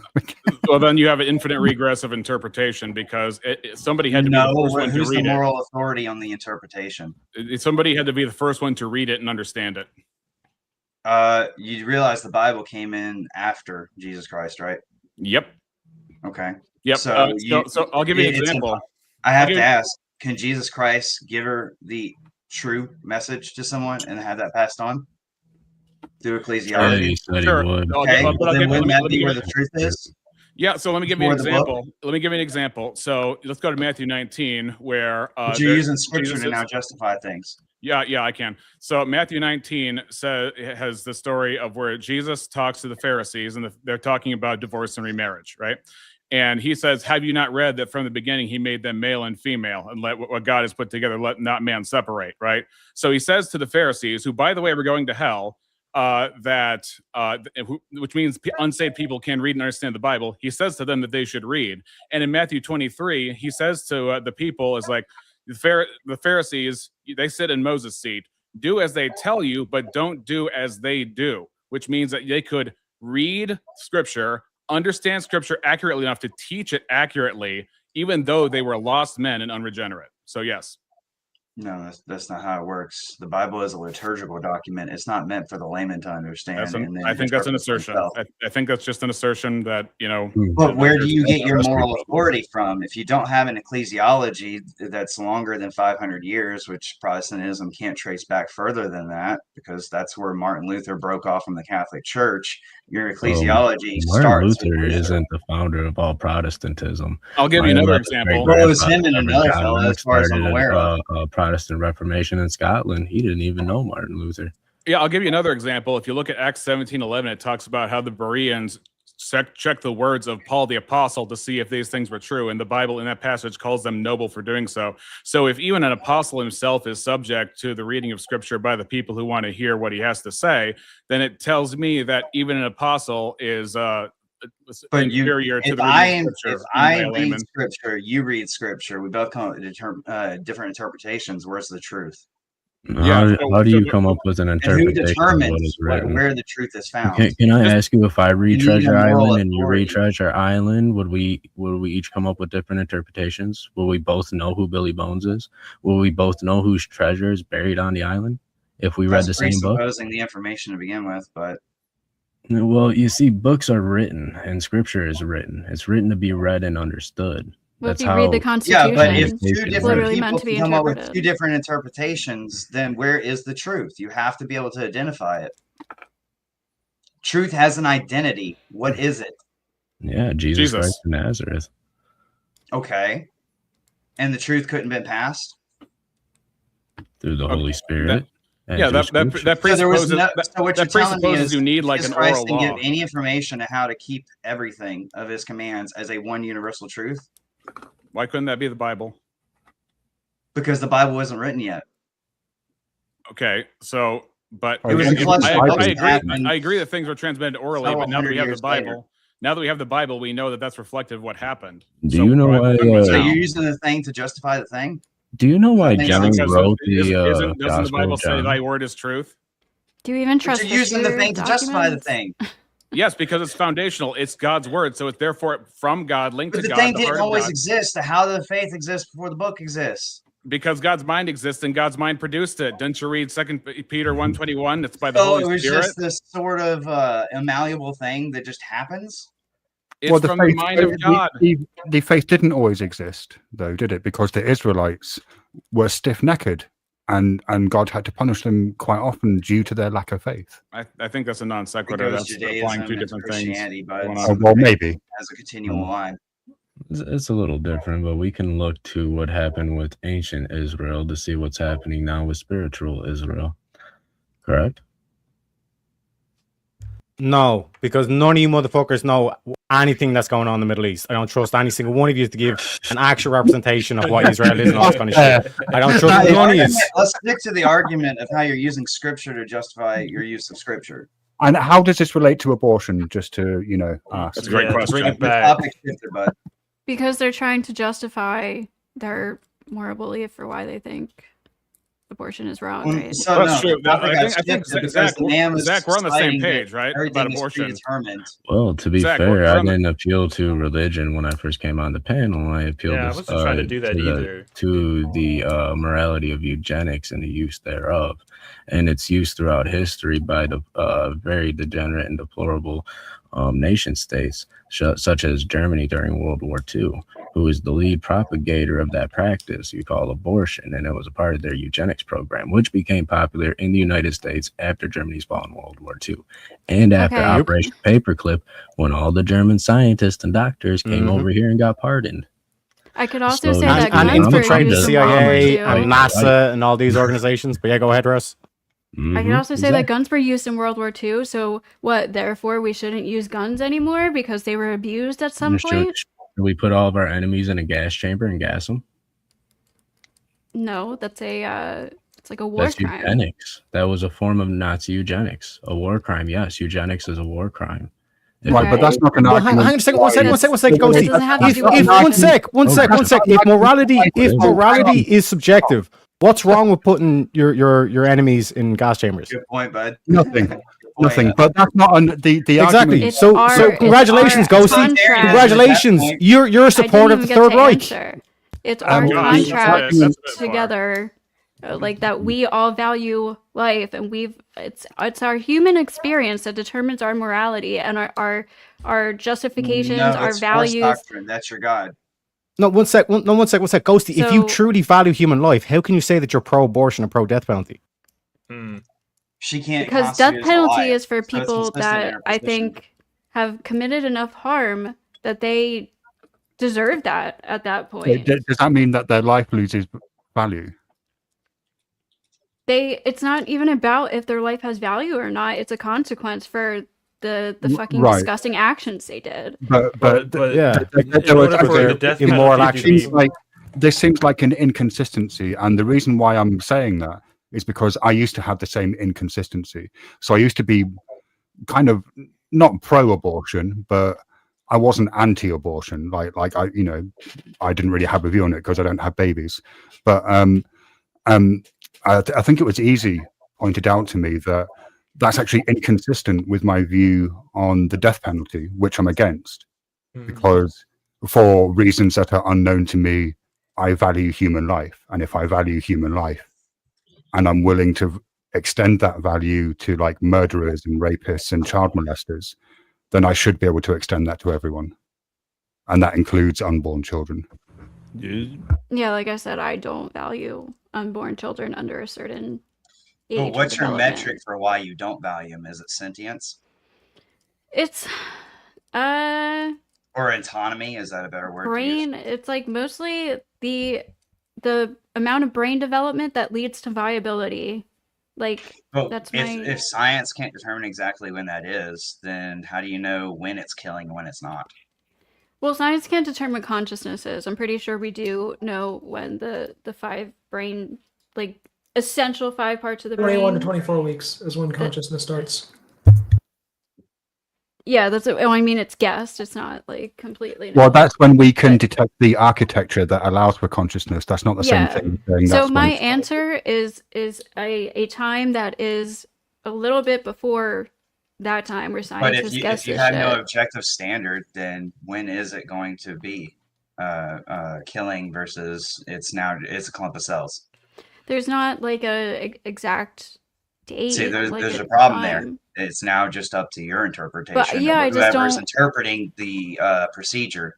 So you have a problem if we can't have a universal standard for that. Because to jump on to pile on to jump on to add on to it. That's the word. To add on to that, any woman at any time during a pregnancy could then just determine, oh, it's not alive, it's not alive, it's not alive, it's not alive, and then a week before or even a day before the birth, suddenly she thinks it's alive. That's why we have laws for how long elective pregnancies should be legal. Hold on, but then that's not allowing the woman to determine. It's allowing the state to determine whether that's personhood or not.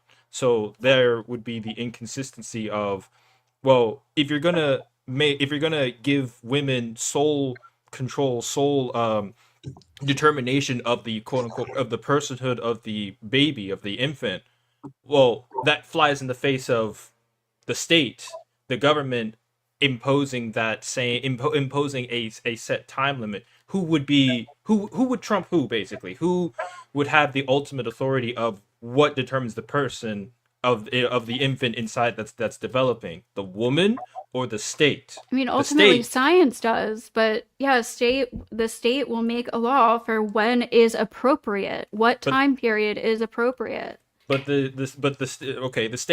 state determines that personhood is 8 weeks, but the woman herself determines that the personhood is 16 weeks, and That she values it. Well, she and wants also it. and also science. If you're going to add science into the mix, science determines personhood at conception. So again, who would be the ultimate arbiter of determining whether or not the infant is a person? Science, the woman, I don't or the even. state? I'm not even worried about determining whether it's a fucking person or not. All I care about is here's that a- women have the choice to not continue with the I can frame it pregnancy in a way you before will a certain period of time. Let me That's frame like it in a way you would all care. I really care If about. we're in a birth rate crisis, at least could you give the concession that we should limit or eliminate abortion up until the point we're in replacement rate? Could you at least make that concession? Because at least from a utilitarian perspective, least amount of harm. We don't want to have to import foreigners, because then that destabilizes culture. So we want to keep people within the culture and giving their own values to their children to Well, make our I'm fine populace. with. I don't see a harm from immigration. First of all, second of all, It can't I'm happen not a full rapidly. Hold I'm up. not like a full utilitarianist person, but Everything reduces to that if you don't have religion. I'm more about personal freedoms. Honestly, that's most what That I'm not don't gonna affect force other people. people. I'm not gonna have. I'm gonna right. I'm not gonna That's still force. harm. I'm not gonna force people to have children that they don't want because like the human race That's the is harm ending. principle. It's What? all just about a subjective interpretation. That's the harm principle. It's all going to boil down to harm. Sure. what would People you not determine? Do as having thou wilt babies might until harm you the don't human do harm race, someone but it else. won't harm individuals. It But will what I'm harm the getting at, human race, but it won't harm individuals. No, Are you saying that right. individuals would not be part of that human race in that sense? Well, they're gonna they don't- die. They're already born. They're gonna die no matter what. A human race following after them isn't going to affect their life. So And in a birth rate crisis, there'll be less humans the longer that it goes on. So would you essentially be okay that at some point, if there just comes a time where there are no more humans, that's fine? That's it. Because- That's yeah, that's inevitable. nature. That's kind of nature, I guess. It's well, kind then of where are you getting your purpose from? If Yeah, it isn't to why are you make here, in a more of sense? us and progress society, which would be via us, because society depends on us, yes, then where's your purpose? Where's your teleology? My purpose for my own life, or Well, just like, humans in general. It's like it's just some malleable thing that I'm a you human. If we're all decide gonna I'm a human. die in the end, why even go through life as life in general? This is the thing. You guys live for an afterlife. You guys care about what happens after death. I'm living for what happens now in the present. I'm not worried about what happens after death. My life is valuable because of I'm experiencing this now in the present, and that's what I value. I'm not valuing. I would argue though, So if the you don't future have a way has to no meaning to you. Hedonism isn't necessarily bad. Hedonism can be good. What if your pleasure? What if the pleasure that you're attaining to is providing for your family and being an upstanding member of the community? Which can happen at this very moment, by the way. Like that's hedonism. Hedonism can surely align with what's morally good, but that doesn't Yeah. mean it's morally good. Right, It's but just it doesn't mean it's materialism. morally bad either. It's just materialism. Mm-hmm. That's all it can be, because hedonism isn't about morals. As opposed to what? Can't hedonism being like Well, having a lot of actually having a sex or moral something? standard that isn't up to you. You don't get to determine that. What moral standard? Ethics. Christians don't have a Virtue. moral standard. Yeah, they do. Yeah, they do. No, they don't, because when they're No, God told literally them came to from kill a whole God. bunch of fucking babies, they'll go and kill a whole bunch of fucking The babies. counter to Shiva. When the counter to were Shiva would be- Christians told to kill One babies? sec. Why aren't all these drug addicts happy Sorry, people? no, that's a fair point. They weren't Christians. I retract that statement. Okay. That was a wrong All good. statement. All good. A fun fact about Christians and standard babies, comes though, from and in God. Rome. That was a Himself good catch. came That was a as good man. That's our standard. So one of my strongest fields of study is actually Christian history and patristics. I study this greatly. I'm very fascinated with Christians in the first, second, and third and fourth centuries.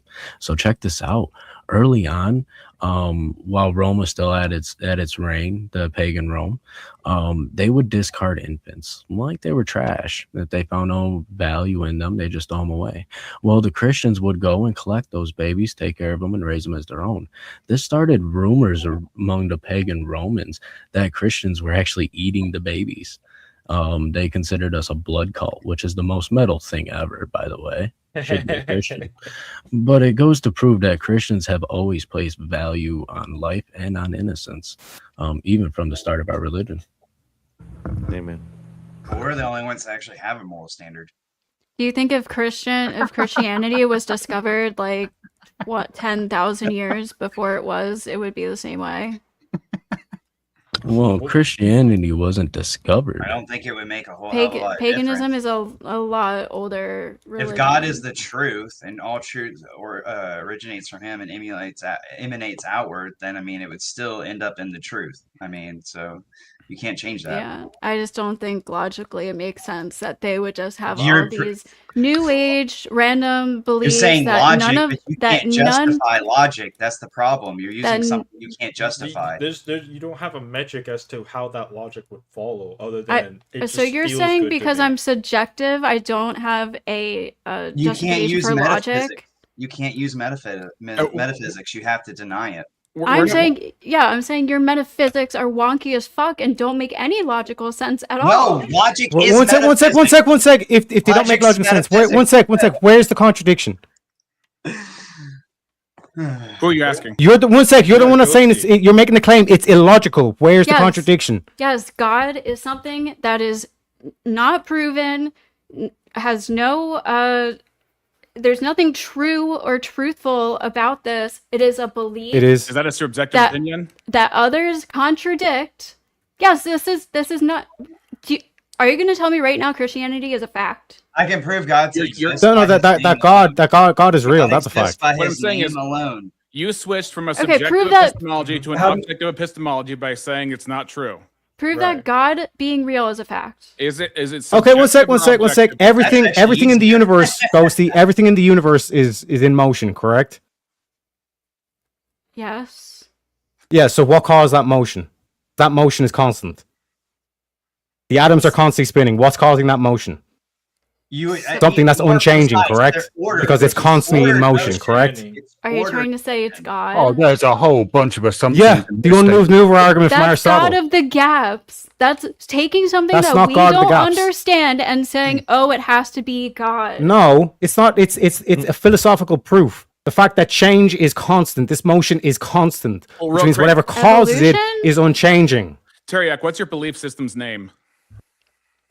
I'm more than willing to call it God. It's the likes of Ghosty, and this is why I hate these people, But not because they're the ones that are saying, well, there's clearly there's a higher power, but I'm not going to call it God. He's still playing on the fence about Christianity. He Which won't- people are saying that, Tariak? Okay, I just wanted to make clear that Teriak's Ghosty? argument's going to be way different than mine. That's all.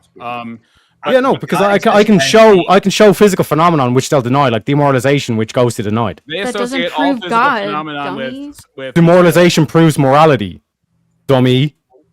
But based on what? I would just According ask to what who? That it's an observable physical phenomenon. You can observe immorality. Meaning, I'm giving you a According to materialist everybody? argument for morality, darling. No, Tariak, wait, Tariak. She It's doesn't a attach any physical- moral weight to hang on. demoralization. She doesn't attach any moral weight to that idea. It's all materialist, probably, if she's atheistic. I- And if she's pagan, I don't know what it is. Tariak, that's not a materialist position. Well, she said It's- earlier, it's a she said, position. to be clear, she said earlier she's agnostic, so like she's not inclined to believe there's a God, but maybe No, there's yeah, a- I bet you believe that there Incredulous? are actually spiritual forces in the universe, but there is no quote unquote God, which is why you say you're agnostic, right? Spiritual forces could just be something I don't understand, or it could be something bigger and something intelligent. Well, That's how- what agnostic means. Well, how could it not be spiritual forces if you don't understand what it could, if you don't understand what it is or what it could be? How would it not be spiritual forces at that point? Because it could just be physics and science and something that I don't Why are you get. relating it only to materialism, though? Yeah, it comes back. Why I'm does- agnostic. I'm saying Hold it up, could hold up. potentially Let me be prove. a. You believe in things that are concepts, right? You believe in logic, right? Yes. Can you touch it? Can you No. measure it? Then why No, is it's- God such an impossible concept? Well, because it's sorry. illogical.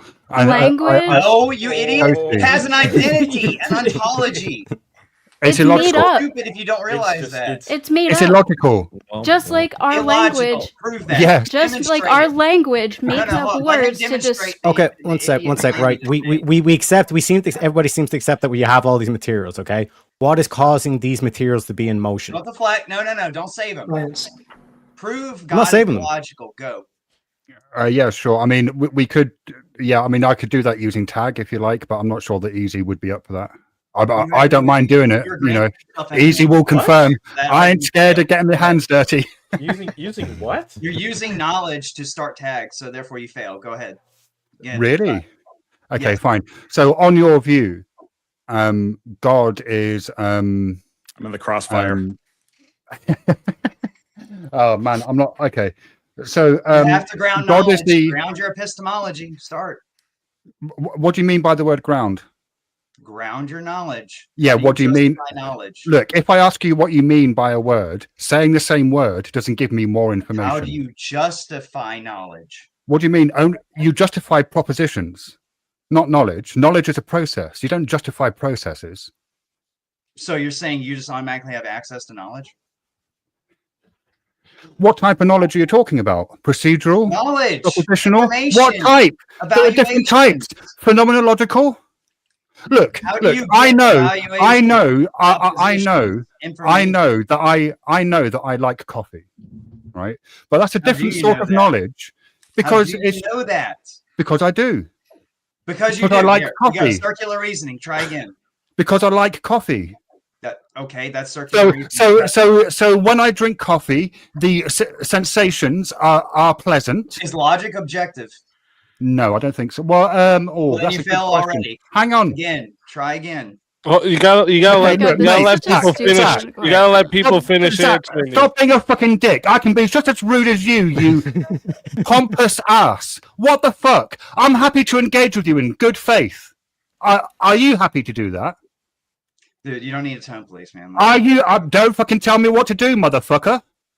Okay. He's from the England, mate. You can get mad all you want. It doesn't change it. If you can't argue, You messing with a proper geezer, innit? Tag says that God is a necessary precondition for knowledge, and that without God, we can't reliably reason. Is that a fair assessment of Tag, would you say? all information stems from God. All transcendental stems. Sorry, can you answer the question I asked? Was that a fair representation of the argument? Do you want me to be more precise? Do you want me to break it down into premises and all conclusion? transcendental, not just knowledge. All transcendental categories come from God. Okay, fine. Prove that. God is the truth. Prove that. Does demonstrate absolute it? truth exist? Prove it. Demonstrate it. I'm asking you a question. No, you're making assertions. You said absolute It truth takes a exists. setup, you Prove fool. it, motherfucker. But if you could just Prove answer it. in good Hey, faith. prove it, motherfucker. What's wrong with you? You made an assertion. Back your fucking assertion up. No, I didn't think so. Are you gonna go with the line of inquiry? Right, tag. Does Premise absolute one. truth exist? Does it? Demonstrate that. I'm asking you. Oh, is that a question? Oh, sorry. I thought it was a statement. My mistake. I apologize. Does absolute truth exist? Absolute, meaning unchanging throughout time. No, I think truth is a property of And we proposition. can't have the conversation. Why? Do you think believe that in absolute? an Do you think that absolute truth exists? That God is the absolute truth. Great, demonstrate that. I'm open to it. Demonstrate To it. Show it deny to me. absolute truth is a contradiction, you fool. No, look. You're making the assertion God is absolute To truth. Yes. deny absolute truth. Are you is a making the contradiction. assertion God is absolute truth? Yes or no? God has an ontology, and in that ontology, Well, no, that's not the question I asked. Did you just say that God is absolute truth? yes. Yes. Okay, great. Demonstrate that, please. If absolute truth exists, he would be it. All right. So now He's the you're mind, introducing the a conditional. universal mind that grounds all So now you're introducing a conditional. to each other. So now it's a conditional. Now there's doubt. Absolute truth might not exist because you introduced the word if. I could do So my now religious statement again. you're on much Wait. shakier ground. Now you're not so certain whether absolute truth Does exists the- or does the not. definition not require does the definition have to not be a conditional? I think I've worded that wrong, but does a definition have to not be a conditional in order for it to be defined? In order for it to No, be but if you're making an If you're using logic, assertion, if-thens work. if you're making an assertion such as God is absolute truth, and then when you Later, when you're asked to demonstrate that, you then say, well, if absolute truth exists, right, then you have automatically weakened your position. Something true is quick, provable and nihilist. verifiable. By what epistemic criteria are we supposed to prove all things by? Yeah, because if you're going, So if the definition is going to be off of an if-then statement, then every definition is called every definition is called into question because you have to form a conditional in order to prove it. Yeah, Tomahawk. You The can confusion is verify basically what we're trying to do is we're trying to prove that truth is true. Right. So, And for something to be have the true. conversation. Which is why I asked in about the which is why I first asked about place. definitions and defining things, because defining things using conditionals, and that if a definition requires that it not be a conditional in order to be quote accepted as a definition.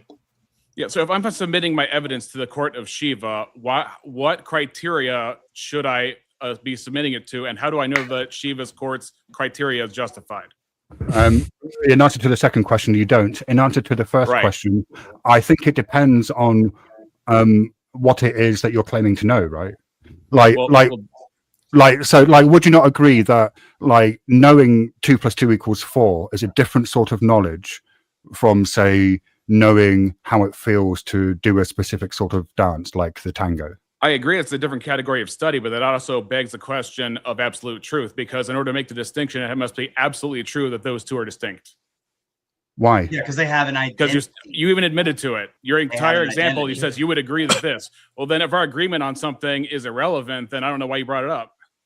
If it's No, absolute- You haven't even tried to verify or prove your belief, so. By what Yeah, one standard? sec, What are you saying? Why do I care what your criteria is? Using that Why as should I care what your criteria, right, criteria is? Hold up, guys. No. Remember, I know you all can hear each other up here, but the chat doesn't hear you guys, Sorry. and you guys won't hear everything each other is saying. Ghosty, you were saying something there? Yeah. The same way that we can verify and prove to our best ability that the facts of science, the So when you facts say of life. Sorry, Yes. go ahead. No, that's it.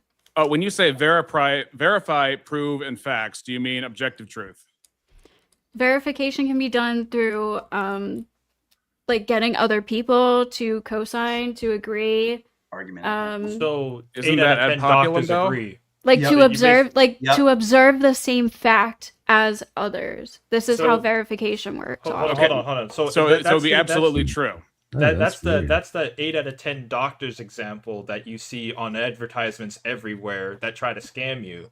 8 out of 10 doctors agree that this will be good for you. That Ozempic is the way to go for weight loss. So it's to not? speak. Oh no. I'm just Hold on, telling hold you on. how No, like just as an science. example. No, we're kidding, talking I'm about. If 8 out of 10 doctors, so I guess my question would then be, why are the 2 doctors who disagree, I guess, discarded in this case? If we're talking absolute truth, wouldn't it be 10 out of 10 doctors agree? No, I but it mean, might be absolutely science. true that 8 out of 10 doctors agree.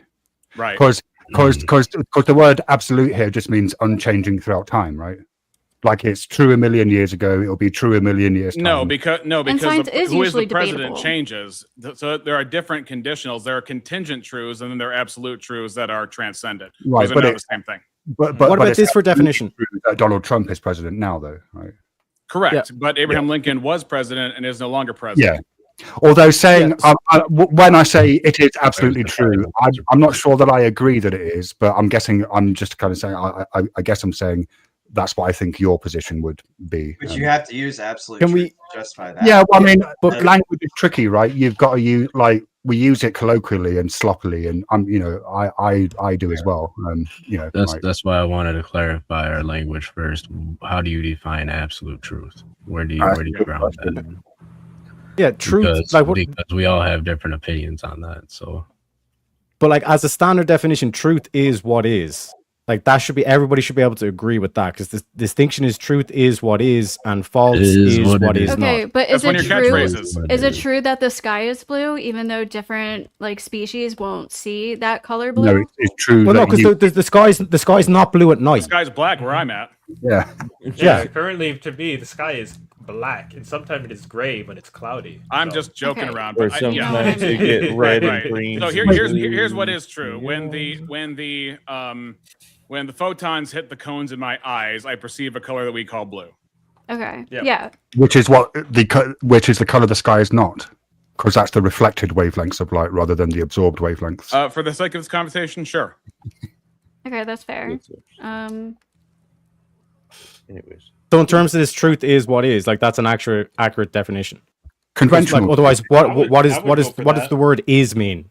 Find the word Exactly. is. It's I mean it's Yeah, kind of doesn't it mean our to be? understanding of what Yeah, is, truth. our understanding of reality. I got a question for you, Ghosty. Is Real quick, sorry, before you ask that question, chat, just want to remind you, you guys got a little over 5 minutes now. You got 10 more super chats to go to keep the show going, or else we're going to wrap it up. So get those super chats in. But go ahead with your question. do you think metaphysical categories are created, or do you think they exist beforehand and they're universal? So, such Discovered. as time, space, the mind, gravity, things of this nature. What do you mean by universal as it applies to time and space? Like They exist. uniform. They exist outside of human regardless perception. of human intervention. It's not. Yeah, They exist I don't know regardless about of contingent minds, is what you're. Okay, yeah. I don't know about a mind. I but- would use the word objective. Well, like mathematics, for example, do you think that was created, or do you think it was discovered? Mathematics is just our interpretation of physics, basically. Hypothetical. So we are Whoa, using whoa. numbers. We are using numbers to understand how physics and the properties of our universe work. But math exists absent of but- physics, right? Yeah. And math exists I mean, absent human we mind. put like the Does numbers and a stuff tree to fall it, in the but- woods with nobody around, nobody knowing it? Well, if I write two does a bear Very shit, vague. or I mean, Or poop in the bet- woods? If I better write 2 plus question, 2 the is better- around and still on a piece do of it? paper, Like, nothing in physics has actually Like, happened the except white the one's writing fine. itself, right? It doesn't reflect a physical phenomenon of 2 plus 2 equaling 4 somewhere in space, right? Yeah. It's Right. just a reflection And of It's a constant. reference. That's what I mean. And in It contrast is to that, It's a referent. It is Any- our language that we use to break down how the properties of the universe actually work. Actually, So- meaning objectively. Yeah, it's a universal right? language. Yeah. Math is a From universal our language. understanding, yes. No, but actually, And it's a discovery, not As, an actual event. well, maybe actually as far as we can perceive, yes, that's because what I mean. we, from our we are understanding. limited by our sensory So- organs so- and so our if if we technology. have The if big- we have so the nowhere big- to if we have nowhere to know how, for example, if we're looking at probability and we have like a 6-sided die, we know we have roughly a 1 in 6 chance of any of these sides being landed on, roughly, right? It's because we know we have a limitation to the outcomes because we have a fixed standard by which to judge that from. But if we don't have a fixed standard by which to reflect on what reality is and the limitations of it, then how do we know how close we are to the truth of a thing? Aren't there, and to- aren't there different systems of mathematics that operate wildly differently, but within their own system, they're perfectly coherent? I have a rabbit too. Oh, It's nice. right over here. Sorry. and to jump off of that, to add to that, in contrast to 2 plus 2 equaling 4, why does 2 plus 2 not equal 5 in that case? Because How it do we- equals, because it equals Why? 4. But why though? How do we know Because that? because we have symbols 2 and 4, Symbols? and we also have other symbols which are operators that tell you how to manipulate the number symbols, and the relationships between the numbers don't change. Where do we get that sort of understanding if not from some sort of objective truth? If everything is determined Sure, by people, why doesn't 2 plus 2 equal 5 at that point? Because we can have a whole bunch of people that just say 2 plus 2 equals 5. When we were counting our sheep, and we counted 2 sheep, and then we counted 2 more sheep, we decided that that was going to be 4. And then we have the number 4. And then when we count 4 sheep and then 4 more sheep, we decided that was going to be 8. And so that's 8. I mean, I'm using the term very, very loosely. You mean linguistically, we decided to say 8 when we see 2 plus 2 plus 2 plus 2. Yeah, I mean, over the course of thousands of years, however long mathematics I have a question. developed. Just one more point. If like, aren't there several different systems of mathematics that operate differently, but still within their own system? I would describe not know what this. it I is only grew that up they're with meant to American be. mathematics, which happened to be Western mathematics. Which so Do American I only mathematics know qualify as only Western one mathematics, and that's the I shit mean, we that I use learned in different grade metric school. systems, right? So that would imply to me that mathematics is a type of language that we've invented, similar to English or French. Sure, but even though they have like different units of measure, they still are describing roughly the same thing, even though they would have different cutoff points. Would you say that? So for example, like Fahrenheit and Celsius. Water still freezes at some point, whether you're using Fahrenheit or Celsius. Right, but so that would imply to me that an anti-realist view of mathematics is the most appropriate, because you can use different systems to describe the behavior of the same system. So you can use different mathematic systems to describe the behavior of the same physical causal process. Right? Yeah, this kind of reminds me of that conversation I had a couple of panels ago when we were talking about Vosh saying, well, some say water, some say agua, but that doesn't change. But the point is that didn't change the actuality of but water is that's the reference. But water is a physical substance. Like we can see water, right? Correct. But we can't see two. Let me we can see right, and there's things that we can do in mathematics that we simply can't do physically.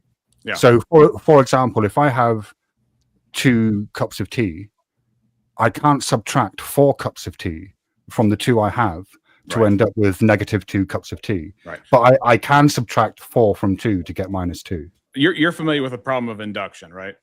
Vaguely. I've only just started reading Hume, so Okay, so I think I might have this wrong, but I think it's chapter 6 of Problems of Philosophy where he talks about the problem of induction. The classic example is if you're driving down the road and you see 10 red barns, you ask yourself, what color is the next barn going to be? And you say red, right? Yeah. Is that related to the problem with causality?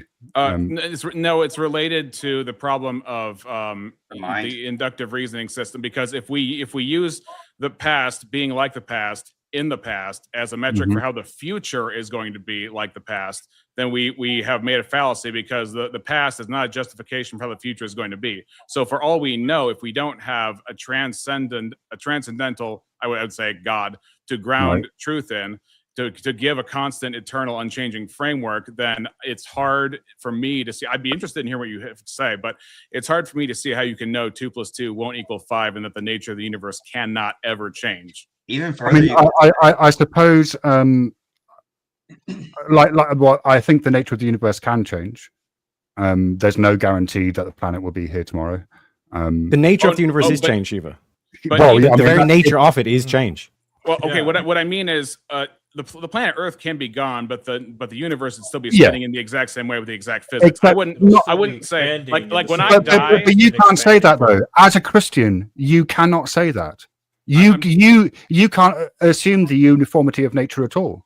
Of course I can. Because no, you can't, because of miracles. Was given by God. How could you not be because of miracles? Miracles? Why? Because of miracles presuppose the normality of the laws of physics. Exactly. Right, but at any point, God or one of his proxies, an angel or Jesus. It depends on whether you think Jesus is God, but I'm not going to get into that. Like at any point, one of them could upend the natural order of things, right? They could turn water into wine, or water and water. All you've told me is that reality is the nature of reality is dependent upon God, which is the constant anyway. The whole thing about right. So it's not uniform then. So you also can't say. No, I didn't say that the universe is. No, one sec. It's mine to answer. Okay. It is uniform if God says it's uniform until he. Oh my God! Threw it away. You threw it away with your examination. What you need to do is you need to point. You fucked it out the window. You fucked out the window, right? What you need to do. What you need to do. One sec. Let me answer. Go Okay. ahead. What you need to do is. Yeah, so what you need to do is like, yes, the nature of the universe is that everything physical is in constant change, but whatever is causing that constant change is itself unchanging, which is what the Christians call God. How do you know? I don't use change as the Because why is the change constant? How can you explain the change being constant, Shiva? How I can it can't. be consistently I You don't can explain it if there's an unchanging standard which is transcends the physical. Time. Yeah, but okay. Let's assume Yes, that, the only way God time is possible is if there is a higher power like God. Now you've tripped up because you've moved from you can explain it using God, which you can, yes, to this is the only possible explanation. Impossibility to the contrary is I think what he's doing. Yes. That's not an argument. Why is the change constant? Yeah, it is actually. But the reason why it fails as an argument is because even if first of all, you would need to be aware of all possible contrary views in order to make that claim. And secondly, even if all of the contrary views were impossible, that doesn't mean that your view is true. It just means because yours could also be wrong, right? No, Shiva, because there's only two possibilities. That whatever's causing the change is itself unchanging, or itself is changing, which means that the change would stop. And you're the And that one to doesn't happen. decide that's No, what I'm saying is that we can see that doesn't happen. Ergo, like I said, we eliminate that possibility, which means there must be a transcendent, unchanging that divine is intellect, literally God in the gaps. etc., It's etc. just something you don't How understand. is that God? How is it God of the gaps? I've just because explained. it's something you don't understand that you're just assuming is God. It's not that I don't understand. I've explained that it's literally impossible for it to be otherwise. How is it impossible? No, to stop be with the ontology. Stop it. Because I've explained that if change is constant, right, that means that it must be whatever's causing change must be constant itself. It's unchanging itself. I see where you're going wrong. You're seeing change. Yes, because one sec, Shiva. Because if you're to say that transcendence is itself changing, that means the change we would see would stop. Why? Because change is unchanging. That's a physical, observable event. Because if it But did change- change, Okay, do atoms all of a sudden stop spinning? You have to let people respond at some point, Tariak.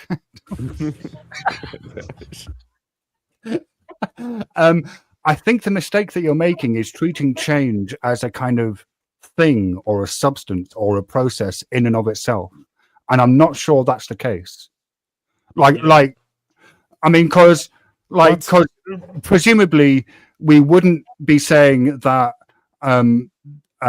say the fusion in the sun is the same thing as you walking down the street, that the same principles are involved, or is that what you're saying? They're in the same system. That's I'd need to think about that. Yeah, Exactly. You should. And same thing I to you, will. Posty, and same to you, Vigilante. it's basically. Wait, Teriak, are you saying they're both physical phenomena? Is that what you're saying? What you mean? Both? Yeah, both are physical phenomenon. Walking and the fusion of the sun, both physical phenomena. Is that what you mean Yes. when you say they're the same? Okay, that's what I thought. I get shit. I haven't said anything in a few I would minutes. say that the what vigilante? I said, why did I get shit? I haven't said shit in a few minutes. No, so I was accused earlier saying that like I hate women. It's like no, like I hate the mentality that Ghosty has with the same mentality that you have. This whole like atheism bullshit. I hate your mentality too. I'm not even so an atheist. I don't And know. I welcome the hate. I welcome the hate. That's why I'm Loki the leprechaun, baby. What's going on? I'm not even an atheist. That's why I haven't really gone in on. Like, Yeah, so you have no issue with atheism is dead, right, Vigilante?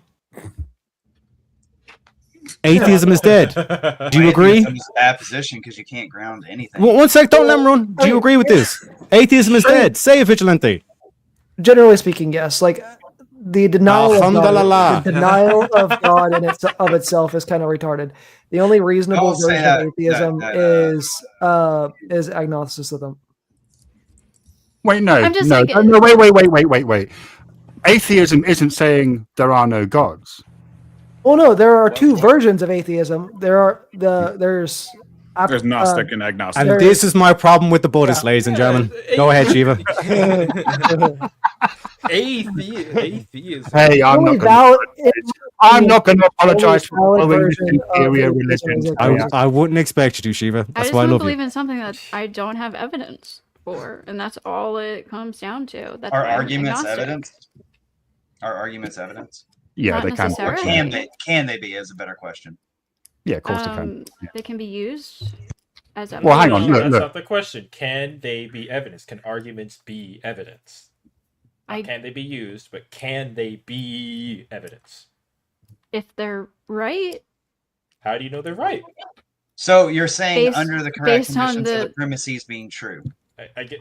Well, he wants to know how they're right, because right is an objective claim again. Yeah. Things need to be proven and verified, and How? there needs to be evidence for these things by is all showing objective language. evidence. Circular. What you're at least saying is there's an operating system for it, right?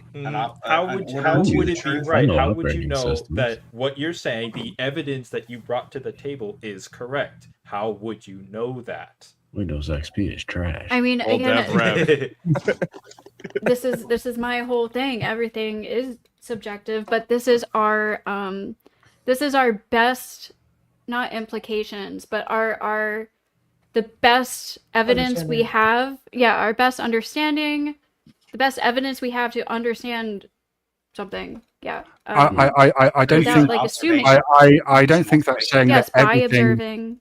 I don't think that's saying that everything is subjective is particularly coherent. For example, if we take color, colorblind people experience, say, the color green or red differently, right?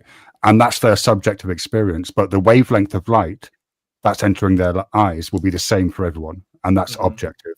I'm sorry. Yeah, Like, I mean, like even- our perception of reality is going to be subjective to our subjects, literally. That doesn't deny So that like, there's even the meaning of what facts mean is subjective, because we can all interpret facts differently. So like everything to an extent is the interpretations can be different, but the facts themselves, the actual Yeah, facts they are themselves, objective they are facts. unchanging. So, for example, Well, okay, is can I- subjective facts have experience changed objectively over real? time, but- Is Can subjective I actually experience try to objectively real? gap a updated. bridge here again? Let me try to gap a bridge here again, because I'm hearing Ghosty say there is objective facts. There's things that we don't have access to, and like a good analogy, I think she even said this earlier, is like something like germs. There's an objective fact of like germs like that can spread a certain way, but we can't see it without a microscope. So until a microscope was invented, right, what the germ actually is, we didn't know the objective truth to it is. So I think she's saying there is an objective truth, but we live in a box basically that we can't see all of it. We are limited to our actual physical beings, like capability to understand and comprehend using our five senses. That's how we understand the world around us. Also, when speaking you of look through things that unseen, the cool thing about scripture is it says that we are made, that the things seen are made of things unseen. And that was something discovered way later after the scriptures were written. That's the whole point of faith, is that you believe that things will happen outside of them physically happening within life. You're the whole point of having faith is that even though it hasn't happened for you physically, that you could not observe it happening in real time, you believe that it will happen, and therefore it is in a sense happening. You just haven't seen it yet. In fact, But that's faith. That's exactly what I wanted you your to whole admit. world This. is built off No. of faith. If there's no objective standard, then you're operating off of faith that your subjective standard is actually true. Will be And the you're one able that's to on operate top within in it. that sense. I am operating off faith in other humans that they are not completely lying to me about reality. But how would you know Exactly, that they're though. lying You at have that to rely on other minds to ground your mind. I don't Yeah, know but if they're doesn't completely everyone right. They could be completely lying. There could be a screen in the But so sky, why which is I it so highly doubt. But like, inconceivable that No, God- one sec, Ghosty. Your counter there should be no. I conduct an experiment and then I get the same output that they're telling me. That's how I can verify. I can't experiment in the space, in outer What do you mean you space. I can't? just have to trust. Hold No, on. you can. So you can't. If someone says that gravity isn't real, and would you just go based off of them saying, "Oh, gravity isn't real, therefore I guess gravity isn't real," or That's you different wouldn't from proving like Jupiter exists or something like that. I mean, you can't take That's this something bottle I and can just say, "Oh, verify. gravity's not real." Oh shit, gravity. That's is what I'm saying. real. That is something I can verify for sure. But there you- is certainly science out there that I have to trust in in history and other people. So you can't you yourself do an experiment to prove it for yourself. You have to rely on someone else telling you that it's true. Have you I done don't an have I experiment? don't have the means to prove that like the bottom of the ocean is actually X feet deep. Like I don't All right, like Ghosty, yeah, what I about- have to take someone's But do word you for that. believe it, An though? easier For question example, for we you to can't answer prove that would black be- holes exist. Black holes are technically just a theory. We have photographed one. A better example would be your material reality that you live in, like your microphone. How do you verify its existence? Or do you? Do you just presuppose it's going to work? Wait, those are two different questions. I verify its existence by observing it and touching it and noticing that you guys can hear me. Yes. I don't presuppose it's gonna work. It might be broken one day. Does No, but the key thing is your the observation. scientist- Yeah, Yes. you're observing Have you that guys? Yeah, but have you- observations can be tricky sometimes, right? Like How- our eyes How can would they deceive be us. tricky? Which You- is why you'd we have to- test those Like we observations, might correct? not have understood that Well, I'm saying that humans need oxygen to breathe because we weren't able to see it until X amount of years ago. We What knew if I that told we you it was breathed, but we nitrogen? didn't know it was What oxygen. if I told you it was nitrogen? Have any of you buy a car ever? presupposing it's going to work, otherwise you don't buy the car, right? Have any of you ever read any Wittgenstein? Yes. So Right, you're no. admitting that you operate on faith every single day in everything that you do. That the Well, I mean, I test material drive a reality you car. understand is going to be consistent. Hold on. You test drove a. Why would you need to test drive if you just say that the salesman tells you it's going to work? Why even test drive?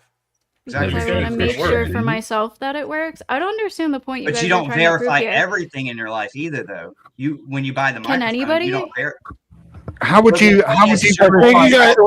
I just want to say, I think you guys are going to a point that's like Yeah.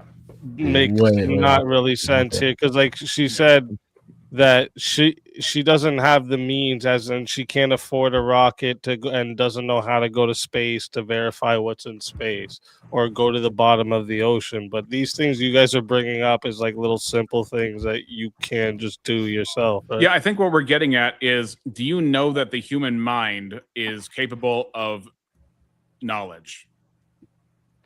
Do I know that the human mind is capable of knowledge? Yeah, I know it sounds circular, but there's a hypothetical which I could say that we have a brain, but it does Yes. not map at all with reality and does not reflect anything else at all. We can hold knowledge. Okay, so you believe that there is a relationship between the human mind and the universe that we live inside. A relationship? Sure. Okay. How did that come about? I'm curious. What do you think? And it will Our lead consciousness? back to it will lead back to the abortion Is debate. By the but is way. consciousness the will- same thing as the brain? No. Really? What is consciousness? I'm not Consciousness saying is I have an something- answer, by the way. I'm curious what your answer is. From my assumption, like I don't know either, but I'm assuming consciousness is something that comes from the brain, but it is not exactly the brain. It's a result of brain activity. I definitely believe that the brain plays a part in consciousness because part of consciousness is awareness, right? And so we're aware of each other's presences. And I actually think that part of our consciousness is also our conscience, which is how we make value claims about each other. So, for example, I don't have to, if somebody tells me about a person, I don't have to be meaning a human, right? Then for the sake of this conversation, then I don't have to wonder if they have value or not. I already know by faith. I would assert knowing by faith that they have value as a person, which is why we're having this conversation about abortion anyway. We're having contention of priorities of value. Would you agree with that statement or no? Yeah. Okay. Can I ask how you get knowledge through faith? Yeah, because if the foundation of any epistemology is circular and you're grounding that in something that is circular, no matter what your view is, like say I took a piece of paper and no matter what your epistemology is, you write X to denote the foundation of truth, and then you try and justify X, right? So if you justify the foundation of truth by representationally taking an arrow that starts from the X and then circles back into the X to point to the X, most times that is a vicious circle and logically invalid. But in the case where the foundation of truth is the foundation of truth is circular, and yet in that case it would necessarily be true, because whatever the foundation of truth is, it is necessarily self-justifying. I mean, that's an interesting phrase, foundation of truth. Yeah. Yeah, because I mean, the foundation would mean that it gives you a framework for how to interpret things, how to understand things. Because it starts from somewhere. It has right. to So you would start from agree that somewhere. different people have different starting points for how they assess what a thing is and how to understand a thing and how to interact with a thing. I think we'd all agree with that. So if you're a Hindu, you might not eat certain animals, and if you're a Christian, you have no problem eating most animals. Right. Or you on the bacon. Yeah. Doesn't well, faith and Acts truth- chapter oh, sorry. 10 would have something to say about that. But go ahead, Ghosty. You've been very patient with us, so thank you for that. Yeah. Oh no, are you done? Yours? Yeah, I'm done. Oh, okay. I was just gonna ask, isn't like faith and truth or even knowledge kind of contradicting though? No, because when we talk about faith, we're talking about something outside the scope of something we can fully we can observe. We can physically yeah, observe. we could. You're right. We can. And faith be justified. Yeah. So when we talk about faith, that's about something that it is non-contingent, right? So most things in the universe are contingent. I depend upon not only God creating me by bringing my parents together and all that kind of stuff, but even the world we live in is contingent upon whether a God decides that it continues. The world will keep on spinning when I die and when you die, and people will keep on living. And so the world's not contingent upon me, but whatever you believe whatever you believe that reality is, it's contingent upon something grounding all of it and making it all together. Not only making reality coherent, but making it harmoniously work together: the physical and the metaphysical and the spiritual and the moral. Even outside the whole God thing, you need food in order to live. You need nutrients. You need sustenance in order to continue to exist in any sort of normal plane of existence. That would be what we call Anyways, what we would call I living. don't want to interrupt. What about the but I am afterlife? Do you going need to food in the head afterlife? out. Oh, sorry. No. Have a good evening. God bless God all. bless, sir. I God bless. Hey, dogs. God bless. Thank you for coming up. Dogs. Yep. Night. Take care, bud. See ya, dogs. You mentioned the afterlife, but at that point you're admitting a transcendental concept, basically, to where you would then be, in a sense, admitting that. I think she's just curious about her beliefs. Yeah. You curious about my beliefs? I mean, I believe Or, that they're well, yeah. Cool. So she's asking. It's just curiosity. It's not an argument. She's just wondering. Oh, okay. How you vision the afterlife? Yeah. Yeah, I don't. Have Do you need looked into food? Christianity? I don't think you need. I don't think you. Have you read the Bible?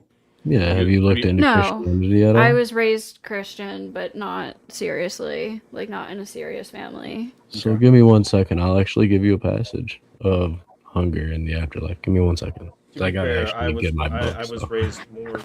I was raised on Christianity as well, but sort of fell out myself. But And he's differentiating But just- hunger from Good old like the ability to just die. just real quick, yeah, because I just want to go back to, because like Ghost, you were saying it's like, well, like I take the science or like the scientists on faith when they're telling me about the solar system and all this kind of stuff.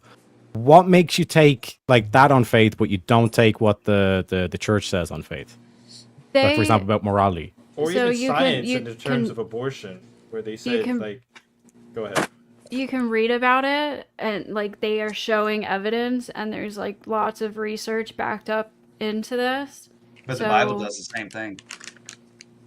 I don't Literally think the same they thing. show evidence like What evidence does the Bible a show? scientific book So would. check It this out. I references got, itself. It's more like a It's history. a historical reference as well as prescriptions and God's message. Certain And, aspects of the That's not Bible that evidence. in Revelation 7, we do have a clear picture of the afterlife for believers. And I usually like reading a lot of this to get the context across. But this is when a great multitude is seen before the throne, worshiping God and the Lamb. So one of the elders came to John and asked, "What are these which are arrayed in white robes? And where'd they come from?" So, and then John responds, you know, and then the old man says this, the elder, and I'll start at 14. These are they which came out of great tribulation and have washed their robes and made them white in the blood of the Lamb. Therefore, they are before the throne of God and serve him day and night in his temple, and he that sitteth on the throne shall dwell among them. They shall hunger no more, neither thirst any more, neither shall the sunlight on them, nor any heat. For the Lamb which is in the midst of the throne shall feed them, and shall lead them unto living fountains of waters, and God shall wipe away all the tears from their eyes. That's our promise. So they are still being fed, but by what is feeding them again? What was the? I wouldn't look into that too much. It requires an interpreter. I will say Revelation is is the most difficult book in the entire Bible, so it's very hard for me to secure an. For me personally, you need a church father to help you. Well, being fed by the Lamb, especially in I have a heaven, is to be sustained by Him. I have a question real quick. Just like my own, just for my own personal curiosity here, because you mentioned there, Ghosty, like you accept like some historical evidence. So like, do you like accept like Jesus was a person? Yeah, he existed. I just don't accept him being like a prophet or something like that, or divine or anything like this. Okay. Yeah. Yeah. May I was just curious. May I ask? I'm a former science major here. What You're very soft, by the way. I can barely hear you. Yeah, I can try turning them up a bit. One sec. How's that? Any better? Oh yeah, much better. Much better. Okay.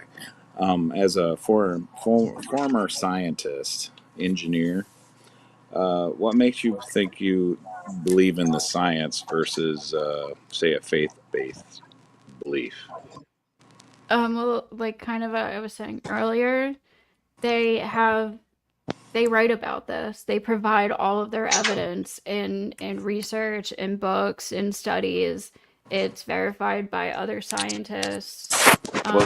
There's a lot of equations, math, whatever that goes into this. But over time, science is always proven wrong 100%. Science evolves, yeah. So Yeah, again, that's it's one of our its strengths. you're right, and it's our best understanding of the reality, which sometimes gets updated, our understanding, or corrected. But the biases of the science background. I mean, you can't get written, you can't get proof, you can't get any attention if you have a belief in God. In fact, That's not true. The majority of scientists believe in God. About 51%, according to an American survey of the Institute of Sciences. You won't get published. They can have a belief, but they can't influence their work on it. You have to be through the Christian Science to have that happen. Trust me, I know. But what I'm saying is, if you believe in science, you have to have faith in other men, right? Mm-hmm. And if you believe in the Bible, you have faith in God. Now, I can More see importantly, some science doesn't even follow the scientific method, like psychology. What is that? I'm sorry? What is psychology? What is it? Valid question. Yeah, fair. See what I'm saying, though? Psychology is a valid field of study. Magicians have known this for decades. Psychology is just a study of human behavior. It's not psychiatry. Pattern recognition. It's man's behavior. Yeah. And you can manipulate people's behavior. Well, we know what psyche means, right? In Greek. The mind, is it? The soul. Oh, the soul. Right. Okay. Well, as we know, etymology doesn't equal definition. So, well, I agree. I'm just still like pharmakeia. You know what pharmakeia is in the Greek, right? No. Witchcraft. Oh, is it? Pharmacy. There's some crazy guy on YouTube that Talyak really likes that claims that early Christians were all drug takers. What's his name? Ammon Hill. Ammon Hillman. Yeah. Yeah, have you heard of this guy? No. It was the Christians were banning all the drugs. The ancient Greeks were right, okay. Like that's where we get like pharmacy, like pharmakeia. Like it was literally like magic what they were doing, but like combining all these like weird like animal products and all this kind of shit together and herbs, and it would give like these like antidotes for these remedies and all this kind of shit. That literally the people called it like this is witchcraft. So Medicine Ozempic. is kind of like a healing potion. Alchemy was early Witchcraft science. with healing, but that's exactly. Witchcraft was used often for healing. Anyways, go ahead. It was used. I'll say that much. It was herbal. Alchemy was early Witchcraft, you mean science. professional Yeah, seething? alchemy and herbs. Yeah. It was in the herbs. So It was I want to bring that back to That's the kernel. the whole abortion thing. If science basically tells you that it is a unique quote unquote organism to the point where they would call it a baby, call it an infant, at the point of conception, why would a woman then decide that it's all of a sudden not a person if science will deem it a person at the point? Science doesn't call it an infant. There's there's a bunch of different words for the different stages of a developing fetus, but they don't. It's But not they like all referred. they all kind of point back to the fact that it is a child, Human. that it is the It's a offspring. human. It's a human, and it's Yeah. the offspring of two different humans. Therefore, it's not. Therefore, it would. You just gave it value by admitting it's human, though. Yeah. Ghosty. In your opinion, that's not my opinion. No, by your standard, But- you use the word. But science. It's human life. A human that is not developed to like why do you 16 give it to a 20 sign of weeks is value? not valuable to me. Wait, does One sec. Because it's my baby. It's a Down syndrome. It's a Down syndrome person valuable enough for you. Given value. If I say there's a cup on my table, I'm not giving the cup value because I'm recognizing there's a cup on my table. Come on. You're Yeah, completely the key distinction here, Shiva, is that she's attributing different value depending on what the human's like. So, for example, as a Down syndrome person, should we not value them because they're not as high IQ as the average or whatever? I'm not telling, I'm not telling others what they should and shouldn't value. I'm not doing that. Yeah, I'm but giving what I'm women saying a is- choice yeah, to okay, make a one sec, decision to let me- carry an abortion or not. I'm not Okay, telling you to yeah. value something or to not value it. Okay. Well, would you be actually, okay? One sec. Would you be okay with a woman that says, "Oh, I got an abortion because I found out the kid was going to be Down syndrome"? I personally don't think that's right, but I'm not going to take that right away from her. I know there are some people who think that's a okay thing to do. Here's a You and dilemma. most women I have a real quick Also, question. not in like the third trimester or something like that. I mean, like You early and on, most because you women can. you and most women find that think early that way, on. considering all of the elective abortions in this country and in most of the West. I'll And- just say that. You and most women think that same way, Yes. where it's like, which leads to actually a question I had far before all of this, which was, a whole bunch of women. You say a whole bunch of women feel bad about having an abortion, but if most of the abortions that happen are elective, doesn't that really mean that they don't really feel that bad about it? No, of course not. Like, emotions are multidimensional. You can feel bad about something you're doing, even though you think it's the right or best decision for you. It can still be something that is emotionally triggering. Ghosty, I have a question. Real I have quick, a sorry question. guys. I just want to ask a real quick question. Well, it's like twofold.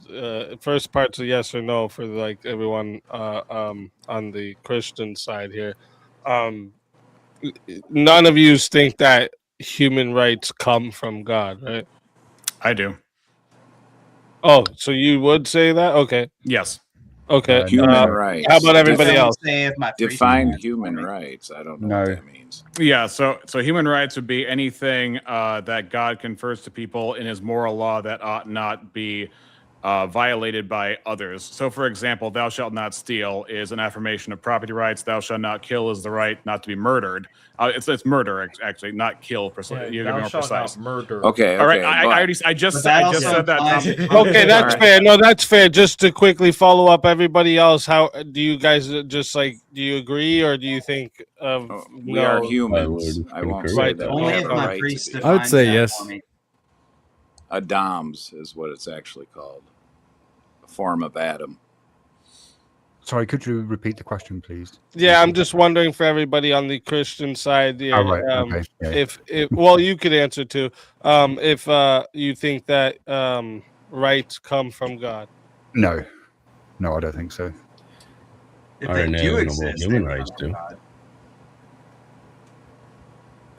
So, okay, we got some yeses, some nos. Okay, so what I was gonna ask here is if human rights don't come from God, what is the reason that you have to believe that some humans shouldn't be intentionally killed based on age, size, dependency, Preference. capability, whatever? Science tells us that single cell organisms is life, yet they don't consider a fertile egg life. It's an oxymoron. Well, I think they do consider it life. Yeah. I'm not saying it's not But you, alive. but you, but Okay, you, if but it's alive, then it's murder. I mean, it's that simple. well, Okay, then should we not kill animals? The I like Should we it. not I kill like it. animals? Good setup. Well, guys, No, this is because we're once going away from the question though. Like I can even if we just all disagree, it is murder, right? Why is it? What reason do we have to believe that some humans shouldn't be intentionally murdered based on some type of Well, see, characteristic? the Bible doesn't law an abortion. There is no law for that. We shouldn't have a law for that. We should have a society that would promote life, and you wouldn't need such a thing. If you follow God's rules, we wouldn't have this problem.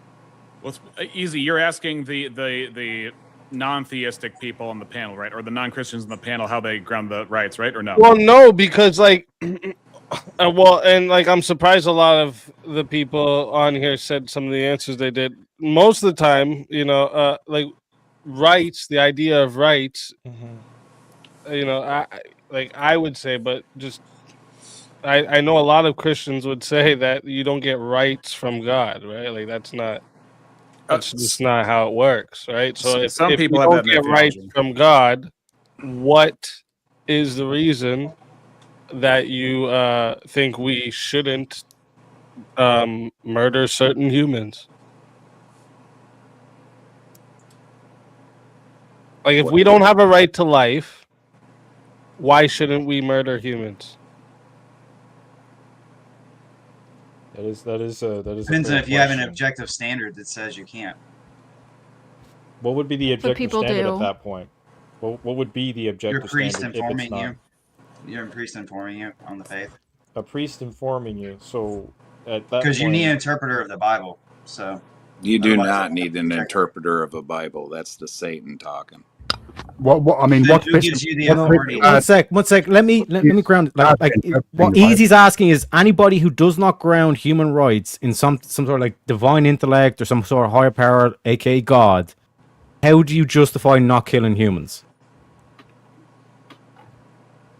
I don't like it. Yeah, I don't it's like it's it. I kind of mean, a I'm it's a a social moral emotivist. contract. So that's kind of what it boils down to. I either like the action or I don't like the action, and then based on that, I say that's either good or it's bad. Colloquially, which leads to why I guess, and this is going into, we don't have to go into this because this is a separate topic entirely, which is why Islam is taking such a foothold because, well, I guess they think so, and why also leftism has taken such a foothold as well because, well, they don't really value life to the same degree that Christians and people who think God who do you think base their Muslims morals don't on. value life? Hmm? Do you think Muslims don't value life? Well, they certainly don't. They certainly don't value death in the same way that Christians do. They They don't. value 72 virgins more than life. I value life.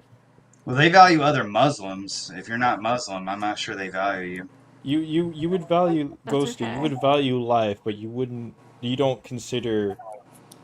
You don't consider a baby in it during development to be life. I do You don't. consider it to be life. I am just okay, and I prefer the benefit of the option given to the mother. Well, hey guys, Like, I gotta head out, but it's been great. God bless you. Ghosty, thanks Yeah. for being so patient with us, and Yep, you have a thank great you. rest of your time here. God bless you. Hey, Thanks I for want to coming talk up. with you more. See ya. Have a good Take one. it easy, I re-examination. guess in that sense, I would I would be so long as you know what you're getting into when it comes to abortion. this will betray me a bit, but I would give that compromise. So long as you know that you are extinguishing a life. You are extinguishing life itself by performing an abortion. Don't you think most people know that? If you're that dead set on it, and you understand the gravity that you are actually taking a life, then if you're gonna go do it, I guess I can't stop you. But and I will say that a lot of women these days don't actually like talk about the ramifications of getting an abortion, which is why it's so kind of it's so kind of thrown around, and in some cases in some cases, a lot of cases more so today than before, as a status symbol to how many abortions you've had. They don't You mind if I they don't capitalize on that? What? they don't value the life that they're taking. They don't value the fact that they are extinguishing a life. So you tell me that a whole lot of women will feel bad that they're getting an abortion, but then they go on, say, TV, or they go on some podcast, and then they tout that they've gotten like 5 abortions or something like that. They'll I've go and never say, heard of that. Ever. It does happen. it's happened especially recently, where you have high profile women go on to like shows, and Like they who? will. It doesn't It matter. happens on the whatever podcast. happened. Do you have an I example? know. I have the That example, part's but I can't. irrelevant. Yeah, it's irrelevant. Other than like, I'm sure if you looked it up, I can see it in my head, the specific example in my head, but I can't remember what it was, who it Okay. was. It's probably Do you on the think whatever that everything podcast. I've has seen people do that on the radicals? whatever podcast sometimes. Do you Yeah, think that actually, every Some group actually has some radicals? there was a really famous actress that went on a podcast recently. I forget her name, but she went on this podcast, and she's like 40 something years old, and she was basically bragging to the host of the show that she had 5 abortions in her Yep, life. And saw that. she just said it. She outright said, "Oh, I had But 5 are you abortions in my life." attributing And this crazy outlier to like even hold the on. Well, majority of women? Ghosty, I got a It's not an question. outlier if a whole bunch of women see this influencer and then go on to basically say, "Oh, well, I mean, this influencer said it was okay. She basically did not value the I mean, lives that she was getting rid of. Therefore, I'm not going to really value it too." Do you not think that can happen, and can I would happen have to to more see and it, more? but I think a lot of things can be said out of shock value. Maybe she actually does Yeah, mean there it it, was. but no, Charlize Theron. I don't Sh- see just like watching that. I Go- don't think women are just gonna be like, that's gonna change their but Charlize Theron, I think someone in chat said it was Charlize Theron. She was on a show, and she went on that show gloating that she had 5 abortions. That She wasn't her, I don't gloated. think. Oh, Okay, maybe but do you not, think but that it Gloated was most about the some people other do manly. that? actress. She gloated about sleeping with 26-year-olds and that she has a degenerate lifestyle. But Ghosty, I have a question. Since we're on the topic of the value assessments, considering we're under replacement, right? And unfortunately, the black community is having an exceptionally high abortion rate. Would you at least change your value assessment to make sure that population does not go so down that they are eventually just going to be gone in They'll go America? extinct. No, Yes. I mean, no. If one group of So you think it's people okay for black people to go extinct if in they're not America? having babies and it's not like done systematically and they're just choosing not to have babies and they don't want to, I don't see a problem with that. I mean, you're So consistent, but that's a hard position to bite. yeah, you're Um, basically You're basically saying basically I black people have saying, also less if value I than white. choose to die, Guys, then you gotta let her answer. You gotta let her okay. answer. Don't you I answer also for just her. think the birth crisis just isn't You don't think the a birth crisis is a crisis. thing. You don't think Yeah. that being under replacement is a bad thing. You don't think No, that being able because to. just because there's more baby boomers doesn't mean that we have to replace them. Markets adjust all the time. Like If the mark. there's honestly less people would probably No, be that's worse. more productive Now, How because would there's how not would that enough be really No, more? it housing. wouldn't. You would There's not have to, enough yeah. housing. People need jobs. Like again, and the market will adjust to how many people You're are missing the buying forest to see things the trees. and like there's no way We're nowhere near to a point where like we're gonna go extinct or something like that. But we're below replacement, which means that with the current trajectory, we will be extinct. You don't think That's not what that you don't? means. Just because one Yes, it is. generation doesn't replace one ahead of it doesn't mean that humans So you are have on a the track you going hold on, extinct. You have a population of 10 million, but it's below replacement. So the next generation there's 5 million.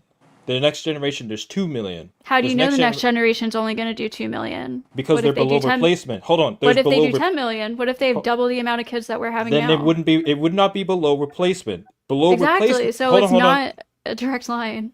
Well, but that's the whole thing. Is below replacement means that there aren't enough humans to keep the 10 million at 10 million. Once the 10 million generation goes, what you have left is 5 million people. Below replacement means that there's no longer 10 million people on the planet for the next generation. Do you think there has always been 10 million people on the planet, or has there been a point where 5 million people? The 10 million is relative. It could be 100 million. It could be Right. 2. It could be 5 people. But don't you think the planet has, like, obviously we are the most populated we are now. We got here somehow, even though there was a tons of less people than us before. Like, what I'm saying is it's not a direct line. Just because one generation doesn't replace a generation that are literally called the baby boomers because there was a boom of babies doesn't mean that society is in a crisis. the silent generation did that. The silent generation were the ones that fought the war and then had a whole bunch of babies as a result of that. They were a certain population, and then they had so many babies that they were able to not just replace them, but exceed replacement, be able to exceed that replacement number. And now for all of those baby boomers, they're not actually having those babies. And so now after they go, there will be less people to replace those number of baby boomers. Why do you have to replace it? Wait. It's actually very difficult to predict trends in population rates. So there's a whole branch of mathematics called chaos maths. And what it does, it's not some weird magic sex thing. It uses mathematics to try and describe the behavior of complex systems. And one of the systems that chaos maths looks at is actually like population rates of things like rabbits and whatever, let's say rabbits, and what tends to happen is what you're describing does happen, but then you'll get spikes in the pattern. So one year there might be, for reasons that are completely unknown, just like an overpopulation of rabbits, and then 3 years later there might be a massive underpopulation of rabbits, and it's a tricky thing to work out because the same mathematics, you can use it to describe stock markets, weather systems, various kind of systems within the human body. But just to kind of say, like, to say that if the population dips below a certain threshold, that necessarily means extinction. I'm not sure that that's true. How are you to get like if I have 2 children, real quick, if I have 2 children, there's nothing stopping my children from having 6 children. There's nothing stopping, just because I have less children, there's nothing stopping the next generations having more children. It's value not assessment. That's going to be a factor. Well, you have if no they idea don't think what... there's a value in reproduction, why would they do it? Well, people because they like sex.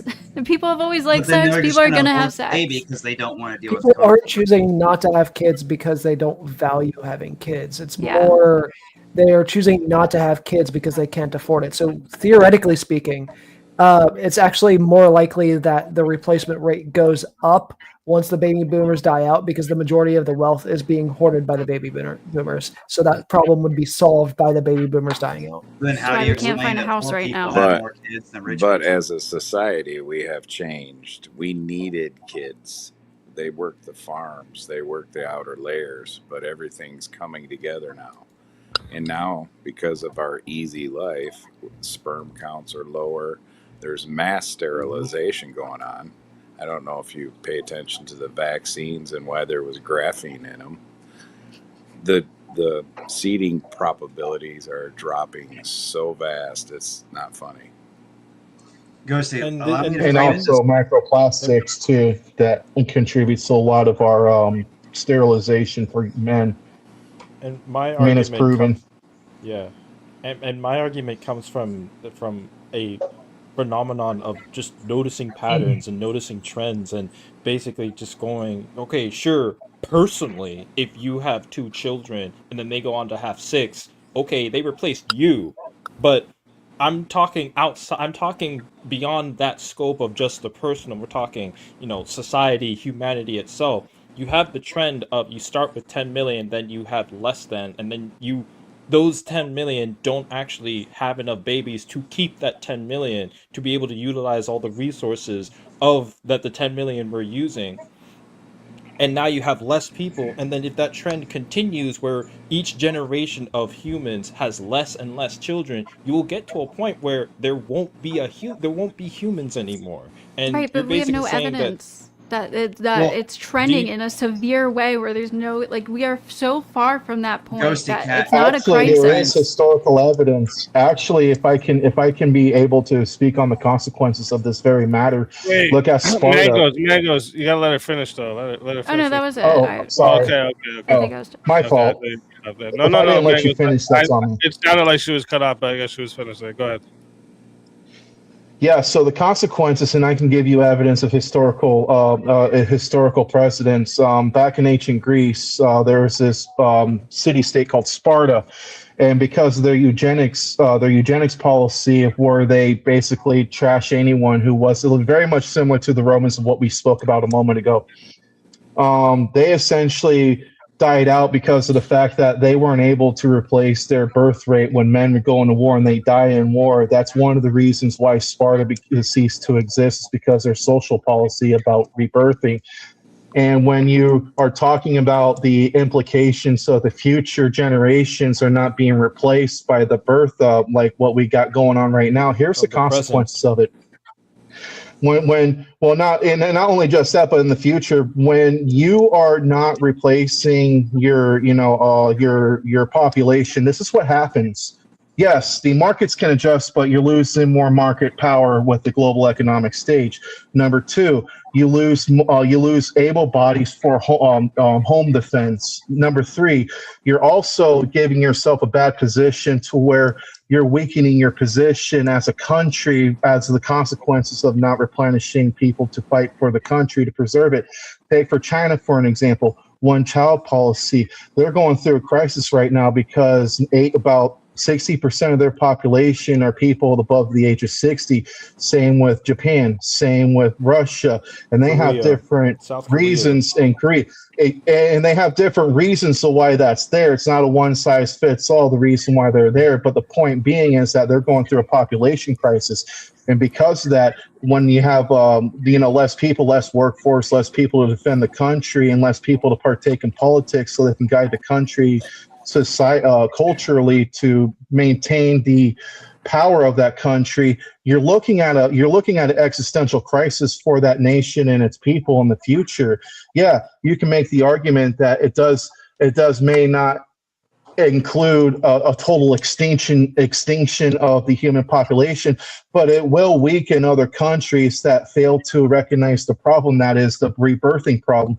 Here in America, on average, we have around 1 million Americans that die, 300,000 women from birthing defects, and then estimate of 700,000 babies being aborted yearly. So when when you go within time and the short picture, it may not seem much, but when you're doing 25 years, that's 25 million less Americans that are being born. That's something that you have to consider for if you want your children and your grandchildren to be able to have survivability and also protection by the things I just mentioned. Ghosty, that's why.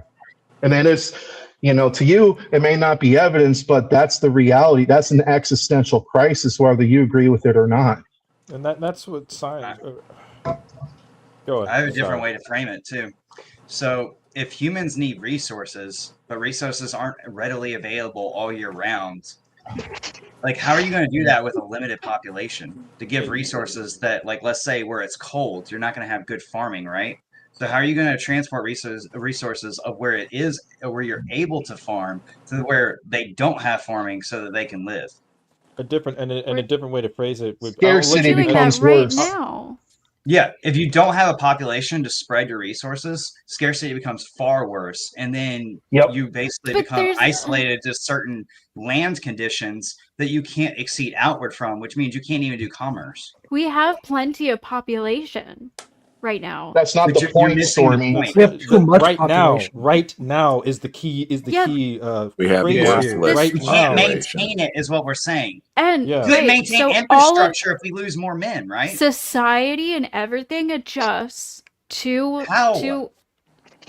it adjusts literally over time by what is essential and what works for people of that time period. They adapt to new circumstances. How and does Basics of supply and population demand. isn't If there's dropping. less, Yes, yeah.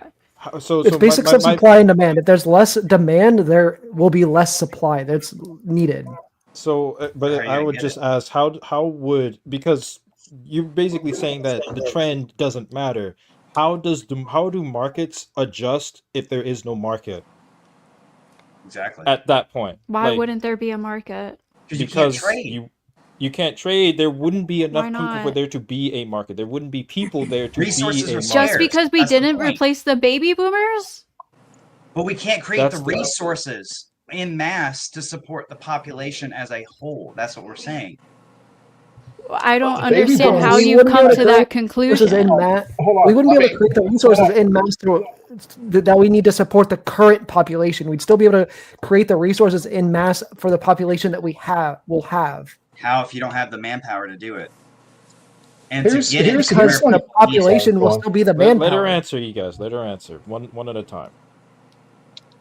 I mean, we have the technology now. People did this already when there was way, like a fraction of the amount of people that are on the planet today, and they did it without the technology we have today. So it's But then you completely require feasible for our population to drop slightly. I mean, like there's no evidence that we're going to have a significant dramatic drop to the point where society completely flips upside down and we can't function The like we are problem with right now. technology is you need Hold on, to wait. No one's asking us questions whenever she's saying this. There's no evidence. Hold on. I need to tackle this. No one's asking or challenging her. What's her basis about there's no evidence for this claim? You have to provide proof that there is no evidence. You just can't make an assertion. You've been making an How can I assertion on that provide this no whole time. evidence? Then how can you You have are an the one- opinion without any evidence? You're the one who has to provide the How can you make an evidence. assertion without any proof? You have to provide the demonstrate evidence. your I can't assertion. provide I a just non- did. I just did. You're Yeah. just All you saying, said- I feel like this. No, you That's what gotta you were actually give me saying. a fact. No. I explained to you why it's a bad thing to not You actually have to explained your tackle an existential assumption. crisis. No, it's You not an explained your assumption. assumption of why- just because of what will happen if we drop a population. doesn't mean that I'm wrong. Means that you don't know what you're talking about. Show the Either numbers. You can tell us how. No. You made a claim. You got if the burden of proof is on you. You have to prove without asserting that. You have to prove that. How is it so that there is no proof of what the direction we're going to when we're having a birth crisis? You have to apply that. I have to prove that you have no proof. Yes, you have to prove. No, okay, you have to present your fucking proof to me. I just did. I just No, fucking did. you Unless really you're telling didn't. me All you why kind of about said this was you or made an something. Okay, assumption. so here, let me see You sound something. like a Flamingos, strong man. to be fair, what's going on here is originally your claim here is our birth rate is declining at a rate that we won't be able to replace our society, and we're going to go down. So she's saying, I want you to demonstrate to me how that's the case, because I don't think that is. So that would be the burden of proof is on you, because you're the one with the original claim, right? Yes. Okay, so All right. you'd I have just wanted to cross the yeah. bridge Just there. show the That was mathematics of the birth rate. Do 2 people times whatever the birth rate is, and But you'll that get a doesn't number even that's prove a less trend than 2. anyway. That doesn't prove the claim, because the claim is that it would cause a society to collapse. Yeah, but you guys operate off of observable evidence. That's our only observable evidence, yes? So you have no What's currently evidence. happening and trends of the past. Sorry So to therefore jump you in, have no but Yeah, I'm gonna. the basic law still apply in demand says that that wouldn't cause society to collapse. Sorry to jump in, but I'm gonna get off. So I'm just gonna say bye. Thanks for having us up, Easy. It was very Hey, pleasant. thanks for coming. It was good having you. Thanks. I hope I wasn't too agitated. No, you were good, bro. Need to We Not missed at all. back into Tony things. Siva. All right. I really enjoyed our exchange. God bless you. Have a good night. I got to spitball something at the ghost.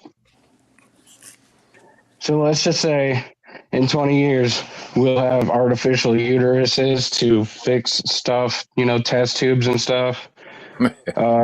So if a mother had a kid in an artificial uterus test tube, basically, but chose to abort, even though the child is not in her, is that murder? Hmm. Are you asking me? Killing life is murder. That's assuming we create the ontology of a human through an artificial womb. I'm just saying I if don't it know was that you a can even do that. test It tube. might violate the law of identity. Are you asking like if there was like I'm trying to understand your question too. Are you asking if there's an artificial womb and then like a mother gets her DNA to make a baby in that womb, but then kills it, says actually no, aborts it. Is that murder? Is that considered your murder? question? Yeah, is it Okay. considered murder? Okay, I just wanted to clarify that was your question. I didn't understand it. Yeah. I think from her worldview, she would not call it a murder because at that point, the mother, who would be the overseer of the development of that child, would, in that sense, consider it not actually a child and then abort it. Instead Wait, of just but killing artificial babies? themselves. That's what we're From talking her about, right? I'm saying like in 20 years from now. Killing she would artificial babies? She would call Artificial it. She would call wombs it are a theoretical, though. Here's a very hypothetical. It's I a hate to- theoretical here, at that point. I in hate to which answer a case- question with a question, but here's a really easy way to counter that: is IVF murder? I don't know what that is. IVF is. I'm asking them, not you. Ivermectin. In vitro fertilization. Yeah, so like basically like a dude takes his sperm, woman's egg, then they Oh, and combine they do and it. plant it into Yeah. a woman. Yeah, they for get the turkey surrogacy. baster and shoot it up. Well, Yeah. that's why we got to get the A lot right more womb. complicated. Yeah. Okay. Seriously, choose the lady who won't abort your own baby. But I'm asking them, not you, Ghosty. Yeah. Okay, that's what I figured. Oh no, I'm not sure actually. I actually came on to be a little bit more anecdotal because The reason, I'm just the saying. reason that I asked that is Okay, go because ahead. when they do IVF, what they do is they fertilize the egg and then they implant multiple, or they implant them one at a time, trying to get one to actually stick. So yeah. So a lot of the times it ends up Why do they do that? killing.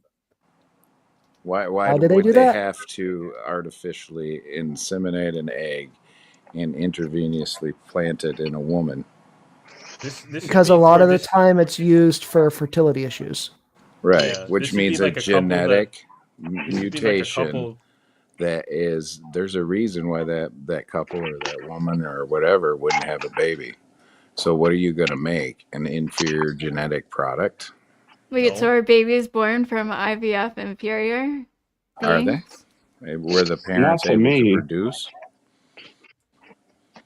Well, The whole reason why I brought up this line of reasoning, though, is because with the line of reasoning that you guys are using, where the second of egg is fertilized, it's a person that would technically make IVF murder. Well, it's I would argue if it goes through natural methods and no artificial, yeah. If under the condition that you set forth, if the mother housing as the womb aborted, that would be murder.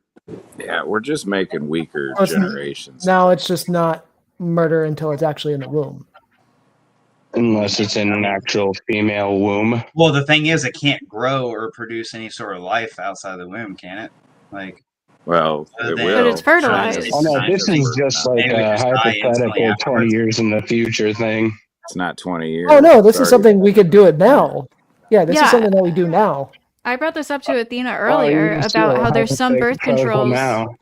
There's some birth controls that terminate a fertilized egg after it has, like, it prevents it from attaching, but the egg is fertilized. And I asked her if she would consider that like murder, and she said yes.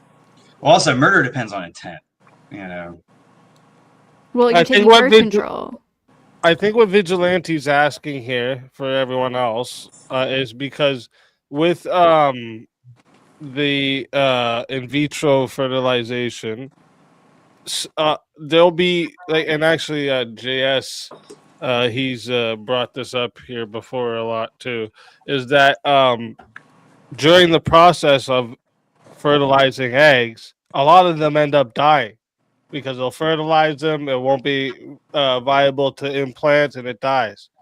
So, what Vigilante's asking is that process us murdering a bunch of kids? No, there's no intent behind it. Lila Rose says it is. She's like totally against. Well, it's killing life, however you want to term that. Killing, not murder. It's killing, so. Yeah, but not murder. It is intentional because you understand that through this process that's going to happen. No, you're Only not one having of them the can intent survive to kill them. You're trying to create life. That's different. by killing other lives. I that mean, are if already there's a consequence fertilized. to your actions, that doesn't mean it's murder. Killing, not murder. You're trying to make it stay alive. Yeah, it's not like you're doing it to create the purpose to kill it. So life doesn't start at fertilization, or it does, but you just don't care about the others that do die. No, I'm just because saying the one difference gets to of survive. killing and murder is intent. That's the only thing I'm stating. Yeah, but you're Yeah, but- intentionally doing this because you know that only one of them can attach and live, and you are intending for the others to die. Your 'Cause you only want one intention is baby. to create life. Just because there's a consequence that things will die doesn't mean it's murder. So what you're doing is you're cheating the natural progression of life. So Wait, you have hold on. one egg. I had to get on. I had to get on because I was the one that asked her the question, and then Yeah, true that. and then who was it? It was me. Valente, or that asked the question about ask your question again. It was the uterus test tube. If they're outside of the womb, then does that equal murder if you still abort the baby? If you No, that was the question. That was the question I wanted to ask her that I put in the chat. Oh, But I you're was- talking about my question, which was asking if IVF would be considered murder. Yeah, I mean, I read it from Half Hood's post, but yeah. In But vitro in that- fertilization is what you're talking about, right, Half Hood? Yeah. Well, that's basically what I'm talking about. Because like years from now, they're already going to have artificial uteruses made and all that stuff. That doesn't make the kid artificial. It just means they'll be born in an artificial uterus. But what I'm trying to say is, would you consider that murder if the mother did not choose to want to have the child based on financial reasons, even though the baby's only 2 weeks old in the artificial uterus? You're asking the others, right? Not me. Well, no, I was specifically asking you. Oh, well, I mean, I don't consider regular abortion murder, so I don't think I would consider artificial pregnancies, abortions, murder either. Wild. What if it was a And third then- trimester? Even third even then, it's if it's not for a medical reason, I guess. Well, I'm saying, what was asked before about the artificial uterus. Like, if it was like almost like crowning. that's another thing that's bothering me. I mean, it's probably. You go ahead. Yeah, I don't Sorry. know like how artificial we're talking about. If we're talking about like robots or something, then obviously. No, literally a test tube. They're If literally. it's just a human, if it's a normal human being born in an artificial way, then they're still human. So this goal. Are they? A fetus Are they? to be human.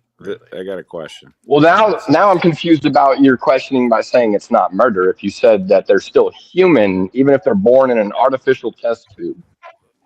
Well, Even if you one of the abort biggest them- problems one of the big problems of this that we've been having throughout this entire conversation is conflating the word human with the word personhood. Being human doesn't necessarily mean that you have personhood. So the medical definition of personhood is consciousness plus the ability to reason. That's your I've never heard definition. anyone medical say that guy has personhood. He's not a human. He's got personhood. That's never what I've heard. Science wouldn't be able to demonstrate Well, that's why I asked if a corpse has personhood, because they're still a human, right? But they don't have personhood at that point. True, but would you violate a corpse? No, because it was a person. It still is a person. It's just dead. It's about respect at that point. It's not really about But it's- that person's like. I mean, well, if you check its DNA after it's dead, it still comes back human, right? What'd you say, Easy? I was gonna say, we burn bodies to ashes. I mean, if you did that to a live person, it'd be a violation. You know what I'm saying? So we kind of do violate dead bodies in a way. That's the whole point of We cremation. throw them in the ground. We dig a huge Well, a hole lot and of times put them that's in the also ground. based on their wishes, or it's based on whatever that culture is part of. Because, like, Vikings, they burn their bodies. Nowadays, we cremate people, but it's based on choice. Cremation is also way Yeah, that's not healthier always for the their choice. environment. It can also be the Yeah, choice of the family. that's true, but that's also kind of messed up if your family wants to cremate you and you wanted to be put in the dirt. Like, that's kind of messed up. If you ask Well, for there's it, also I mean, it's kinda messed the up, difference but- of like they you not wouldn't person specifying. they wouldn't person you at that point because they are not respecting The Egyptian mummy Yeah, true that. embodiment. Yeah, I mean, at the point when you're dead, unless you like directly put in your will, I don't think you really have a choice. But you don't have a choice if you're the poor and indigent. The government cremates you now. If you don't get picked up, yeah. So back to you. I'd like to ask a question.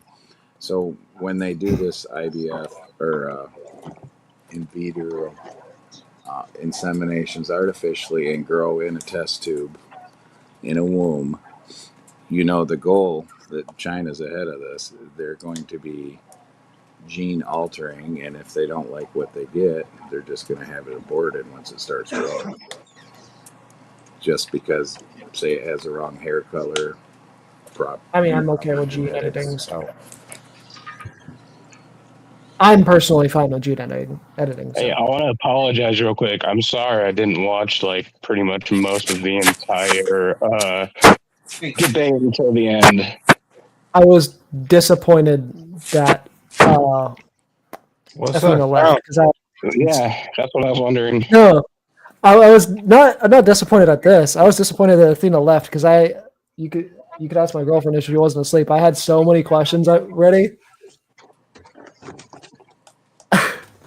Yeah, she said she may come back, but she said she had to tend to her kid, and I understand. Yeah, I don't that, think right? she's coming back. Family comes first. I doubt it. But I'm sure it's it's not going to be the last you see of either Athena or Ghosty. So Probably not. you'll Hopefully. get plenty of chance in the future. I will give Ghostly. She is one hell of a patient person. Yeah, she I mean, holy fuck, dude. I admire I her will for give you coming that. to, She's good Yeah, faith. this takes a lot of courage. Consistent. Yeah, she is. I may disagree with the ethics, but you're consistent as hell. Thank you. Yeah, exactly. I do want to take her up to task about that replacement thing because I understand everybody else wants to get their in on it, but if I can get like a few minutes to bring that back up to task because I want to see if she can challenge this or not, or challenge me on this, if that's all right with you guys.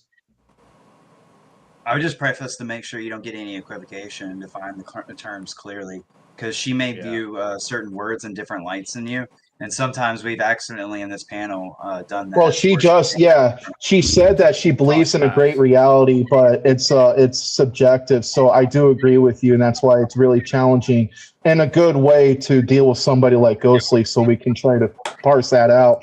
Like I want to make this real quick and short. Ghosty, that happens all the time. Ghostly. Ghostly. I'm the Oh, real sorry, man. Mango's butchers everybody's name, so that's always funny. Well, no, like, Great. well, I first encountered her on Sarah's channel months ago, and I kept calling her Stormy, and I don't know, it was not my. Yeah, no. So the background is that it was an after panel dumpster fire in the top, and then there was a debate was like female promiscuity benefit or harmful to society, and it was her and Nova versus Cleaner 409 and somebody else, and like I kept fucking butchering up her name, like it was not my best performance. So but anyways, so with that being said, about the population thing. So let me ask you this, okay? And I'll try to make this quick as possible. Do you believe that there is a criteria of X amount of people for replacement of a population for the next generation? Probably at a certain point. Yeah, of course. Like you can't have just 2 people to populate the rest of the planet, right? Even though that's kind of what you guys believe, I think. But anyways. Well, let's try. Well, I mean, here's the thing, though. With the world, we can if we're basing this off of globally, it can can we try to tackle it for let's say America to keep it simple? Then we can multiply that to the whole world. If we can get there, let's say for a country, let's be safe and just say for a country, not the whole world in total. Mango. Yeah. Just to save you from going on a long thing, I think I can make this question really short and easy for you. You're asking Ghosty if every 2 people don't replace themselves with at least 2 people, is that the population must shrink? Like, is that the outcome? Like, it must shrink, right? That's what you're asking. I have to get. Yeah, well, I was getting there. I have to get her to the point where she admits that there's got to be a certain number for that replacement. I have to get her to acknowledge that before I went to that question, because that was my next question. Yeah, it's, well, what are we considering replacement? Replacement to keep our current society going, or replacement to keep the human species going? I think he means population, like the one same, for one. or yeah. Okay, The same population. Yeah, like at least minimum of 1 to 1, not half to 1. You know what I mean? Like it not under. Replace mommy and daddy. Yeah, just enough to the minimum. Don't forget the minimum. Maximum is like X amount of kids for X amount of people. But no, the maximum doesn't matter. What he's ratio. asking, sorry, Mangos, you're making it really confusing. What he's asking fair he's saying, do you believe that the population has to replace itself 1 for 1, or it must shrink? If it doesn't replace itself 1 for 1, will it shrink? Right. I think that tracks, right? Right, because eventually people die off, and if you're not replacing the people who die off, it must shrink, right? Yeah, but the next generation is what throws off everything, because we have no idea. Yeah, it could change it, right? But yeah, he's just saying if it went on that those damn generations. Yeah, if it went on the path, I think we were never replacing the 1 for 1, would it shrink? I think that's what he's trying to ask. But it would generally decrease. Yes. So, Speakeasy, I got a question for you. Because you got something very important. Are you just saying that my question isn't well structured? Is that my issue right now? Yeah, I understand what you're trying to ask, but you're trying to explain it in too many words. That's all. Yeah, fair enough. I'm doing run-on set. You know what? I'll just refrain from asking questions because I still. No, you're good. You're good. Look. It takes practice to be able to shorten it in a way that everybody understands. Yeah, I'm not. I'm autistic, so really, that's my challenge right there. Being autistic, anyways. That's all good. But no, I struggled way better than a lot of people, man. You recognize shit better than people that aren't autistic, so don't worry about it. I'm trying to be good faith about this because this is an important topic, and Ghosty is actually, she's incredibly good faith, and but look, I'm just gonna. Don't worry about it. Yeah, thank you, Ghosty. I appreciate that. like, brother, don't worry about it. I'm also autistic. Like, I've been doing this for 2 years. That's why I'm good at giving short, sweet questions and answers. Is because I've been doing it as long as I have. Like, it takes. Well, yeah. Well, at some point, I'm getting Andrew's fucking debate university so I can structure I that need that because too. I literally there was I a gotta while, get that. there was a while where I did debate literally every single fucking week to get better. And I've also done Yeah. both Swords of Reason and UVC to get better. So like, Well, and Jeremy said, well, we're all a I'll little bit finish off with autistic. this. Exactly. We're all Well, I'll artistic. finish off with this, and it's the rest of you guys. Arisen with autism. Yeah. Well, you got to be really patient with Autism. yourself, and that's where you got to be self-aware. But anyways, thanks for the patience. I'll go ahead and hand it off to you guys, and anyways, thanks guys. He's been Hold patient. up. Whoa, I gotta mute. brother, you're echoing. Jeez. Huge echo. Man, real quick for Did your the- name change, or did someone else just come up? I thought it said Brian back there. I think that's somebody Adrian? else. Am I tripping out? Holy shit! Hey, I think Brian- Adrian. Why is there such an echo? What the fuck? Adrian, Yeah, please fix that. Let me see if I can fix it on my side. Echo. Hello. Okay, better. Hi. I was just gonna say I'm gonna wrap up soon. I'll give it like 15 more minutes since you've been waiting back there for a bit, but I'm gonna be wrapping up in like 15 minutes. I just came in. Let me say something.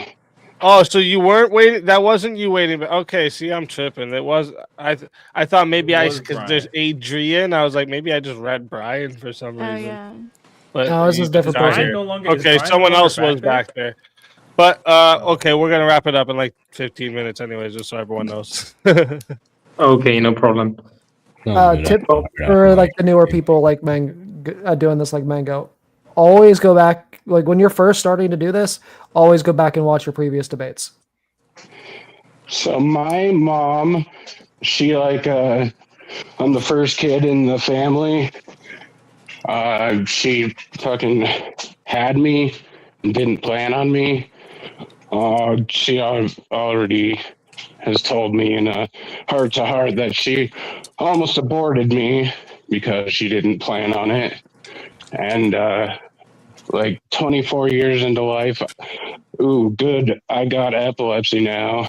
And now I'm fucking 38, and I'm so fucking glad she did not abort me. Like, I revel in the fact that she didn't. Like, I could say, why did you give me this life? I have epilepsy. Like, my life is horrible. But no, I'm like, screw that, dude. Life is awesome. Yeah, I wouldn't my mom expect told me anyone she else wanted to abort me, to feel that way. and I guarantee you right now, she wished she had aborted me because she doesn't fucking talk to me. oh fuck. That's I understand the argument All against because I the voted for the but wrong I guy. also That's just one of the main things I came onto this panel to say. But continue. No, I mean that makes I'm sense. loving it. Again, like I'm not even necessarily encouraging women to get abortions. I want to reduce abortions. I just do Well, that's think it's the good. best thing for women to be able to have a right to choose for what they know or what they believe is best for themselves and their lives. Yeah, I agree. For example, I don't think that one of your arguments you were saying before, the one about that the population is going to diminish, doesn't make much sense in this debate. At the end of the day, we're talking about this if it should be legal. There might be restrictions, there might not, etc. That is a different part of the debate. The debate if it should be legal or illegal. If we start talking about mass consuming of the product of the abortion, it doesn't make much sense. At the end of the day, we're changing the debate if people should use it or if it should be legal in cases of rape, obviously, and all of that. And at the end of the day, that's why I don't think the argument of saying, yeah, but the population might diminish, it doesn't make much sense. At the end of the day, we're exclusively talking if it should be legal or legal. That's fair. And yeah, you argued for it. I think you did well arguing for it. For Athena arguing against it. I think you did well for staying at least on that topic. And yeah. I think having inbred kids is unethical. Well, That's a different debate, look but at yeah. history. How do we get on Has incest? anybody I know. has There's anybody lots of it. There's lots of it. has anybody ever heard of the Habsburg jaw? I mean, because of inbreeding, actually eliminated its own bloodline, like monarchies in Europe. It happened to Lynn one. jawline. Yep. Yeah, it effectively eliminated a monarchy, you know, and it's Inbreeding did? oh yeah, oh yeah. Also with the Egyptians, it actually caused a lot of like King Tut.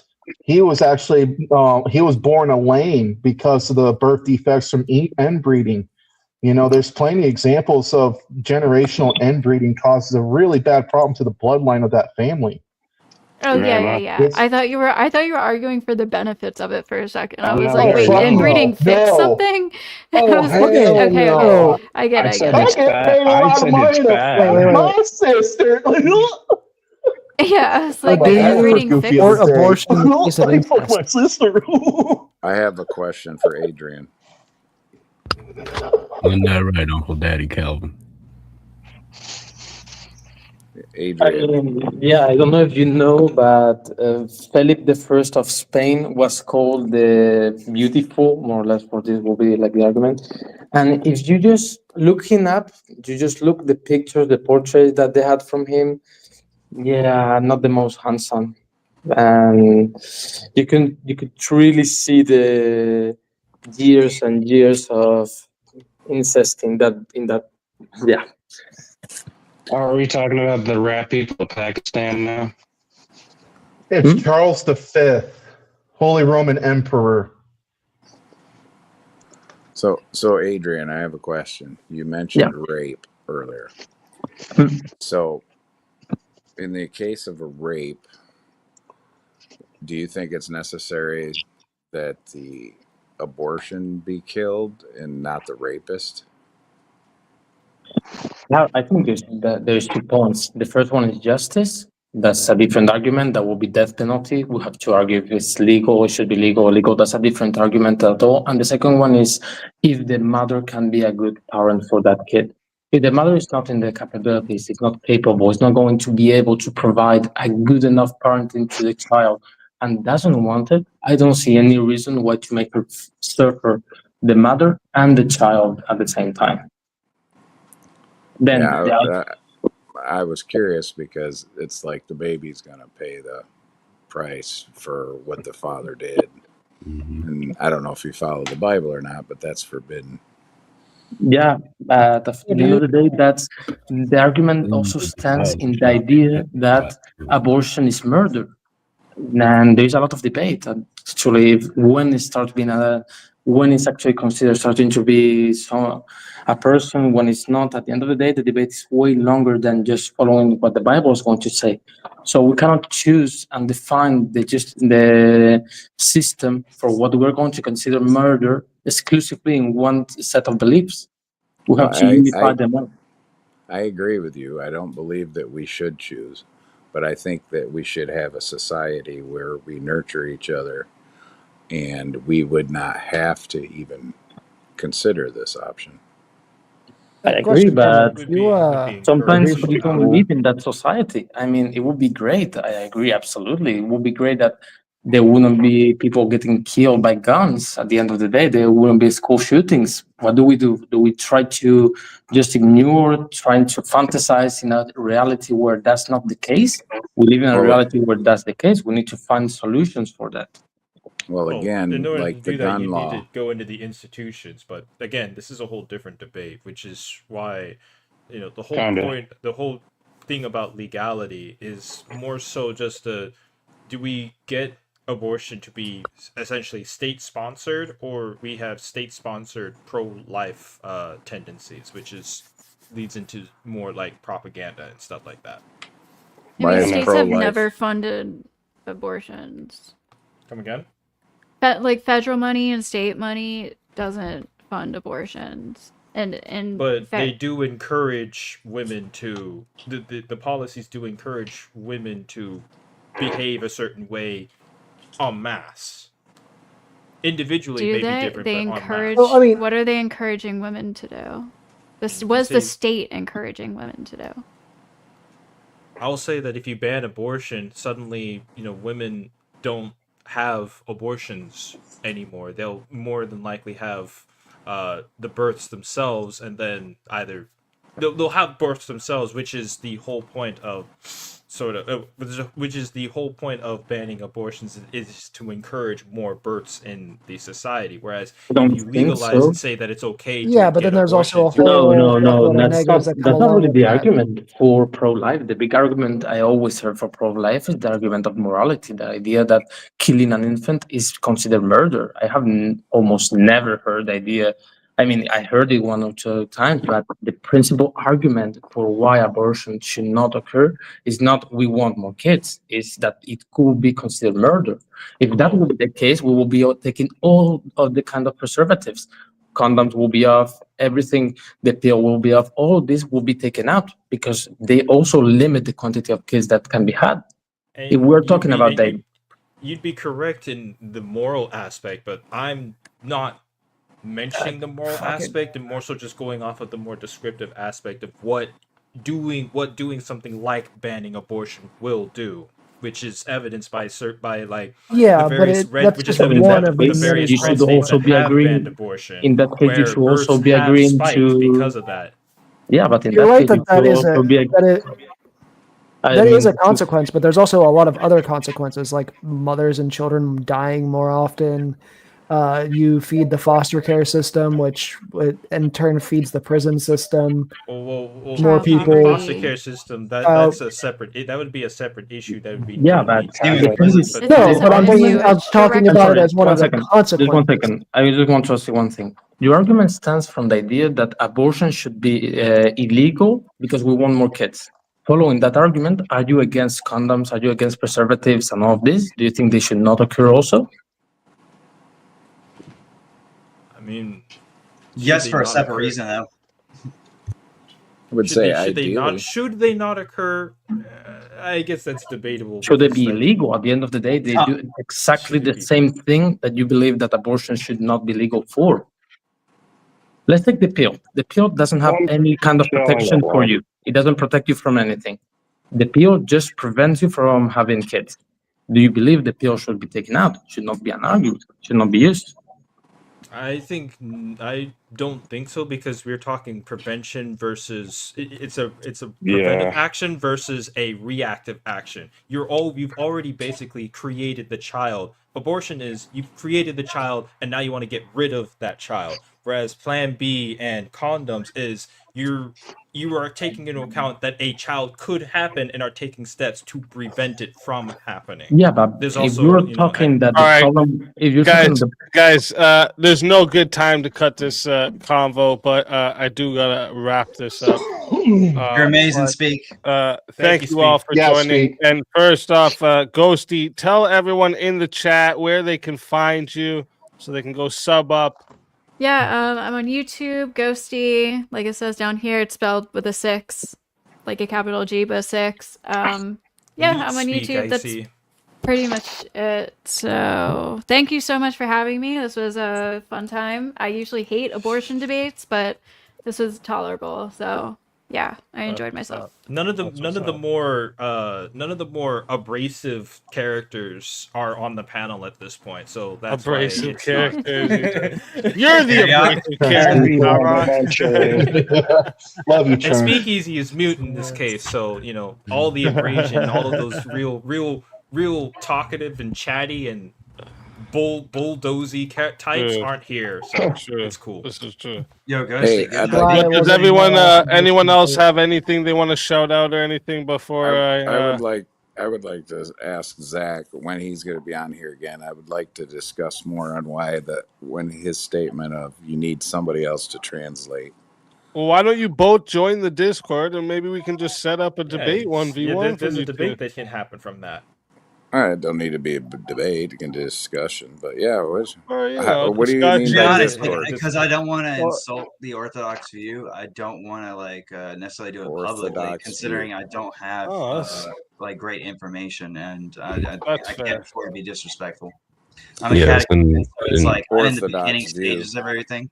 And so and being a catechumen, he can't really debate theology in a multi-faith context because he hasn't been handed the doctrines yet, and it can look That's bad fair. on him. So I don't and engage with honestly, I catechumens. consider myself an infant no matter if I'm read the Bible or not. So I put it's the like always still Discord fair. link in the back there for you guys if you I do guys want to have want a to join, conversation. and I put it in the chat. If you guys want to join the Discord, you guys can message each other through there or however you want to do it.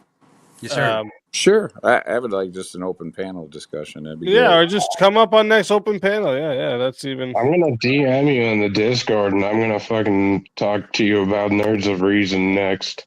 Nerds of Reason. Nerds All of right, let's Reason. do it. Hey, I'm looking for Yeah, we some need another I need Nerds to of do a Reason Star Wars Star debate. Trek I debate. need to have a Star Wars debate with somebody. Star Wars, Star Trek. What debate. about Yeah, Star Wars? that might have to be the next Nerds of Reason. You will. What about Star Wars, I'll hit Tomahawk? you up, dude. I'm probably one of the people that we in the community that know the most about Star Wars. Maybe we're gonna have What to have about a Star big Wars? gang it'll be- war it'll about so- it. it'll But be guys, something I gotta wrap this up. I gotta wrap this up as much as I want to keep going. All right. Take care, guys. God bless. Thank you for having Yeah, me. have a great one, dude. God Yeah, bless. hey, Thank guys. you all Take for it coming. easy. Speak, you're the fucking best, bro. Peace Love you, out, bro. dude. Thank you for coming.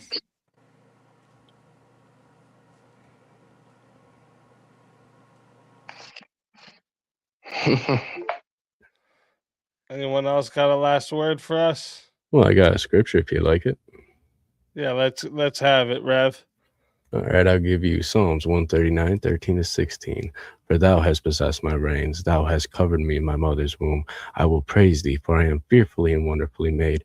Marvelous are thy works, that my soul knoweth right well. My substance was not hid from thee, when I was made in secret and curiously wrought in the lowest parts of the earth.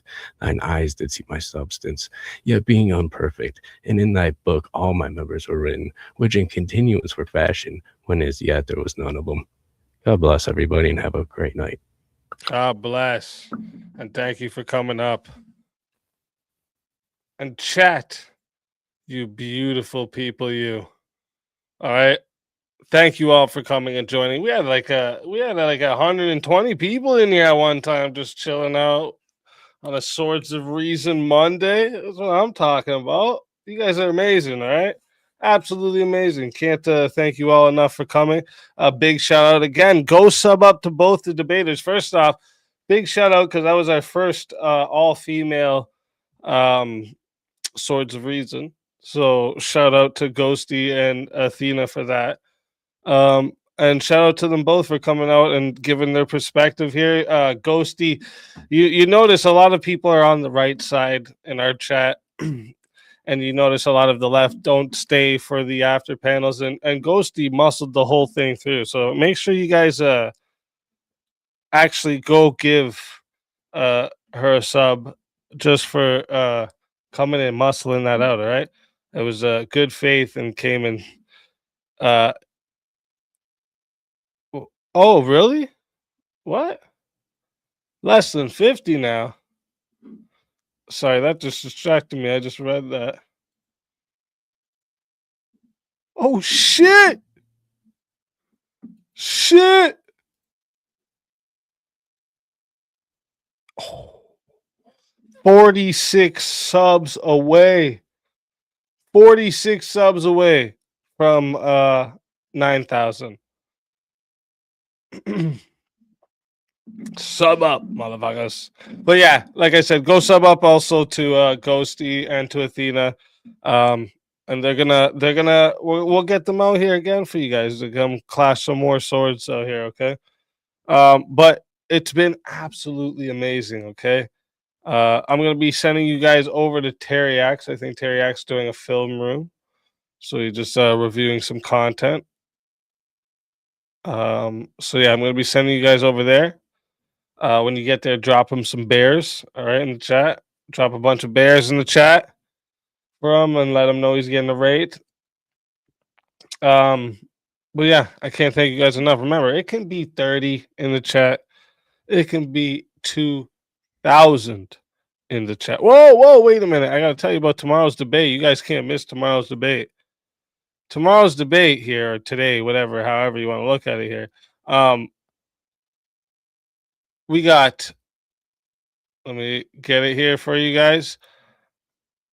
Oh, screen percentage. 1 sec, motherfucker. Right here. Cousin marriage should be legal and socially accepted. Marte Reyes versus Menar reports. This should be interesting, folks, to say the least. Listen, all right. We have all sorts of topics on Swords of Reason. Always remember, too, guys, if you want to make my life easier, send me topics that you want to debate, and it'll make it way easier for me to find you an opponent. All right, and I can if something happens, for instance, we we were supposed to have a Mender versus JS Urban Adventures, but things happened where Amanda doesn't want to debate JS. So Vibe is going to be replacing Amender in that debate. And Amender is going to be going up against Cool Vic. I'm pretty sure that's how it's going to go. Pretty sure. So it's going to be good. It's going to be good. And then we should have, I just need to hear back from Eli, but I know Eli's going to be game. We should have Planet Peterson versus Eli Nix. I just need Eli Nix to confirm the time and date. And we'll have Planet Peterson and Eli Nix in a debate coming up. We got a lot of good debates coming, guys. All right, so don't miss out. Sub up. Hit the notification bell. It could be 30 in the chat. It could be 2,000 in the chat. Best chat on YouTube, hands fucking down. I love you guys. God bless you all. And, well, for now. This is Sparta! Spartans! What is your profession?